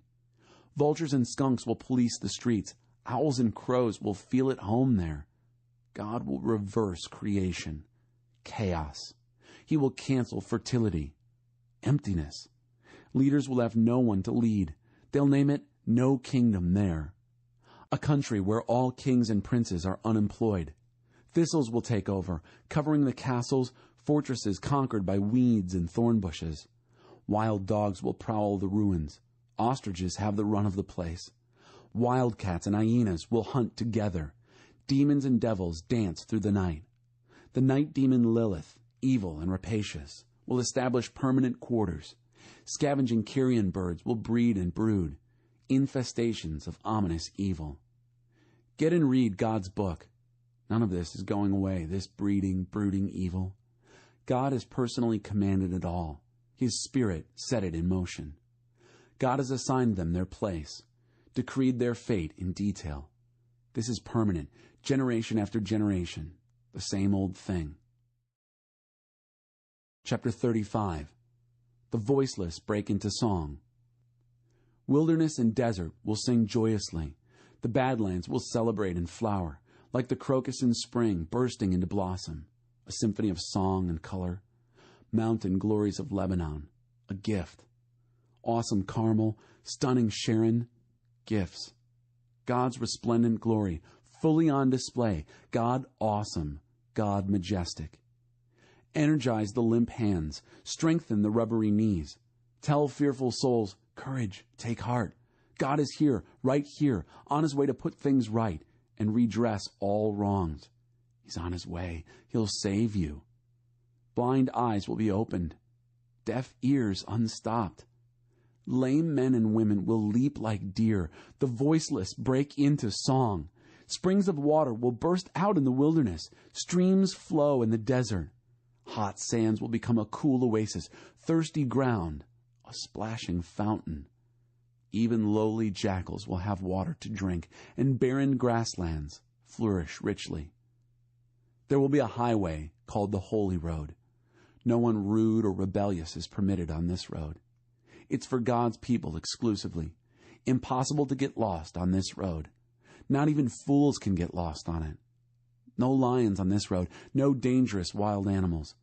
Nothing and no one dangerous or threatening. Only the redeemed will walk on it. The people God has ransomed will come back on this road. They'll sing as they make their way home to Zion, unfading halos of joy encircling their heads, welcomed home with gifts of joy and gladness, as all sorrows and sighs scurry into the night. Chapter 36. It's their fate that's at stake. In the 14th year of King Hezekiah, Sennacherib, king of Assyria, made war on all the fortress cities of Judah and took them. Then the king of Assyria sent his general, the Rabshakeh, accompanied by a huge army, from Lachish to Jerusalem to King Hezekiah. The general stopped at the aqueduct where it empties into the upper pool on the road to the public laundry. 3 men went out to meet him: Eliakim, son of Hilkiah, in charge of the palace; Shebna, the secretary; and Joah, son of Asaph, the official historian. The Rabshakeh said to them, "Tell Hezekiah that the great king, the king of Assyria, says this: What kind of backing do you think you have against me? You're bluffing, and I'm calling your bluff. Your words are no match for my weapons. What kind of backup do you have now that you've rebelled against me?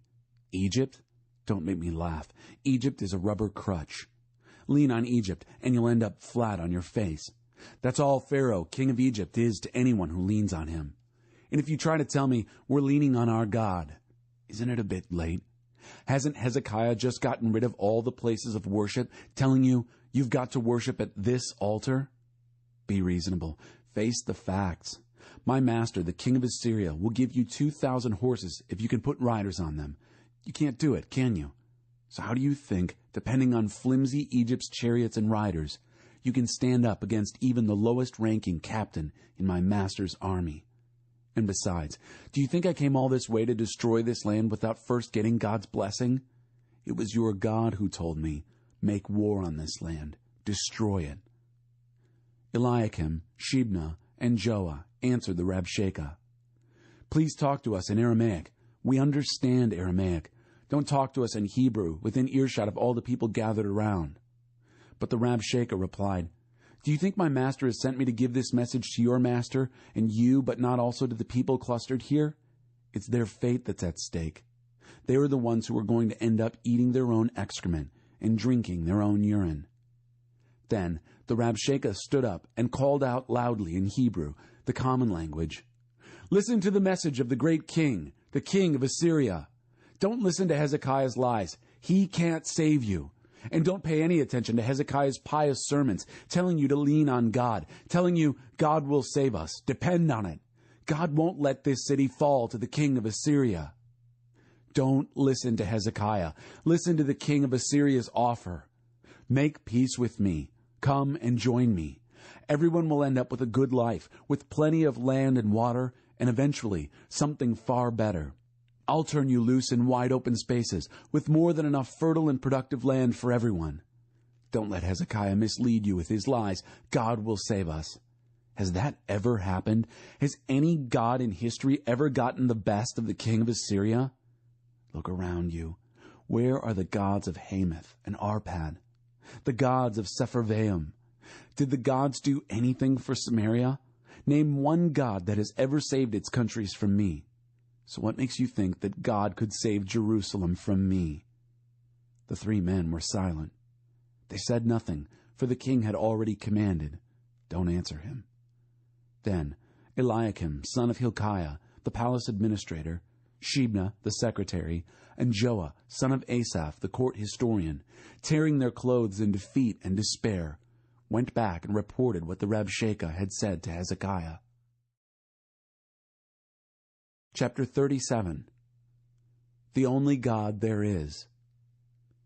When King Hezekiah heard the report, he also tore his clothes and dressed in rough, penitential burlap gunny sacks and went into the sanctuary of God. He sent Eliakim, the palace administrator, Shebna, the secretary, and the senior priests, all of them also dressed in penitential burlap, to the prophet Isaiah, son of Amoz. They said to him, "Hezekiah says, 'This is a black day. We're in crisis. We're like pregnant women without even the strength to have a baby. Do you think your God heard what the Rabshakeh said, sent by his master, the king of Assyria, to mock the living God? And do you think your God will do anything about it? Pray for us, Isaiah. Pray for those of us left here holding the fort." Then King Hezekiah's servants came to Isaiah. Isaiah said, "Tell your master this, God's message. Don't be upset by what you've heard, all those words the servants of the Assyrian king have used to mock me. I personally will take care of him. I'll arrange it so that he'll get a rumor of bad news back home and rush home to take care of it. And he'll die there, killed, a violent death." The Rabshakeh left and found the king of Assyria fighting against Libnah. He had gotten word that the king had left Lachish. Just then, the Assyrian king received an intelligence report on King Tirhakah of Ethiopia. "He is on his way to make war on you." On hearing that, he sent messengers to Hezekiah with instructions to deliver this message. "Don't let your God, on whom you so naively lean, deceive you, promising that Jerusalem won't fall to the king of Assyria. Use your head. Look around at what the kings of Assyria have done all over the world, one country after another devastated. And do you think you're going to get off? Have any of the gods of any of these countries ever stepped in and saved them, even one of these nations my predecessors destroyed? Gozan, Haran, Rezeph, and the people of Eden who lived in Telassar? Look around. Do you see anything left of the king of Hamath, the king of Arpad, the king of the city of Sepharvaim, the king of Hena, the king of Ivah?" Hezekiah took the letter from the hands of the messengers and read it. Then he went into the sanctuary of God and spread the letter out before God. Then Hezekiah prayed to God, "God of the angel armies, enthroned over the cherubim angels, you are God, the only God there is, God of all kingdoms on earth. You made heaven and earth. Listen, O God, and hear. Look, O God, and see. Mark all these words of Sennacherib that he sent to mock the living God. It's quite true, O God, that the kings of Assyria have devastated all the nations and their lands. They've thrown their gods into the trash and burned them. No great achievement, since they were no gods anyway. Gods made in workshops, carved from wood and chiseled from rock. An end to the no gods. But now step in, O God, our God. Save us from him. Let all the kingdoms of earth know that you and you alone are God." Then Isaiah, son of Amoz, sent this word to Hezekiah. "God's message, the God of Israel. Because you brought King Sennacherib of Assyria to me in prayer, here is my answer, God's answer. She has no use for you, Sennacherib, nothing but contempt, this virgin daughter Zion. She spits at you and turns on her heel, this daughter Jerusalem. Who do you think you've been mocking and reviling all these years? Who do you think you've been jeering and treating with such utter contempt all these years? The Holy of Israel. You've used your servants to mock the Master. You've bragged, "With my fleet of chariots I've gone to the highest mountain ranges, penetrated the far reaches of Lebanon, chopped down its giant cedars, its finest cypresses. I conquered its highest peak, explored its deepest forest. I dug wells and drank my fill. I emptied the famous rivers of Egypt with one kick of my foot." Haven't you gotten the news that I've been behind this all along? This is a long-standing plan of mine, and I'm just now making it happen, using you to devastate strong cities, turning them into piles of rubble, and leaving their citizens helpless, bewildered and confused, drooping like unwatered plants, stunted like withered seedlings. I know all about your pretentious poses, your officious comings and goings, and yes, the tantrums you throw against me. Because of all your wild raging against me, your unbridled arrogance that I keep hearing of, I'll put my hook in your nose and my bit in your mouth. I'll show you who's boss. I'll turn you around and take you back to where you came from. And this, Hezekiah, will be your confirming sign. This year's crops will be slim pickings, and next year it won't be much better. But in 3 years, farming will be back to normal, with regular sowing and reaping, planting and harvesting. What's left of the people of Judah will put down roots and make a new start. The people left in Jerusalem will get moving again. Mount Zion survivors will take hold again. The zeal of God of the angel armies will do all this. Finally, this is God's verdict on the king of Assyria. Don't worry, he won't enter this city, won't let loose a single arrow, won't brandish so much as one shield, let alone build a siege ramp against it. He'll go back the same way he came. He won't set a foot in this city. God's decree. I've got my hand on this city to save it for my very own sake, but also for the sake of my David dynasty.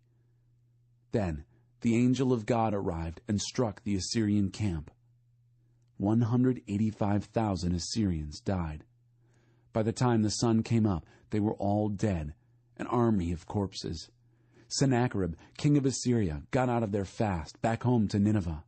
As he was worshiping in the sanctuary of his god, Nisroch, he was murdered by his sons Adramelech and Sharezer. They escaped to the land of Ararat. His son Esarhaddon became the next king. Chapter 38. Time spent in death's waiting room. At that time, Hezekiah got sick. He was about to die.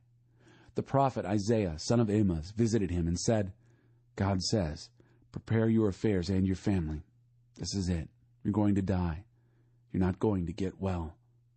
Hezekiah turned away from Isaiah and, facing the wall, prayed to God. "God, please, I beg you, remember how I've lived my life. I've lived faithfully in your presence, lived out of a heart that was totally yours. You've seen how I've lived, the good that I have done." And Hezekiah wept as he prayed, painful tears.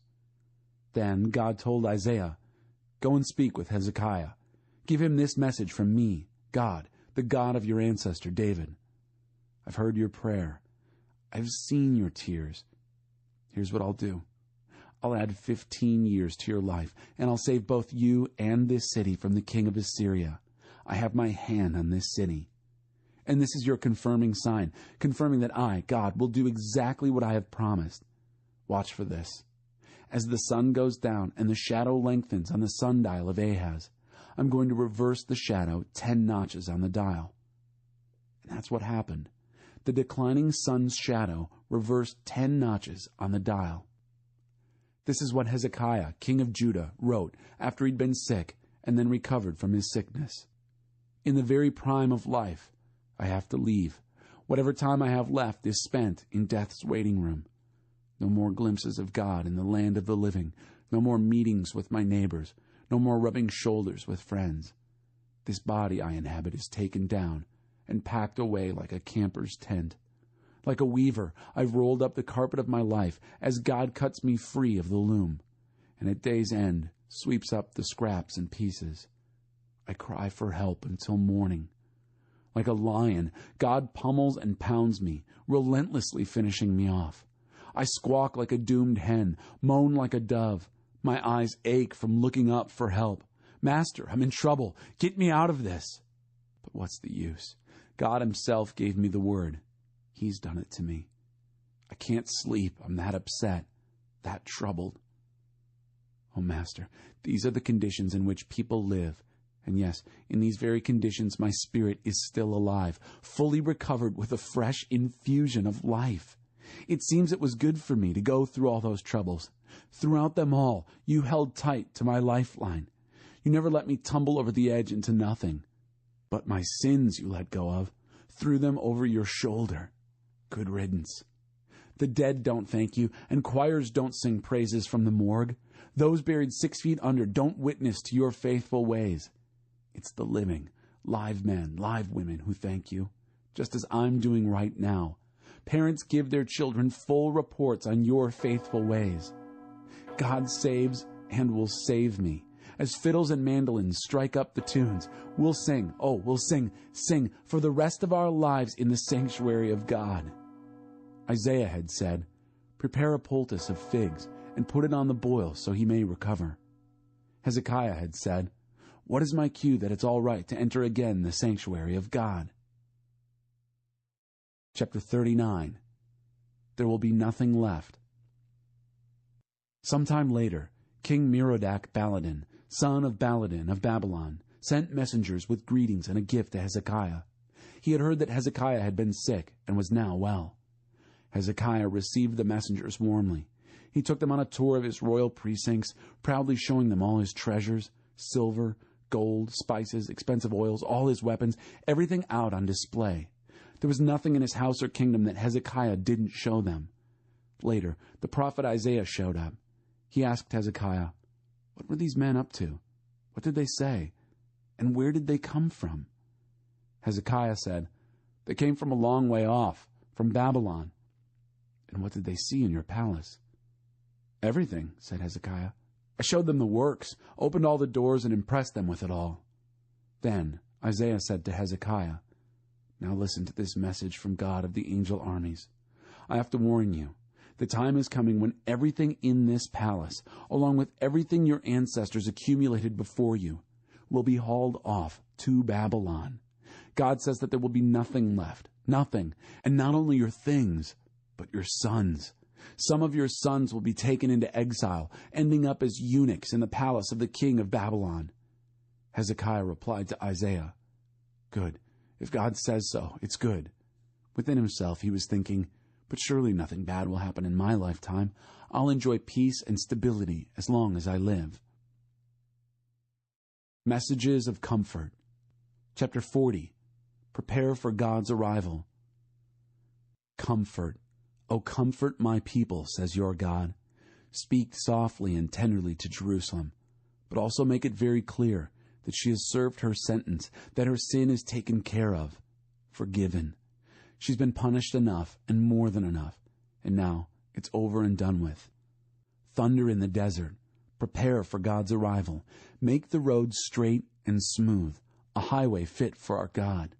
Fill in the valleys, level off the hills, smooth out the ruts, clear out the rocks. Then God's bright glory will shine and everyone will see it. Yes, just as God has said. A voice says, "Shout." I said, "What shall I shout?" These people are nothing but grass, their love fragile as wildflowers. The grass withers, the wildflowers fade, if God so much as puffs on them. Aren't these people just so much grass? True, the grass withers and the wildflowers fade, but our God's word stands firm and forever. Climb a high mountain, Zion. You're the preacher of good news. Raise your voice. Make it good and loud, Jerusalem. You're the preacher of good news. Speak loud and clear. Don't be timid. Tell the cities of Judah, look, your God. Look at him, God, the Master, comes in power, ready to go into action. He is going to pay back his enemies and reward those who have loved him. Like a shepherd, he will care for his flock, gathering the lambs in his arms, hugging them as he carries them, leading the nursing ewes to good pasture. The Creator of all you can see or imagine. Who has scooped up the ocean in his 2 hands, or measured the sky between his thumb and little finger? Who has put all the earth's dirt in one of his baskets, weighed each mountain and hill? Who could ever have told God what to do, or taught him his business? What expert would he have gone to for advice? What school would he attend to learn justice? What God do you suppose might have taught him what he knows, showed him how things work? Why, the nations are but a drop in a bucket, a mere smudge on a window. Watch him sweep up the islands like so much dust off the floor. There aren't enough trees in Lebanon, nor enough animals in those vast forests to furnish adequate fuel and offerings for his worship. All the nations add up to simply nothing before him. Less than nothing is more like it, a minus. So who even comes close to being like God? To whom or what can you compare him? Some no-God idol? Ridiculous. It's made in a workshop, cast in bronze, given a thin veneer of gold, and draped with silver filigree. Or perhaps someone will select a fine wood, olive wood, say, that won't rot. Then hire a woodcarver to make a no-God, giving special care to its base so it won't tip over. Have you not been paying attention? Have you not been listening? Haven't you heard these stories all your life? Don't you understand the foundation of all things? God sits high above the round ball of earth. The people look like mere ants. He stretches out the skies like a canvas, yes, like a tent canvas to live under. He ignores what all the princes say and do. The rulers of the earth count for nothing. Princes and rulers don't amount to much, like seeds barely rooted, just sprouted. They shrivel when God blows on them. Like flecks of chaff, they're gone with the wind. So, who is like me? Who holds a candle to me, says the holy? Look at the night skies. Who do you think made all this? Who marches this army of stars out each night, counts them off, calls each by name, so magnificent, so powerful, and never overlooks a single one? Why would you ever complain, O Jacob, or whine, Israel, saying, God has lost track of me. He doesn't care what happens to me. Don't you know anything? Haven't you been listening? God doesn't come and go. God lasts. He's creator of all you can see or imagine. He doesn't get tired out, doesn't pause to catch his breath. And he knows everything, inside and out. He energizes those who get tired, gives fresh strength to dropouts. For even young people tire and drop out. Young folk in their prime stumble and fall. But those who wait upon God get fresh strength. They spread their wings and soar like eagles.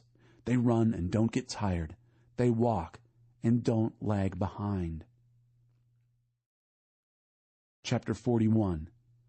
Do you feel like a lowly worm? Quiet down, far-flung ocean islands. Listen.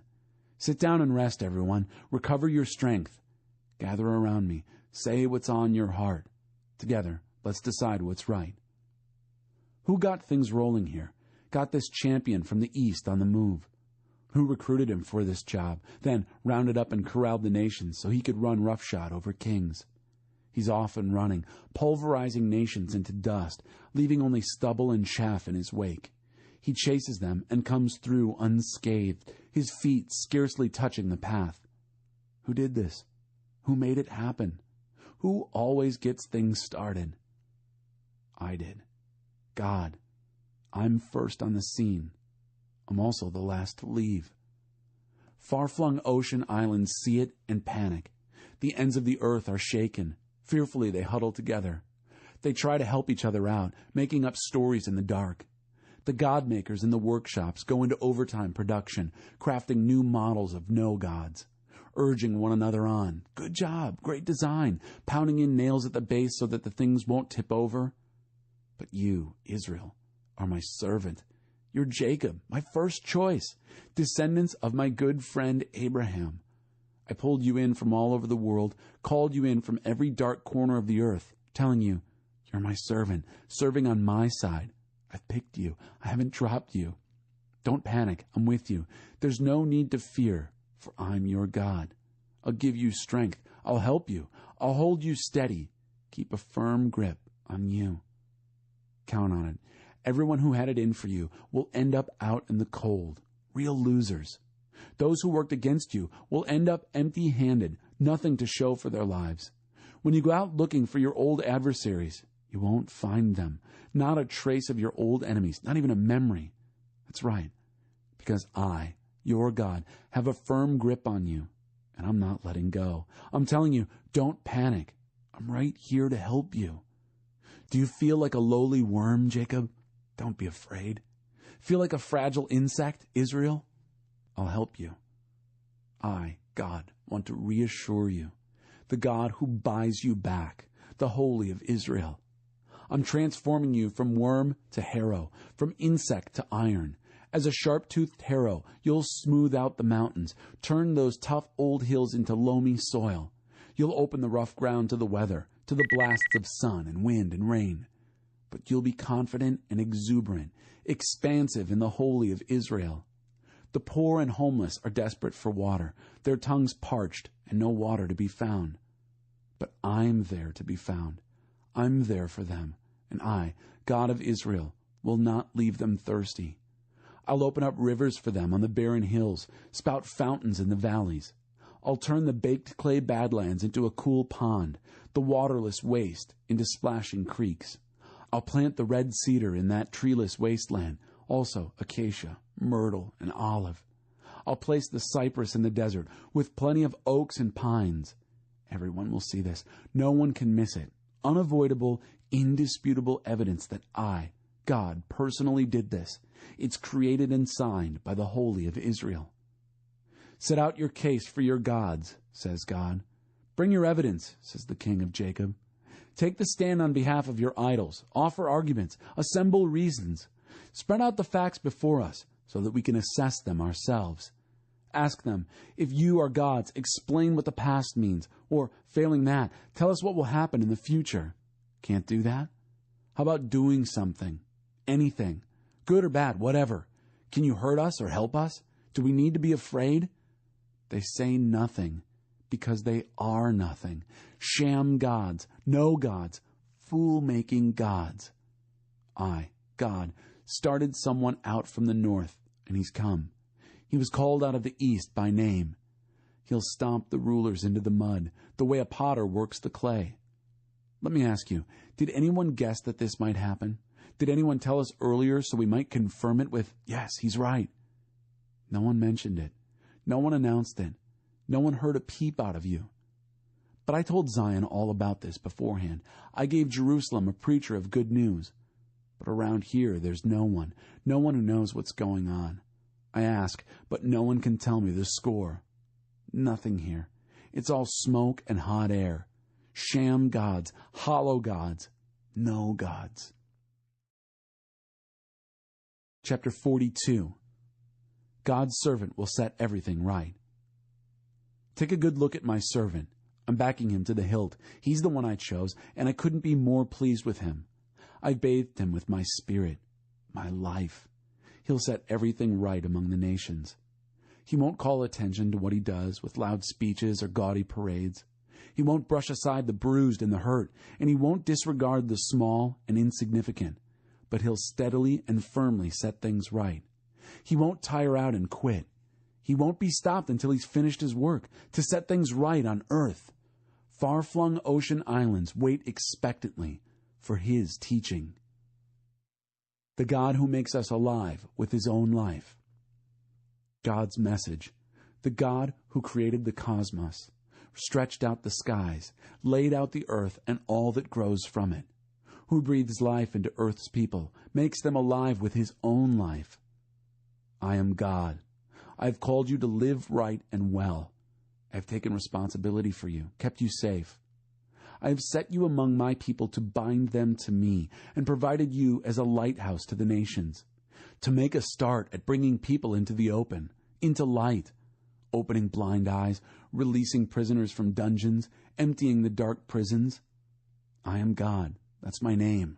I don't franchise my glory. Don't endorse the no-God idols. Take note. The earlier predictions of judgment have been fulfilled. I'm announcing the new salvation work. Before it bursts on the scene, I'm telling you all about it. Sing to God a brand new song. Sing his praises all over the world. Let the sea and its fish give a round of applause, with all the far-flung islands joining in. Let the desert and its camps raise a tune, calling the Kedar nomads to join in. Let the villages in Sela round up a choir and perform from the tops of the mountains. Make God's glory resound. Echo his praises from coast to coast. God steps out like he means business. You can see he's primed for action. He shouts, announcing his arrival. He takes charge, and his enemies fall into line. I've been quiet long enough. I've held back, biting my tongue. But now I'm letting loose, letting go, like a woman who's having a baby, stripping the hills bare, withering the wildflowers, drying up the rivers, turning lakes into mud flats.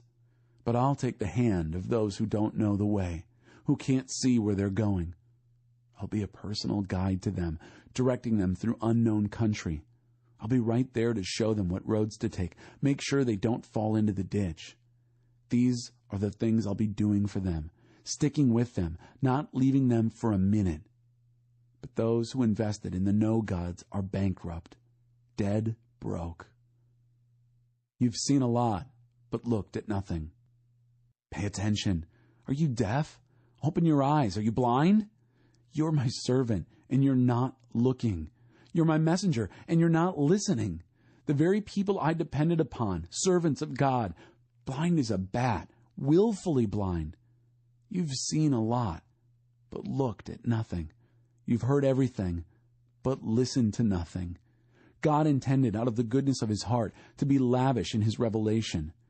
But this is a people battered and cowed, shut up in attics and closets, victims licking their wounds, feeling ignored, abandoned. But is anyone out there listening? Is anyone paying attention to what's coming? Who do you think turned Jacob over to the thugs, let loose the robbers on Israel? Wasn't it God himself, this God against whom we've sinned, not doing what he commanded, not listening to what he said? Isn't it God's anger that's behind all this? God's punishing power? Their whole world collapsed, but they still didn't get it. Their life is in ruins, but they don't take it to heart. Chapter 43. When you're between a rock and a hard place. But now, God's message.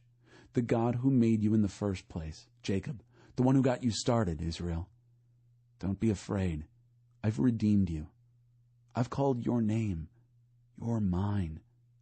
When you're in over your head, I'll be there with you. When you're in rough waters, you will not go down. When you're between a rock and a hard place, it won't be a dead end, because I am God, your personal God, the Holy of Israel, your Savior. I paid a huge price for you, all of Egypt, with rich Cush and Seba thrown in. That's how much you mean to me. That's how much I love you. I'd sell off the whole world to get you back, trade the creation just for you.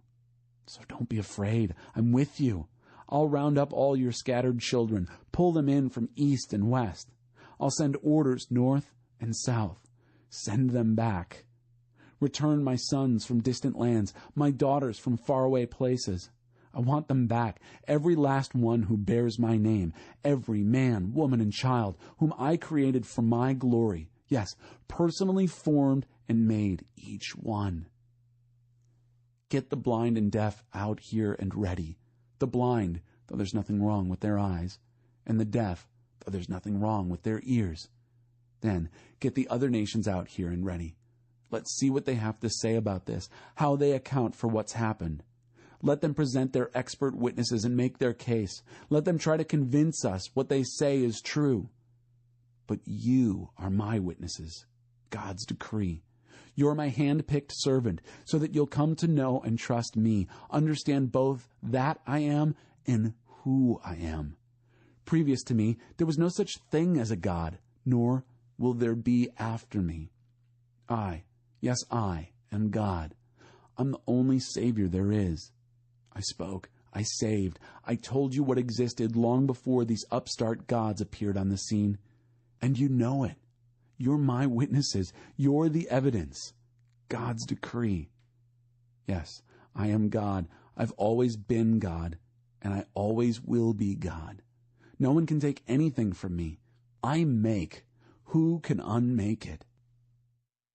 You didn't even do the minimum. God, your Redeemer, the Holy of Israel, says, just for you, I will march on Babylon. I'll turn the tables on the Babylonians. Instead of whooping it up, they'll be wailing. I am God, your Holy One, Creator of Israel, your King. This is what God says. the God who builds a road right through the ocean, who carves a path through pounding waves, the God who summons horses and chariots and armies. They lie down and they can't get up. They're snuffed out like so many candles. Forget about what's happened. Don't keep going over old history. Be alert. Be present. I'm about to do something brand new. It's bursting out. Don't you see it? There it is. I'm making a road through the desert, rivers in the Badlands. Wild animals will say thank you, the coyotes and the buzzards, because I provided water in the desert, rivers through the sun-baked earth. Drinking water for the people I chose, the people I made especially for myself, a people custom-made to praise me. But you didn't pay a bit of attention to me, Jacob. You so quickly tired of me, Israel. You wouldn't even bring sheep for offerings and worship. You couldn't be bothered with sacrifices. It wasn't that I asked that much from you. I didn't expect expensive presents. But you didn't even do the minimum. So stingy with me, so close-fisted. Yet you haven't been stingy with your sins. You've been plenty generous with them. And I'm fed up. But I, yes, I am the one who takes care of your sins. That's what I do. I don't keep a list of your sins.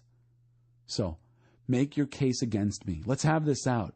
Make your arguments. Prove you're in the right. Your original ancestor started this sinning, and everyone since has joined in. That's why I had to disqualify the temple leaders, repudiate Jacob, and discredit Israel. Chapter 44. Proud to be called Israel. But for now, dear servant Jacob, listen. Yes, you, Israel, my personal choice. God who made you has something to say to you. The God who formed you in the womb wants to help you. Don't be afraid, dear servant Jacob. Jeshurun, the one I chose.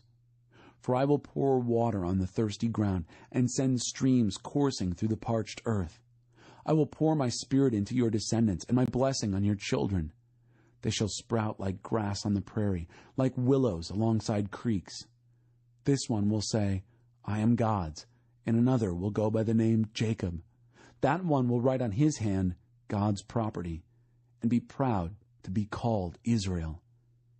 God, King of Israel, your Redeemer, God of the angel armies, says, I'm first, I'm last, and everything in between. I'm the only God there is. Who compares with me?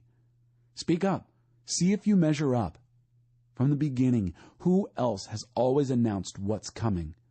So what is coming next? Anybody want to venture a try? Don't be afraid and don't worry. Haven't I always kept you informed, told you what was going on? You're my eyewitnesses. Have you ever come across a God, a real God, other than me? There's no rock like me that I know of. Lover of emptiness. All those who make no God idols don't amount to a thing, and what they work so hard at making is nothing. Their little puppet gods see nothing and know nothing. They're total embarrassments. Who would bother making gods that can't do anything, that can't God? Watch all the no-God worshippers hide their faces in shame. Watch the no-God makers slink off humiliated when their idols fail them. Get them out here in the open. Make them face God reality. The blacksmith makes his no-God, works it over in his forge, hammering it on his anvil. Such hard work. He works away, fatigued with hunger and thirst. The woodworker draws up plans for his no-God, traces it on a block of wood. He shapes it with chisels and planes into human shape, a beautiful woman, a handsome man, ready to be placed in a chapel. He first cuts down a cedar, or maybe picks out a pine or oak, and lets it grow strong in the forest, nourished by the rain. Then it can serve a double purpose. Part he uses as firewood for keeping warm and baking bread. From the other part, he makes a god that he worships, carves it into a god shape, and prays before it. With half, he makes a fire to warm himself and barbecue his supper. He eats his fill and sits back satisfied with his stomach full and his feet warmed by the fire. Ah, this is the life. And he still has half left for a god, made to his personal design, a handy, convenient no-god to worship whenever so inclined. Whenever the need strikes him, he prays to it. Save me, you're my God. Pretty stupid, wouldn't you say? Don't they have eyes in their heads? Are their brains working at all? Doesn't it occur to them to say, half of this tree I used for firewood, I baked bread, roasted meat, and enjoyed a good meal, and now I've used the rest to make an abominable no God? Here I am praying to a stick of wood. This lover of emptiness, of nothing, is so out of touch with reality, so far gone, that he can't even look at what he's doing, can't even look at the no God stick of wood in his hand and say, this is crazy. Remember these things, O Jacob. Take it seriously, Israel, that you're my servant. I made you, shaped you. You're my servant. O Israel, I'll never forget you. I've wiped the slate of all your wrongdoings. There's nothing left of your sins. Come back to me. Come back. I've redeemed you. High heavens, sing. God has done it. Deep earth, shout. And you mountains, sing. A forest choir of oaks and pines and cedars. God has redeemed Jacob. God's glory is on display in Israel. God, your Redeemer, who shaped your life in your mother's womb, says, I am God. I made all that is. With no help from you, I spread out the skies and laid out the earth. He makes the magicians look ridiculous and turns fortune tellers into jokes.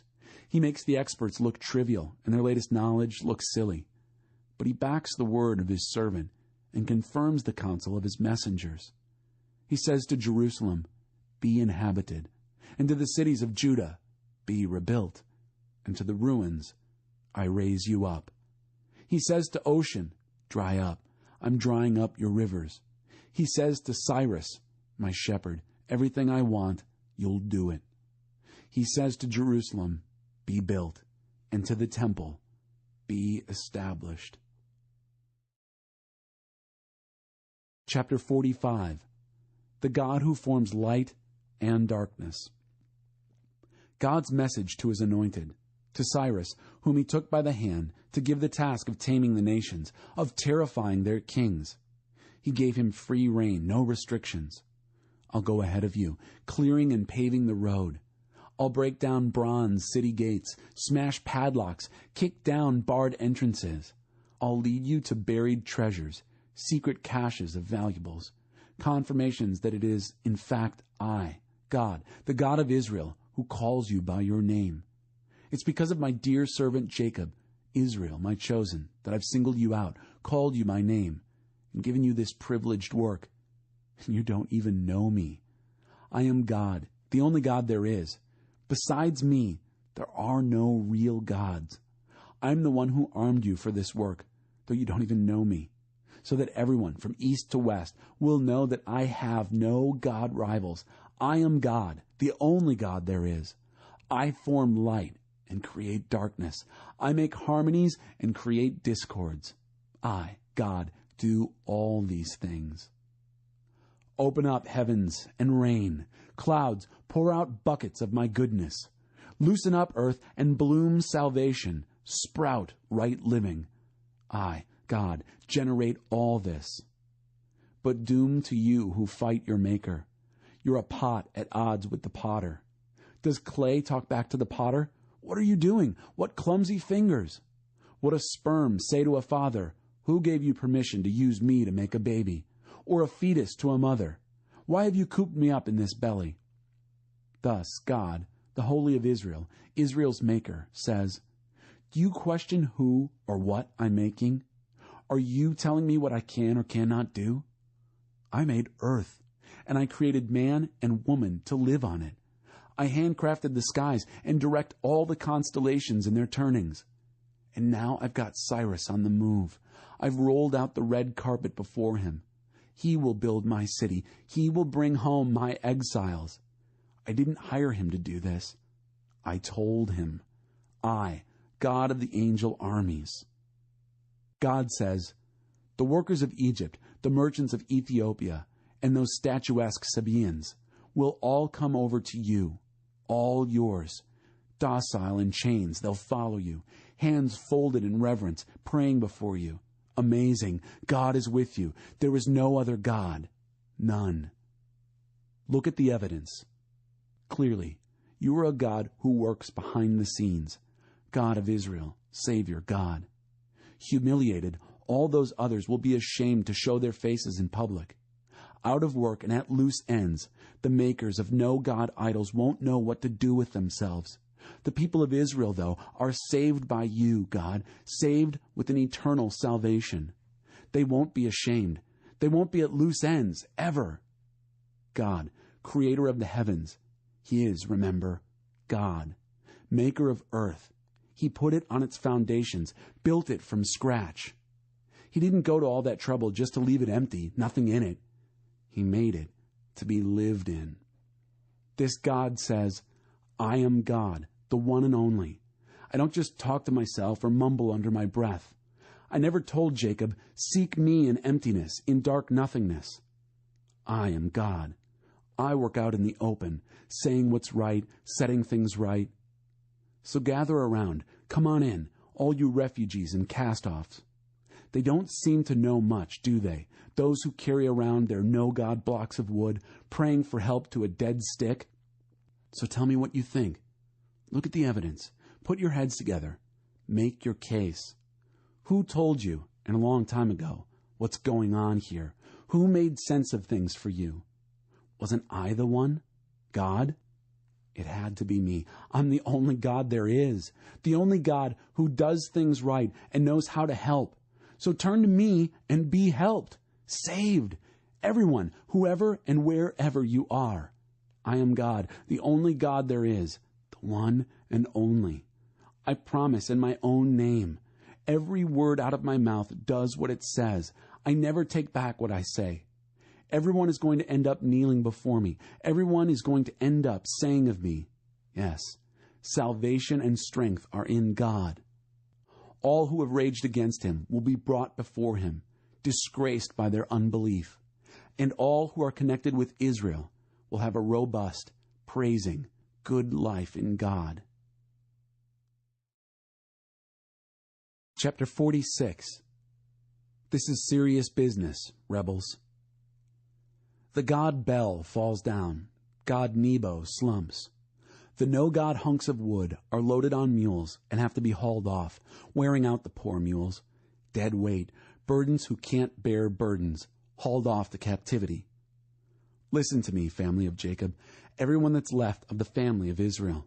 I've been carrying you on my back from the day you were born, and I'll keep on carrying you when you're old. I'll be there, bearing you when you're old and gray. I've done it and will keep on doing it, carrying you on my back, saving you. So to whom will you compare me, the incomparable? Can you picture me without reducing me? People with a lot of money hire craftsmen to make them gods. The artisan delivers the god, and they kneel and worship it. They carry it around in holy parades, then take it home and put it on a shelf. And there it sits, day in and day out, a dependable god, always right where you put it. Say anything you want to it, it never talks back. Of course, it never does anything either. Think about this. Wrap your minds around it. This is serious business, rebels. Take it to heart. Remember your history, your long and rich history. I am God, the only God you've had or ever will have, incomparable, irreplaceable. From the very beginning, telling you what the ending will be. All along, letting you in on what is going to happen. Assuring you, I'm in this for the long haul. I'll do exactly what I set out to do. Calling that eagle, Cyrus, out of the east, from a far country, the man I chose to help me. I've said it, and I'll most certainly do it. I've planned it, so it's as good as done. Now listen to me. You're a hard-headed bunch and hard to help. I'm ready to help you right now. Deliverance is not a long-range plan. Salvation isn't on hold. I'm putting salvation to work in Zion now, and glory in Israel. Chapter 47. The party's over. Get off your high horse and sit in the dirt, virgin daughter of Babylon. No more throne for you. Sit on the ground, daughter of the Chaldeans. Nobody will be calling you charming and alluring anymore. Get used to it. Get a job, any old job. Clean gutters, scrub toilets, hawk your gowns and scarves, put on overalls. The party's over. Your nude body will be on public display, exposed to vulgar taunts. It's vengeance time, and I'm taking vengeance. No one gets let off the hook. You're acting like the center of the universe. Our Redeemer speaks, named God of the angel armies, the Holy of Israel. Shut up and get out of the way, daughter of Chaldeans. You'll no longer be called First Lady of the Kingdoms. I was fed up with my people, thoroughly disgusted with my progeny. I turned them over to you, but you had no compassion. You put old men and women to cruel, hard labor. You said, I'm the First Lady. I'll always be the pampered darling. You took nothing seriously, took nothing to heart, never gave tomorrow a thought. Well, start thinking, Playgirl. You're acting like the center of the universe, smugly saying to yourself, I'm number one. There's nobody but me. I'll never be a widow. I'll never lose my children. Those two things are going to hit you both at once, suddenly, on the same day. Spouse and children gone, a total loss, despite your many enchantments and charms. You were so confident and comfortable in your evil life, saying, no one sees me. You thought you knew so much, had everything figured out. What delusion. Smugly telling yourself, I'm number one. There's nobody but me. Ruin descends. You can't charm it away. Disaster strikes. You can't cast it off with spells. Catastrophe, sudden and total. And you're totally at sea, totally bewildered. But don't give up. From your great repertoire of enchantments, there must be one you haven't yet tried. You've been at this a long time. Surely something will work. I know you're exhausted trying out remedies, but don't give up.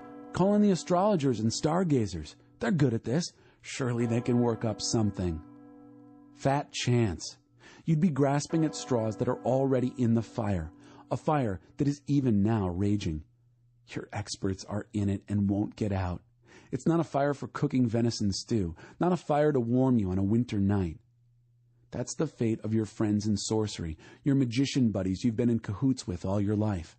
They reel, confused, bumping into one another. None of them bother to help you. Chapter 48. Tested in the furnace of affliction. And now listen to this, family of Jacob, you who are called by the name Israel. Who got you started in the loins of Judah? You who use God's name to back up your promises and pray to the God of Israel. But do you mean it? Do you live like it? You claim to be citizens of the holy city. You act as though you lean on the God of Israel, named God of the angel armies. For a long time now, I've let you in on the way I work. I told you what I was going to do beforehand. Then I did it, and it was done. And that's that.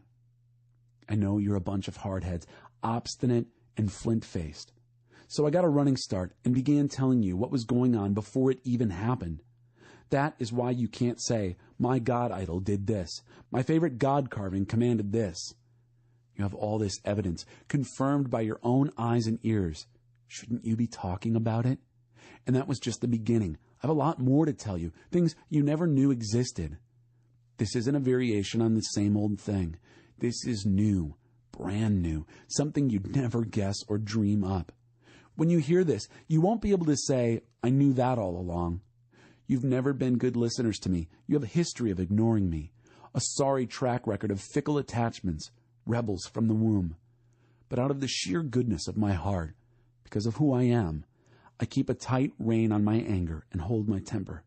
I don't wash my hands of you. Do you see what I've done? I've refined you, but not without fire. I've tested you like silver in the furnace of affliction. Out of myself, simply because of who I am, I do what I do. I have my reputation to keep up. I'm not playing second fiddle to either gods or people. Listen, Jacob. Listen, Israel. I'm the one who named you. I'm the one. I got things started, and yes, I'll wrap them up. Earth is my work, handmade, and the skies, I made them too, horizon to horizon. When I speak, they're on their feet, at attention. Come, everybody, gather around, listen. Who among the gods has delivered the news? I, God, love this man Cyrus, and I'm using him to do what I want with Babylon. Yes, I have spoken. I've called him. I've brought him here. He'll be successful. Come close. Listen carefully. I've never kept secrets from you. I've always been present with you. Your progeny, like grains of sand. And now, the Master, God, sends me and his Spirit with this message from God, your Redeemer, the Holy of Israel. I am God, your God, who teaches you how to live right and well. I show you what to do, where to go. If you had listened all along to what I told you, your life would have flowed full like a river, blessings rolling in like waves from the sea. Children and grandchildren are like sand, your progeny like grains of sand. There would be no end of them, no danger of losing touch with me. Get out of Babylon. Run from the Babylonians. Shout the news. Broadcast it. Let the world know, the whole world. Tell them, God redeemed his dear servant Jacob. They weren't thirsty when he led them through the deserts. He made water pour out of the rock. He split the rock, and the water gushed. There is no peace, says God, for the wicked. Chapter 49, A Light for the Nations. Listen, far-flung islands. Pay attention, faraway people. God put me to work from the day I was born. The moment I entered the world, he named me. He gave me speech that would cut and penetrate. He kept his hand on me to protect me. He made me his straight arrow and hid me in his quiver. He said to me, "You're my dear servant, Israel, through whom I'll shine." But I said, "I've worked for nothing. I've nothing to show for a life of hard work." Nevertheless, I'll let God have the last word. I'll let him pronounce his verdict. And now, God says, this God who took me in hand from the moment of birth to be his servant, to bring Jacob back home to him, to set a reunion for Israel. What an honor for me in God's eyes, that God should be my strength. He says, "But that's not a big enough job for my servant, just to recover the tribes of Jacob, merely to round up the strays of Israel. I'm setting you up as a light for the nations, so that my salvation becomes global." God, Redeemer of Israel, the Holy of Israel, says to the despised one, kicked around by the nations, slave labor to the ruling class. Kings will see, get to their feet, the princes too, and then fall on their faces in homage. Because of God, who has faithfully kept his word, the Holy of Israel, who has chosen you. God also says, "When the time's right, I answer you. When victory's due, I help you. I form you and use you to reconnect the people with me, to put the land in order, to resettle families on the ruined properties. I tell prisoners, 'Come on out, you're free.' And those huddled in fear, 'It's all right, it's safe now.'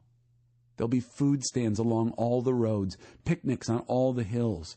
Nobody hungry, nobody thirsty, shade from the sun, shelter from the wind. For the compassionate one guides them, takes them to the best springs. I'll make all my mountains into roads, turn them into a superhighway. Look, these coming from far countries and those out of the north, these streaming in from the west and those from all the way down the Nile. Heavens, raise the roof. Earth, wake the dead. Mountains, send up cheers. God has comforted his people. He has tenderly nursed his beaten up, beaten down people." But Zion said, "I don't get it. God has left me. My master has forgotten I even exist." Can a mother forget the infant at her breast, walk away from the baby she bore? But even if mothers forget, I'd never forget you. Never. Look, I've written your names on the backs of my hands. The walls you're rebuilding are never out of my sight. Your builders are faster than your wreckers. The demolition crews are gone for good. Look up, look around, look well. See them all gathering, coming to you? As sure as I am the living God, God's decree, you're going to put them on like so much jewelry. You're going to use them to dress up like a bride. And your ruined land, your devastated, decimated land, filled with more people than you know what to do with, and your barbarian enemies, a fading memory. The children born in your exile will be saying, "It's getting too crowded here. I need more room." And you'll say to yourself, Where on earth did these children come from? I lost everything, had nothing, was exiled and penniless. So who reared these children? How did these children get here? The Master, God, says, Look, I signal to the nations. I raise my flag to summon the people. Here they'll come, women carrying your little boys in their arms, men carrying your little girls on their shoulders. Kings will be your babysitters.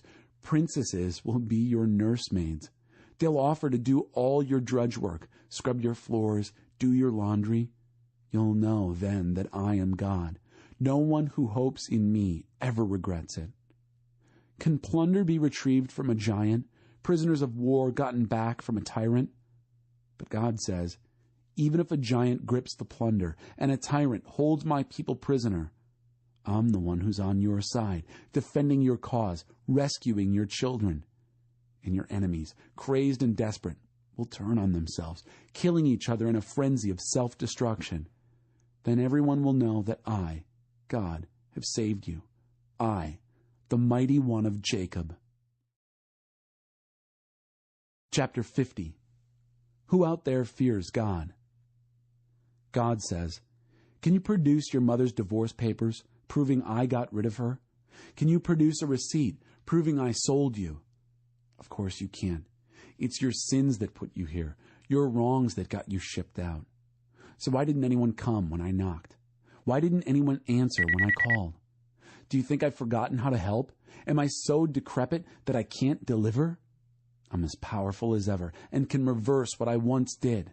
I can dry up the sea with a word, turn river water into desert sand, and leave the fish stinking in the sun, stranded on dry land, turn all the lights out in the sky, and pull down the curtain.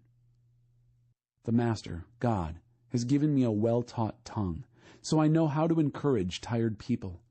He wakes me up in the morning, wakes me up, opens my ears to listen as one ready to take orders. The Master, God, opened my ears, and I didn't go back to sleep, didn't pull the covers back over my head. I followed orders, stood there and took it while they beat me, held steady while they pulled out my beard, didn't dodge their insults, faced them as they spit in my face. And the Master, God, stays right there and helps me, so I'm not disgraced. Therefore, I set my face like flint, confident that I'll never regret this. My champion is right here. Let's take our stand together. Who dares bring suit against me? Let him try. Look, the Master, God, is right here. Who would dare call me guilty? Look, my accusers are a clothesbin of threadbare socks and shirts, fodder for moths. Who out there fears God, actually listens to the voice of his servant? For anyone out there who doesn't know where you're going, anyone groping in the dark, here's what. Trust in God. Lean on your God. But if all you're after is making trouble, playing with fire, go ahead and see where it gets you. Set your fires, stir people up, blow on the flames, but don't expect me to just stand there and watch. I'll hold your feet to those flames. Chapter 51. Committed to seeking God. Listen to me, all you who are serious about right living and committed to seeking God. Ponder the rock from which you were cut, the quarry from which you were dug. Yes, ponder Abraham, your father, and Sarah, who bore you. Think of it. One solitary man when I called him, but once I blessed him, he multiplied. Likewise, I, God, will comfort Zion, comfort all her mounds of ruins.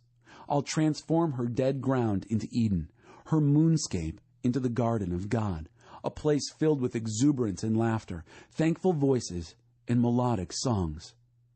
Pay attention, my people. Listen to me, nations. Revelation flows from me. My decisions light up the world.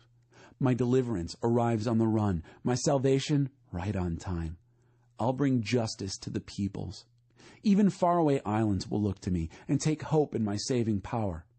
Look up at the skies. Ponder the earth under your feet. The skies will fade out like smoke. The earth will wear out like work pants. And the people will die off like flies. but my salvation will last forever. My setting things right will never be obsolete. Listen now, you who know right from wrong, you who hold my teaching inside you. Pay no attention to insults, and when mocked, don't let it get you down. Those insults and mockeries are moth-eaten, from brains that are termite-ridden. But my setting things right lasts. My salvation goes on and on and on. Wake up. Wake up. Flex your muscles, God. Wake up as in the old days, in the long ago. Didn't you once make mincemeat of Rahab, dispatch the old chaos dragon? And didn't you once dry up the sea, the powerful waters of the deep, and then made the bottom of the ocean a road for the redeemed to walk across? In the same way, God's ransomed will come back to Zion, cheering, shouting, joy eternal wreathing their heads, exuberant ecstasies transporting them, and not a sign of moans or groans. What are you afraid of? Or who?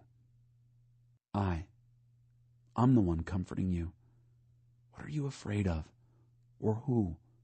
Some man or woman who'll soon be dead? Some poor wretch destined for dust? You've forgotten me, God, who made you, who unfurled the skies, who founded the earth. And here you are, quaking like an aspen before the tantrums of a tyrant who thinks he can kick down the world. But what will come of the tantrums? The victims will be released before you know it. They're not going to die. They're not even going to go hungry. For I am God, your very own God, who stirs up the sea and whips up the waves, named God of the angel armies. I teach you how to talk, word by word, and personally watch over you, even while I'm unfurling the skies, setting earth on solid foundations, and greeting Zion, welcome, my people.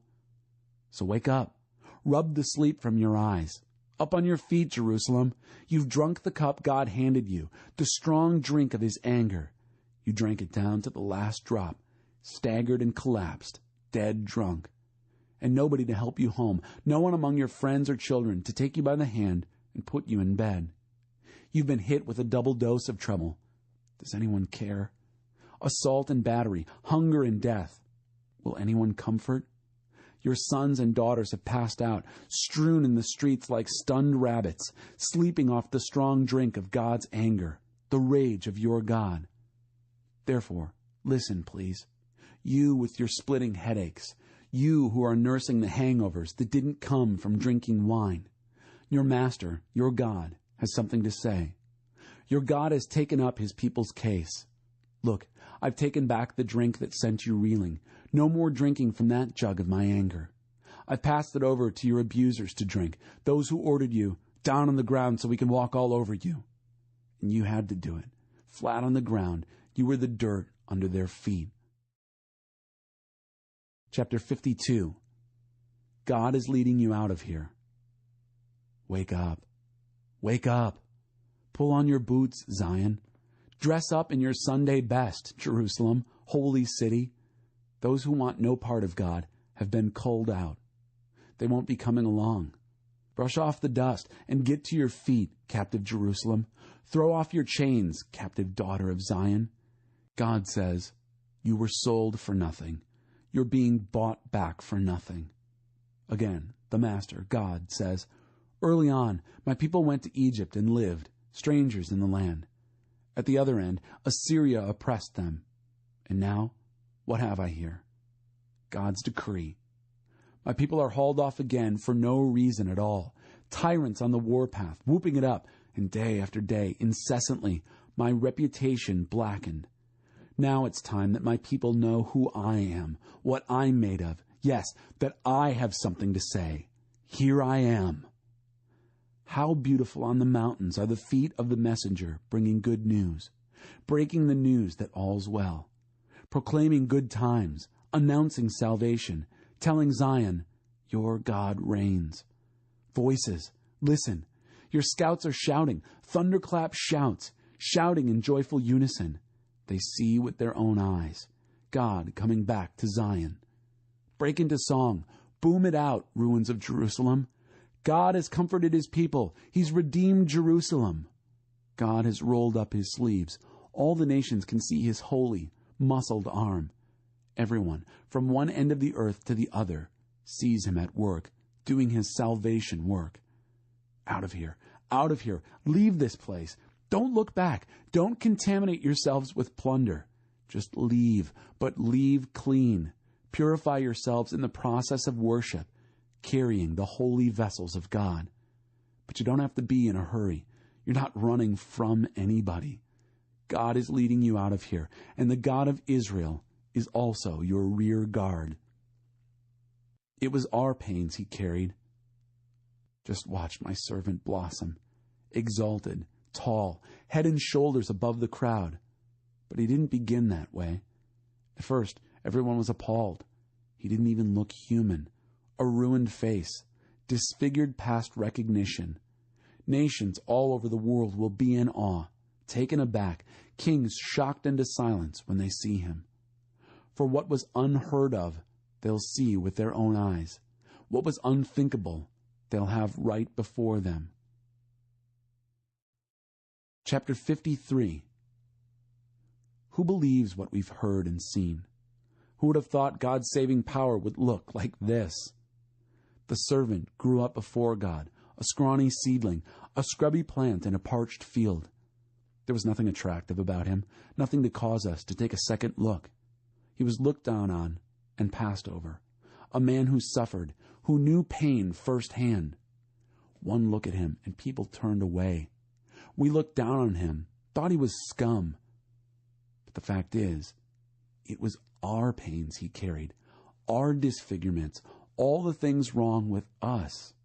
We thought he brought it on himself, that God was punishing him for his own failures. But it was our sins that did that to him, that ripped and tore and crushed him. Our sins. He took the punishment, and that made us whole. Through his bruises, we get healed. We're all like sheep who've wandered off and gotten lost. We've all done our own thing, gone our own way. And God has piled all our sins, everything we've done wrong, on him. On him. He was beaten. He was tortured. But he didn't say a word. Like a lamb taken to be slaughtered, and like a sheep being sheared, he took it all in silence. Justice miscarried, and he was let off. And did anyone really know what was happening? He died without a thought for his own welfare, beaten bloody for the sins of my people. They buried him with the wicked, threw him in a grave with a rich man, even though he'd never hurt a soul or said one word that wasn't true. Still, it's what God had in mind all along, to crush him with pain. The plan was that he give himself as an offering for sin, so that he'd see life come from it, life, life, and more life. And God's plan will deeply prosper through him. Out of that terrible travail of soul, he'll see that it's worth it and be glad he did it. Through what he experienced, my righteous one, my servant, will make many righteous ones, as he himself carries the burden of their sins. Therefore, I'll reward him extravagantly, the best of everything, the highest honors, because he looked death in the face and didn't flinch, because he embraced the company of the lowest. He took on his own shoulders the sin of the many. He took up the cause of all the black sheep. Chapter 54. Spread out. Think big. Sing, barren woman who has never had a baby. Fill the air with song, you who've never experienced childbirth. You're ending up with far more children than all those childbearing women. God says so. Clear lots of ground for your tents. Make your tents large. Spread out. Think big. Use plenty of rope. Drive the tent pegs deep. You're going to need lots of elbow room for your growing family. You're going to take over whole nations. You're going to resettle abandoned cities. Don't be afraid. You're not going to be embarrassed. Don't hold back. You're not going to come up short. You'll forget all about the humiliations of your youth, and the indignities of being a widow will fade from memory. For your Maker is your bridegroom. His name, God of the angel armies. Your Redeemer is the Holy of Israel, known as God of the whole earth. You are like an abandoned wife. devastated with grief, and God welcomed you back. Like a woman married young and then left, says your God. Your Redeemer, God, says, I left you, but only for a moment. Now, with enormous compassion, I'm bringing you back. In an outburst of anger, I turn my back on you, but only for a moment. It's with lasting love that I'm tenderly caring for you. This exile is just like the days of Noah for me. I promised then that the waters of Noah would never again flood the earth. I'm promising now no more anger, no more dressing you down. For even if the mountains walk away and the hills fall to pieces, my love won't walk away from you. My covenant commitment of peace won't fall apart. The God who has compassion on you says so. Afflicted city, storm-battered, unpitied, I'm about to rebuild you with stones of turquoise. Lay your foundations with sapphires. Construct your towers with rubies, your gates with jewels, and all your walls with precious stones. All your children will have God for their teacher. What a mentor for your children. You'll be built solid, grounded in righteousness, far from any trouble, nothing to fear, far from terror. It won't even come close. If anyone attacks you, don't for a moment suppose that I sent them. And if any should attack, nothing will come of it. I create the blacksmith who fires up his forge and makes a weapon designed to kill. I also create the destroyer, but no weapon that can hurt you has ever been forged. Any accuser who takes you to court will be dismissed as a liar. This is what God's servants can expect. I'll see to it that everything works out for the best. God's decree. Chapter 55. Buy without money. Hey there, all who are thirsty, come to the water. Are you penniless? Come anyway, buy and eat. Come, buy your drinks, buy wine and milk. Buy without money. Everything's free. Why do you spend your money on junk food, your hard-earned cash on cotton candy? Listen to me. Listen well. Eat only the best. Fill yourself with only the finest. Pay attention. Come close now. Listen carefully to my life-giving, life-nourishing words. I'm making a lasting covenant commitment with you, the same that I made with David. Sure, solid, enduring love. I set him up as a witness to the nations, made him a prince and leader of the nations. And now I'm doing it to you. You'll summon nations you've never heard of, and nations who've never heard of you will come running to you because of me, your God, because the Holy of Israel has honored you. Seek God while he's here to be found. Pray to him while he's close at hand. Let the wicked abandon their way of life, and the evil their way of thinking. Let them come back to God, who is merciful. Come back to our God, who is lavish with forgiveness. I don't think the way you think. The way you work isn't the way I work. God's decree. For as the sky soars high above earth, so the way I work surpasses the way you work, and the way I think is beyond the way you think. Just as rain and snow descend from the skies and don't go back until they've watered the earth, doing their work of making things grow and blossom, producing seed for farmers and food for the hungry, so will the words that come out of my mouth not come back empty-handed. They'll do the work I sent them to do. They'll complete the assignment I gave them. So you'll go out in joy. You'll be led into a whole and complete life. The mountains and hills will lead the parade, bursting with song. All the trees of the forest will join the procession, exuberant with applause. No more thistles, but giant sequoias. No more thorn bushes, but stately pines. Monuments to me, to God, living and lasting evidence of God. Messages of Hope. Chapter 56. Salvation is just around the corner. God's message. Guard my common good. Do what's right and do it in the right way. For salvation is just around the corner. My setting things right is about to go into action. How blessed are you who enter into these things, you men and women who embrace them, who keep Sabbath and don't defile it, who watch your step and don't do anything evil. Make sure no outsider who now follows God ever has occasion to say, God put me in second class. I don't really belong. and make sure no physically mutilated person is ever made to think, I'm damaged goods, I don't really belong. For God says, to the mutilated who keep my Sabbaths and choose what delights me and keep a firm grip on my covenant, I'll provide them an honored place in my family and within my city, even more honored than that of sons and daughters.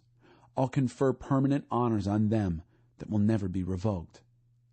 And as for the outsiders who now follow me, working for me, loving my name, and wanting to be my servants, all who keep Sabbath and don't defile it, holding fast to my covenant, I'll bring them to my holy mountain and give them joy in my house of prayer. They'll be welcome to worship the same as the insiders, to bring burnt offerings and sacrifices to my altar. Oh, yes, my house of worship will be known as a house of prayer for all people. The decree of the Master, God Himself, who gathers in the exiles of Israel. I will gather others also, gather them in with those already gathered. A call to the savage beasts. Come on the run. Come, devour, beast barbarians. For Israel's watchmen are blind, the whole lot of them. They have no idea what's going on. They're dogs without sense enough to bark, lazy dogs dreaming in the sun. But hungry dogs, they do know how to eat, voracious dogs with never enough. And these are Israel's shepherds. They know nothing, understand nothing. They all look after themselves, grabbing whatever's not nailed down. Come, they say, let's have a party. Let's go out and get drunk. And tomorrow, more of the same. Let's live it up. Chapter 57. Never tired of trying new religions. Meanwhile, right-living people die, and no one gives them a thought. God-fearing people are carted off, and no one even notices. The right-living people are out of their misery. They're finally at rest. They lived well and with dignity, and now they're finally at peace. But you, children of a witch, come here, sons of a slut, daughters of a whore. What business do you have taunting, sneering, and sticking out your tongue? Do you have any idea what wretches you've turned out to be? A race of rebels, a generation of liars. You satisfy your lust any place you find some shade, and fornicate at whim. You kill your children at any convenient spot. Any cave or crevice will do. You take stones from the creek and set up your sex and religion shrines. You've chosen your fate. Your worship will be your doom. You've climbed a high mountain to practice your foul sex and death religion. Behind closed doors, you assemble your precious gods and goddesses. Deserting me, you've gone all out, stripped down, and made your bed your place of worship. You've climbed into bed with the sacred whores and loved every minute of it, adoring every curve of their naked bodies. You anoint your king god with ointments and lavish perfumes on yourselves. You send scouts to search out the latest in religion, send them all the way to hell and back. You wear yourselves out trying the new and the different, and never see what a waste it all is. You've always found strength for the latest fad, never got tired of trying new religions. Who talked you into the pursuit of this nonsense, leaving me high and dry, forgetting you ever knew me? Because I don't yell and make a scene, do you think I don't exist? I'll go over, detail by detail, all your righteous attempts at religion, and expose the absurdity of it all. Go ahead, cry for help to your collection of no-gods. A good wind will blow them away. They're smoke, nothing but smoke. But anyone who runs to me for help will inherit the land, will end up owning my holy mountain. Someone says, build, make a road. Clear the way, remove the rocks from the road my people will travel. A message from the high and towering God who lives in eternity, whose name is holy. I live in the high and holy places, but also with the low-spirited, the spirit crushed. And what I do is put new spirit in them, get them up and on their feet again. For I'm not going to haul people into court endlessly. I'm not going to be angry forever. Otherwise, people would lose heart. These souls I created would tire out and give up. I was angry, good and angry, because of Israel's sins. I struck him hard and turned away in anger, while he kept at his stubborn, willful ways. When I looked again and saw what he was doing, I decided to heal him, lead him, and comfort him, creating a new language of praise for the mourners. Peace to the far off, peace to the near at hand, says God. And yes, I will heal them. But the wicked are storm-battered seas that can't quiet down. The waves stir up garbage and mud. There's no peace, God says, for the wicked. Chapter 58. Your prayers won't get off the ground. Shout, a full-throated shout. Hold nothing back, a trumpet blast shout. Tell my people what's wrong with their lives. Face my family Jacob with their sins. They're busy, busy, busy at worship and love studying all about me. To all appearances, they're a nation of right-living people, law-abiding, God-honoring. They ask me, what's the right thing to do, and love having me on their side. But they also complain, why do we fast and you don't look our way? Why do we humble ourselves and you don't even notice? Well, here's why. The bottom line on your fast days is profit. You drive your employees much too hard. You fast, but at the same time, you bicker and fight. You fast, but you swing a mean fist. The kind of fasting you do won't get your prayers off the ground. Do you think this is the kind of fast day I'm after? A day to show off humility? To put on a pious, long face and parade around solemnly in black? Do you call that fasting? A fast day that I, God, would like? This is the kind of fast day I'm after.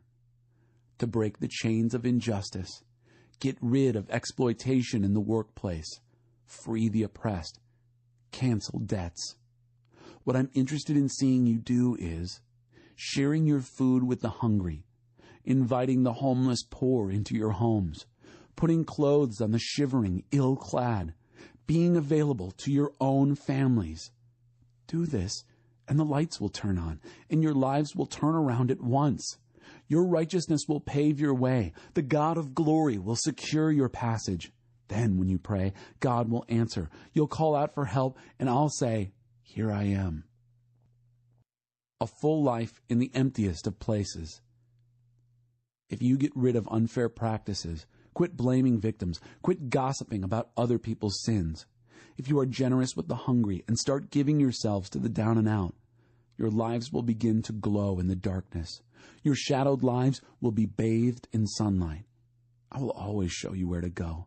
I'll give you a full life in the emptiest of places, firm muscles, strong bones. You'll be like a well-watered garden, a gurgling spring that never runs dry. You'll use the old rubble of past lives to build anew, rebuild the foundations from out of your past. You'll be known as those who can fix anything, restore old ruins, rebuild and renovate, make the community livable again.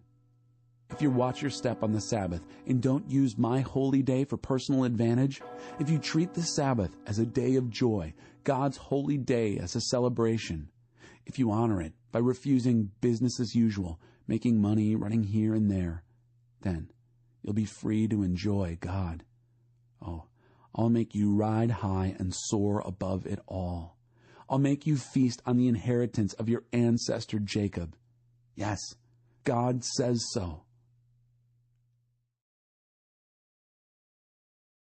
Chapter 59. We long for light, but sink into darkness.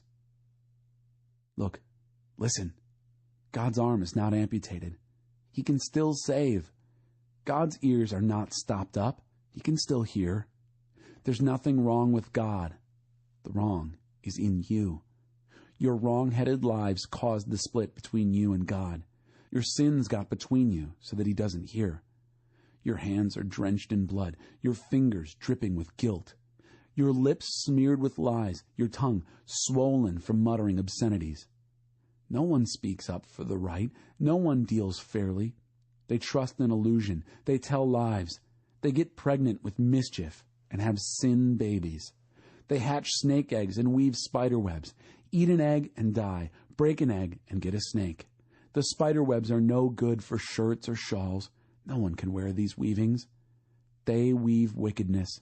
They hatch violence. They compete in the race to do evil and run to be the first to murder. They plan and plot evil, think and breathe evil, and leave a trail of wrecked lives behind them. They know nothing about peace, and less than nothing about justice. They make tortuously twisted roads, no peace for the wretch who walks down those roads. Which means that we're a far cry from fair dealing, and we're not even close to right living. We long for light, but sink into darkness. Long for brightness, but stumble through the night. Like the blind, we inch along a wall, groping eyeless in the dark. We shuffle our way in broad daylight, like the dead, but somehow walking. We're no better off than bears, groaning, and no worse off than doves, moaning. We look for justice, not a sign of it. For salvation, not so much as a hint. Our wrongdoings pile up before you, God. Our sins stand up and accuse us. Our wrongdoings stare us down. We know in detail what we've done. Mocking and denying God, not following our God, spreading false rumors, inciting sedition, pregnant with lies, muttering malice. Justice is beaten back. Righteousness is banished to the sidelines. Truth staggers down the street. Honesty is nowhere to be found. Good is missing in action. Anyone renouncing evil is beaten and robbed. God looked and saw evil looming on the horizon. So much evil and no sign of justice. He couldn't believe what he saw. Not a soul around to correct this awful situation. So he did it himself. Took on the work of salvation, fueled by his own righteousness. He dressed in righteousness, put it on like a suit of armor, with salvation on his head like a helmet, put on judgment like an overcoat, and threw a cloak of passion across his shoulders. He'll make everyone pay for what they've done, fury for his foes, just deserts for his enemies. Even the far-off islands will get paid off in full. In the west, they'll fear the name of God. In the east, they'll fear the glory of God, for he'll arrive like a river in flood stage, whipped to a torrent by the wind of God. I'll arrive in Zion as Redeemer, to those in Jacob who leave their sins. God's decree. As for me, God says, this is my covenant with them, my spirit that I've placed upon you, and the words that I've given you to speak. They're not going to leave your mouths, nor the mouths of your children, nor the mouths of your grandchildren. You will keep repeating these words and won't ever stop. God's orders. Chapter 60. People returning for the reunion. Get out of bed, Jerusalem. Wake up. Put your face in the sunlight. God's bright glory has risen for you. The whole earth is wrapped in darkness, all people sunk in deep darkness. But God rises on you. His sunrise glory breaks over you. Nations will come to your light, kings to your sunburst brightness. Look up, look around. Watch as they gather. Watch as they approach you. Your sons coming from great distances, your daughters carried by their nannies. When you see them coming, you'll smile, big smiles. Your heart will swell, and yes, burst. All those people returning by sea for the reunion, a rich harvest of exiles gathered in from the nations. And then streams of camel caravans as far as the eye can see. Young camels of nomads in Midian and Ephah, pouring in from the south from Sheba, loaded with gold and frankincense, preaching the praises of God. And yes, a great roundup of flocks from the nomads in Kedar and Nebaioth. Welcome gifts for worship at my altar as I bathe my glorious temple in splendor. What's that we see in the distance? What's that we see in the distance? A cloud on the horizon, like doves darkening the sky? It's ships from the distant islands. The famous Tarshish ships, returning your children from faraway places, loaded with riches, with silver and gold, and backed by the name of your God, the Holy of Israel, showering you with splendor. Foreigners will rebuild your walls, and their kings assist you in the conduct of worship. When I was angry, I hit you hard. It's my desire now to be tender.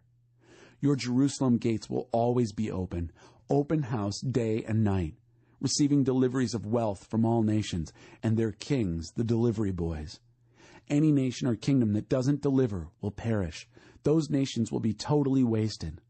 The rich woods of Lebanon will be delivered, all that cypress and oak and pine, to give a splendid elegance to my sanctuary, as I make my footstool glorious. The descendants of your oppressor will come bowing and scraping to you. All who look down at you in contempt will lick your boots. They'll confer a title on you, City of God, Zion of the Holy of Israel. Not long ago you were despised refuse, out of the way, unvisited, ignored. But now I've put you on your feet, towering and grand forever, a joy to look at.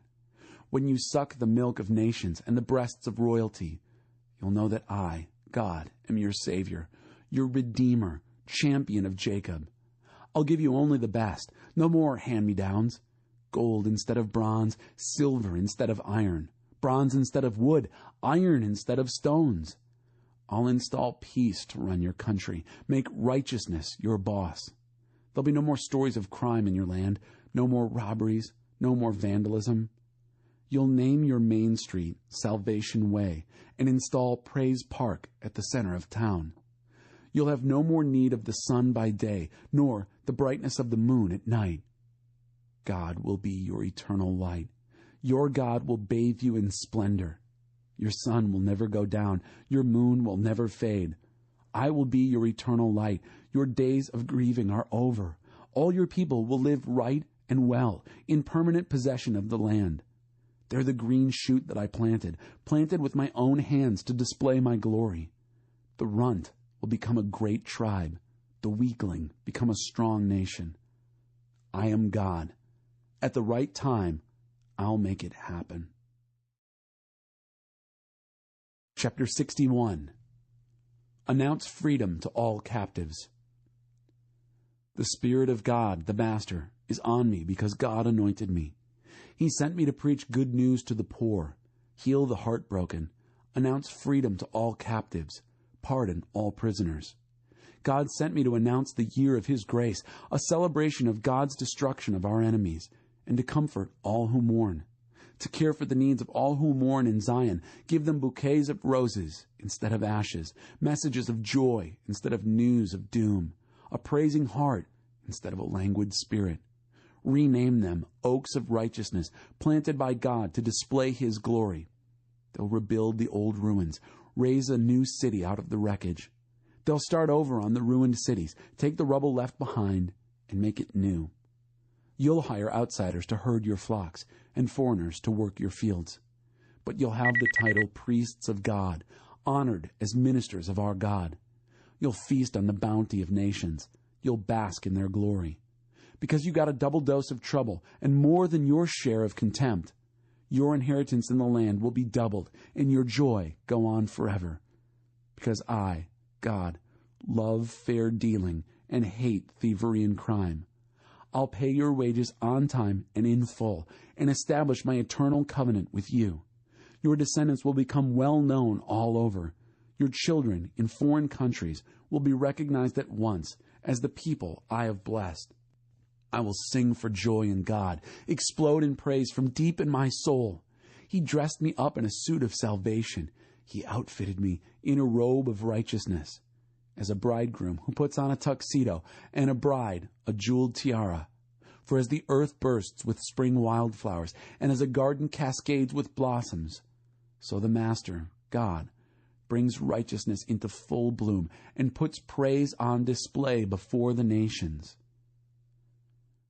Chapter 62. Look, your Savior comes. Regarding Zion, I can't keep my mouth shut. Regarding Jerusalem, I can't hold my tongue, until her righteousness blazes down like the sun, and her salvation flames up like a torch. Foreign countries will see your righteousness, and world leaders your glory. You'll get a brand new name straight from the mouth of God. You'll be a stunning crown in the palm of God's hand, a jeweled gold cup held high in the hand of your God. No more will anyone call you rejected, and your country will no more be called ruined. You'll be called Hephzibah, my delight, and your land Beulah, married. Because God delights in you, and your land will be like a wedding celebration. For as a young man marries his virgin bride, so your builder marries you. And as a bridegroom is happy in his bride, so your God is happy with you. I've posted watchmen on your walls, Jerusalem. Day and night they keep at it, praying, calling out, reminding God to remember. They are to give him no peace until he does what he said, until he makes Jerusalem famous as the city of praise. God has taken a solemn oath, an oath he means to keep. Never again will I open your grain-filled barns to your enemies to loot and eat. Never again will foreigners drink the wine that you worked so hard to produce.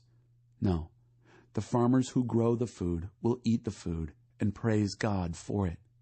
And those who make the wine will drink the wine in my holy courtyards. Walk out of the gates. Get going. Get the road ready for the people. Build the highway. Get at it. Clear the debris.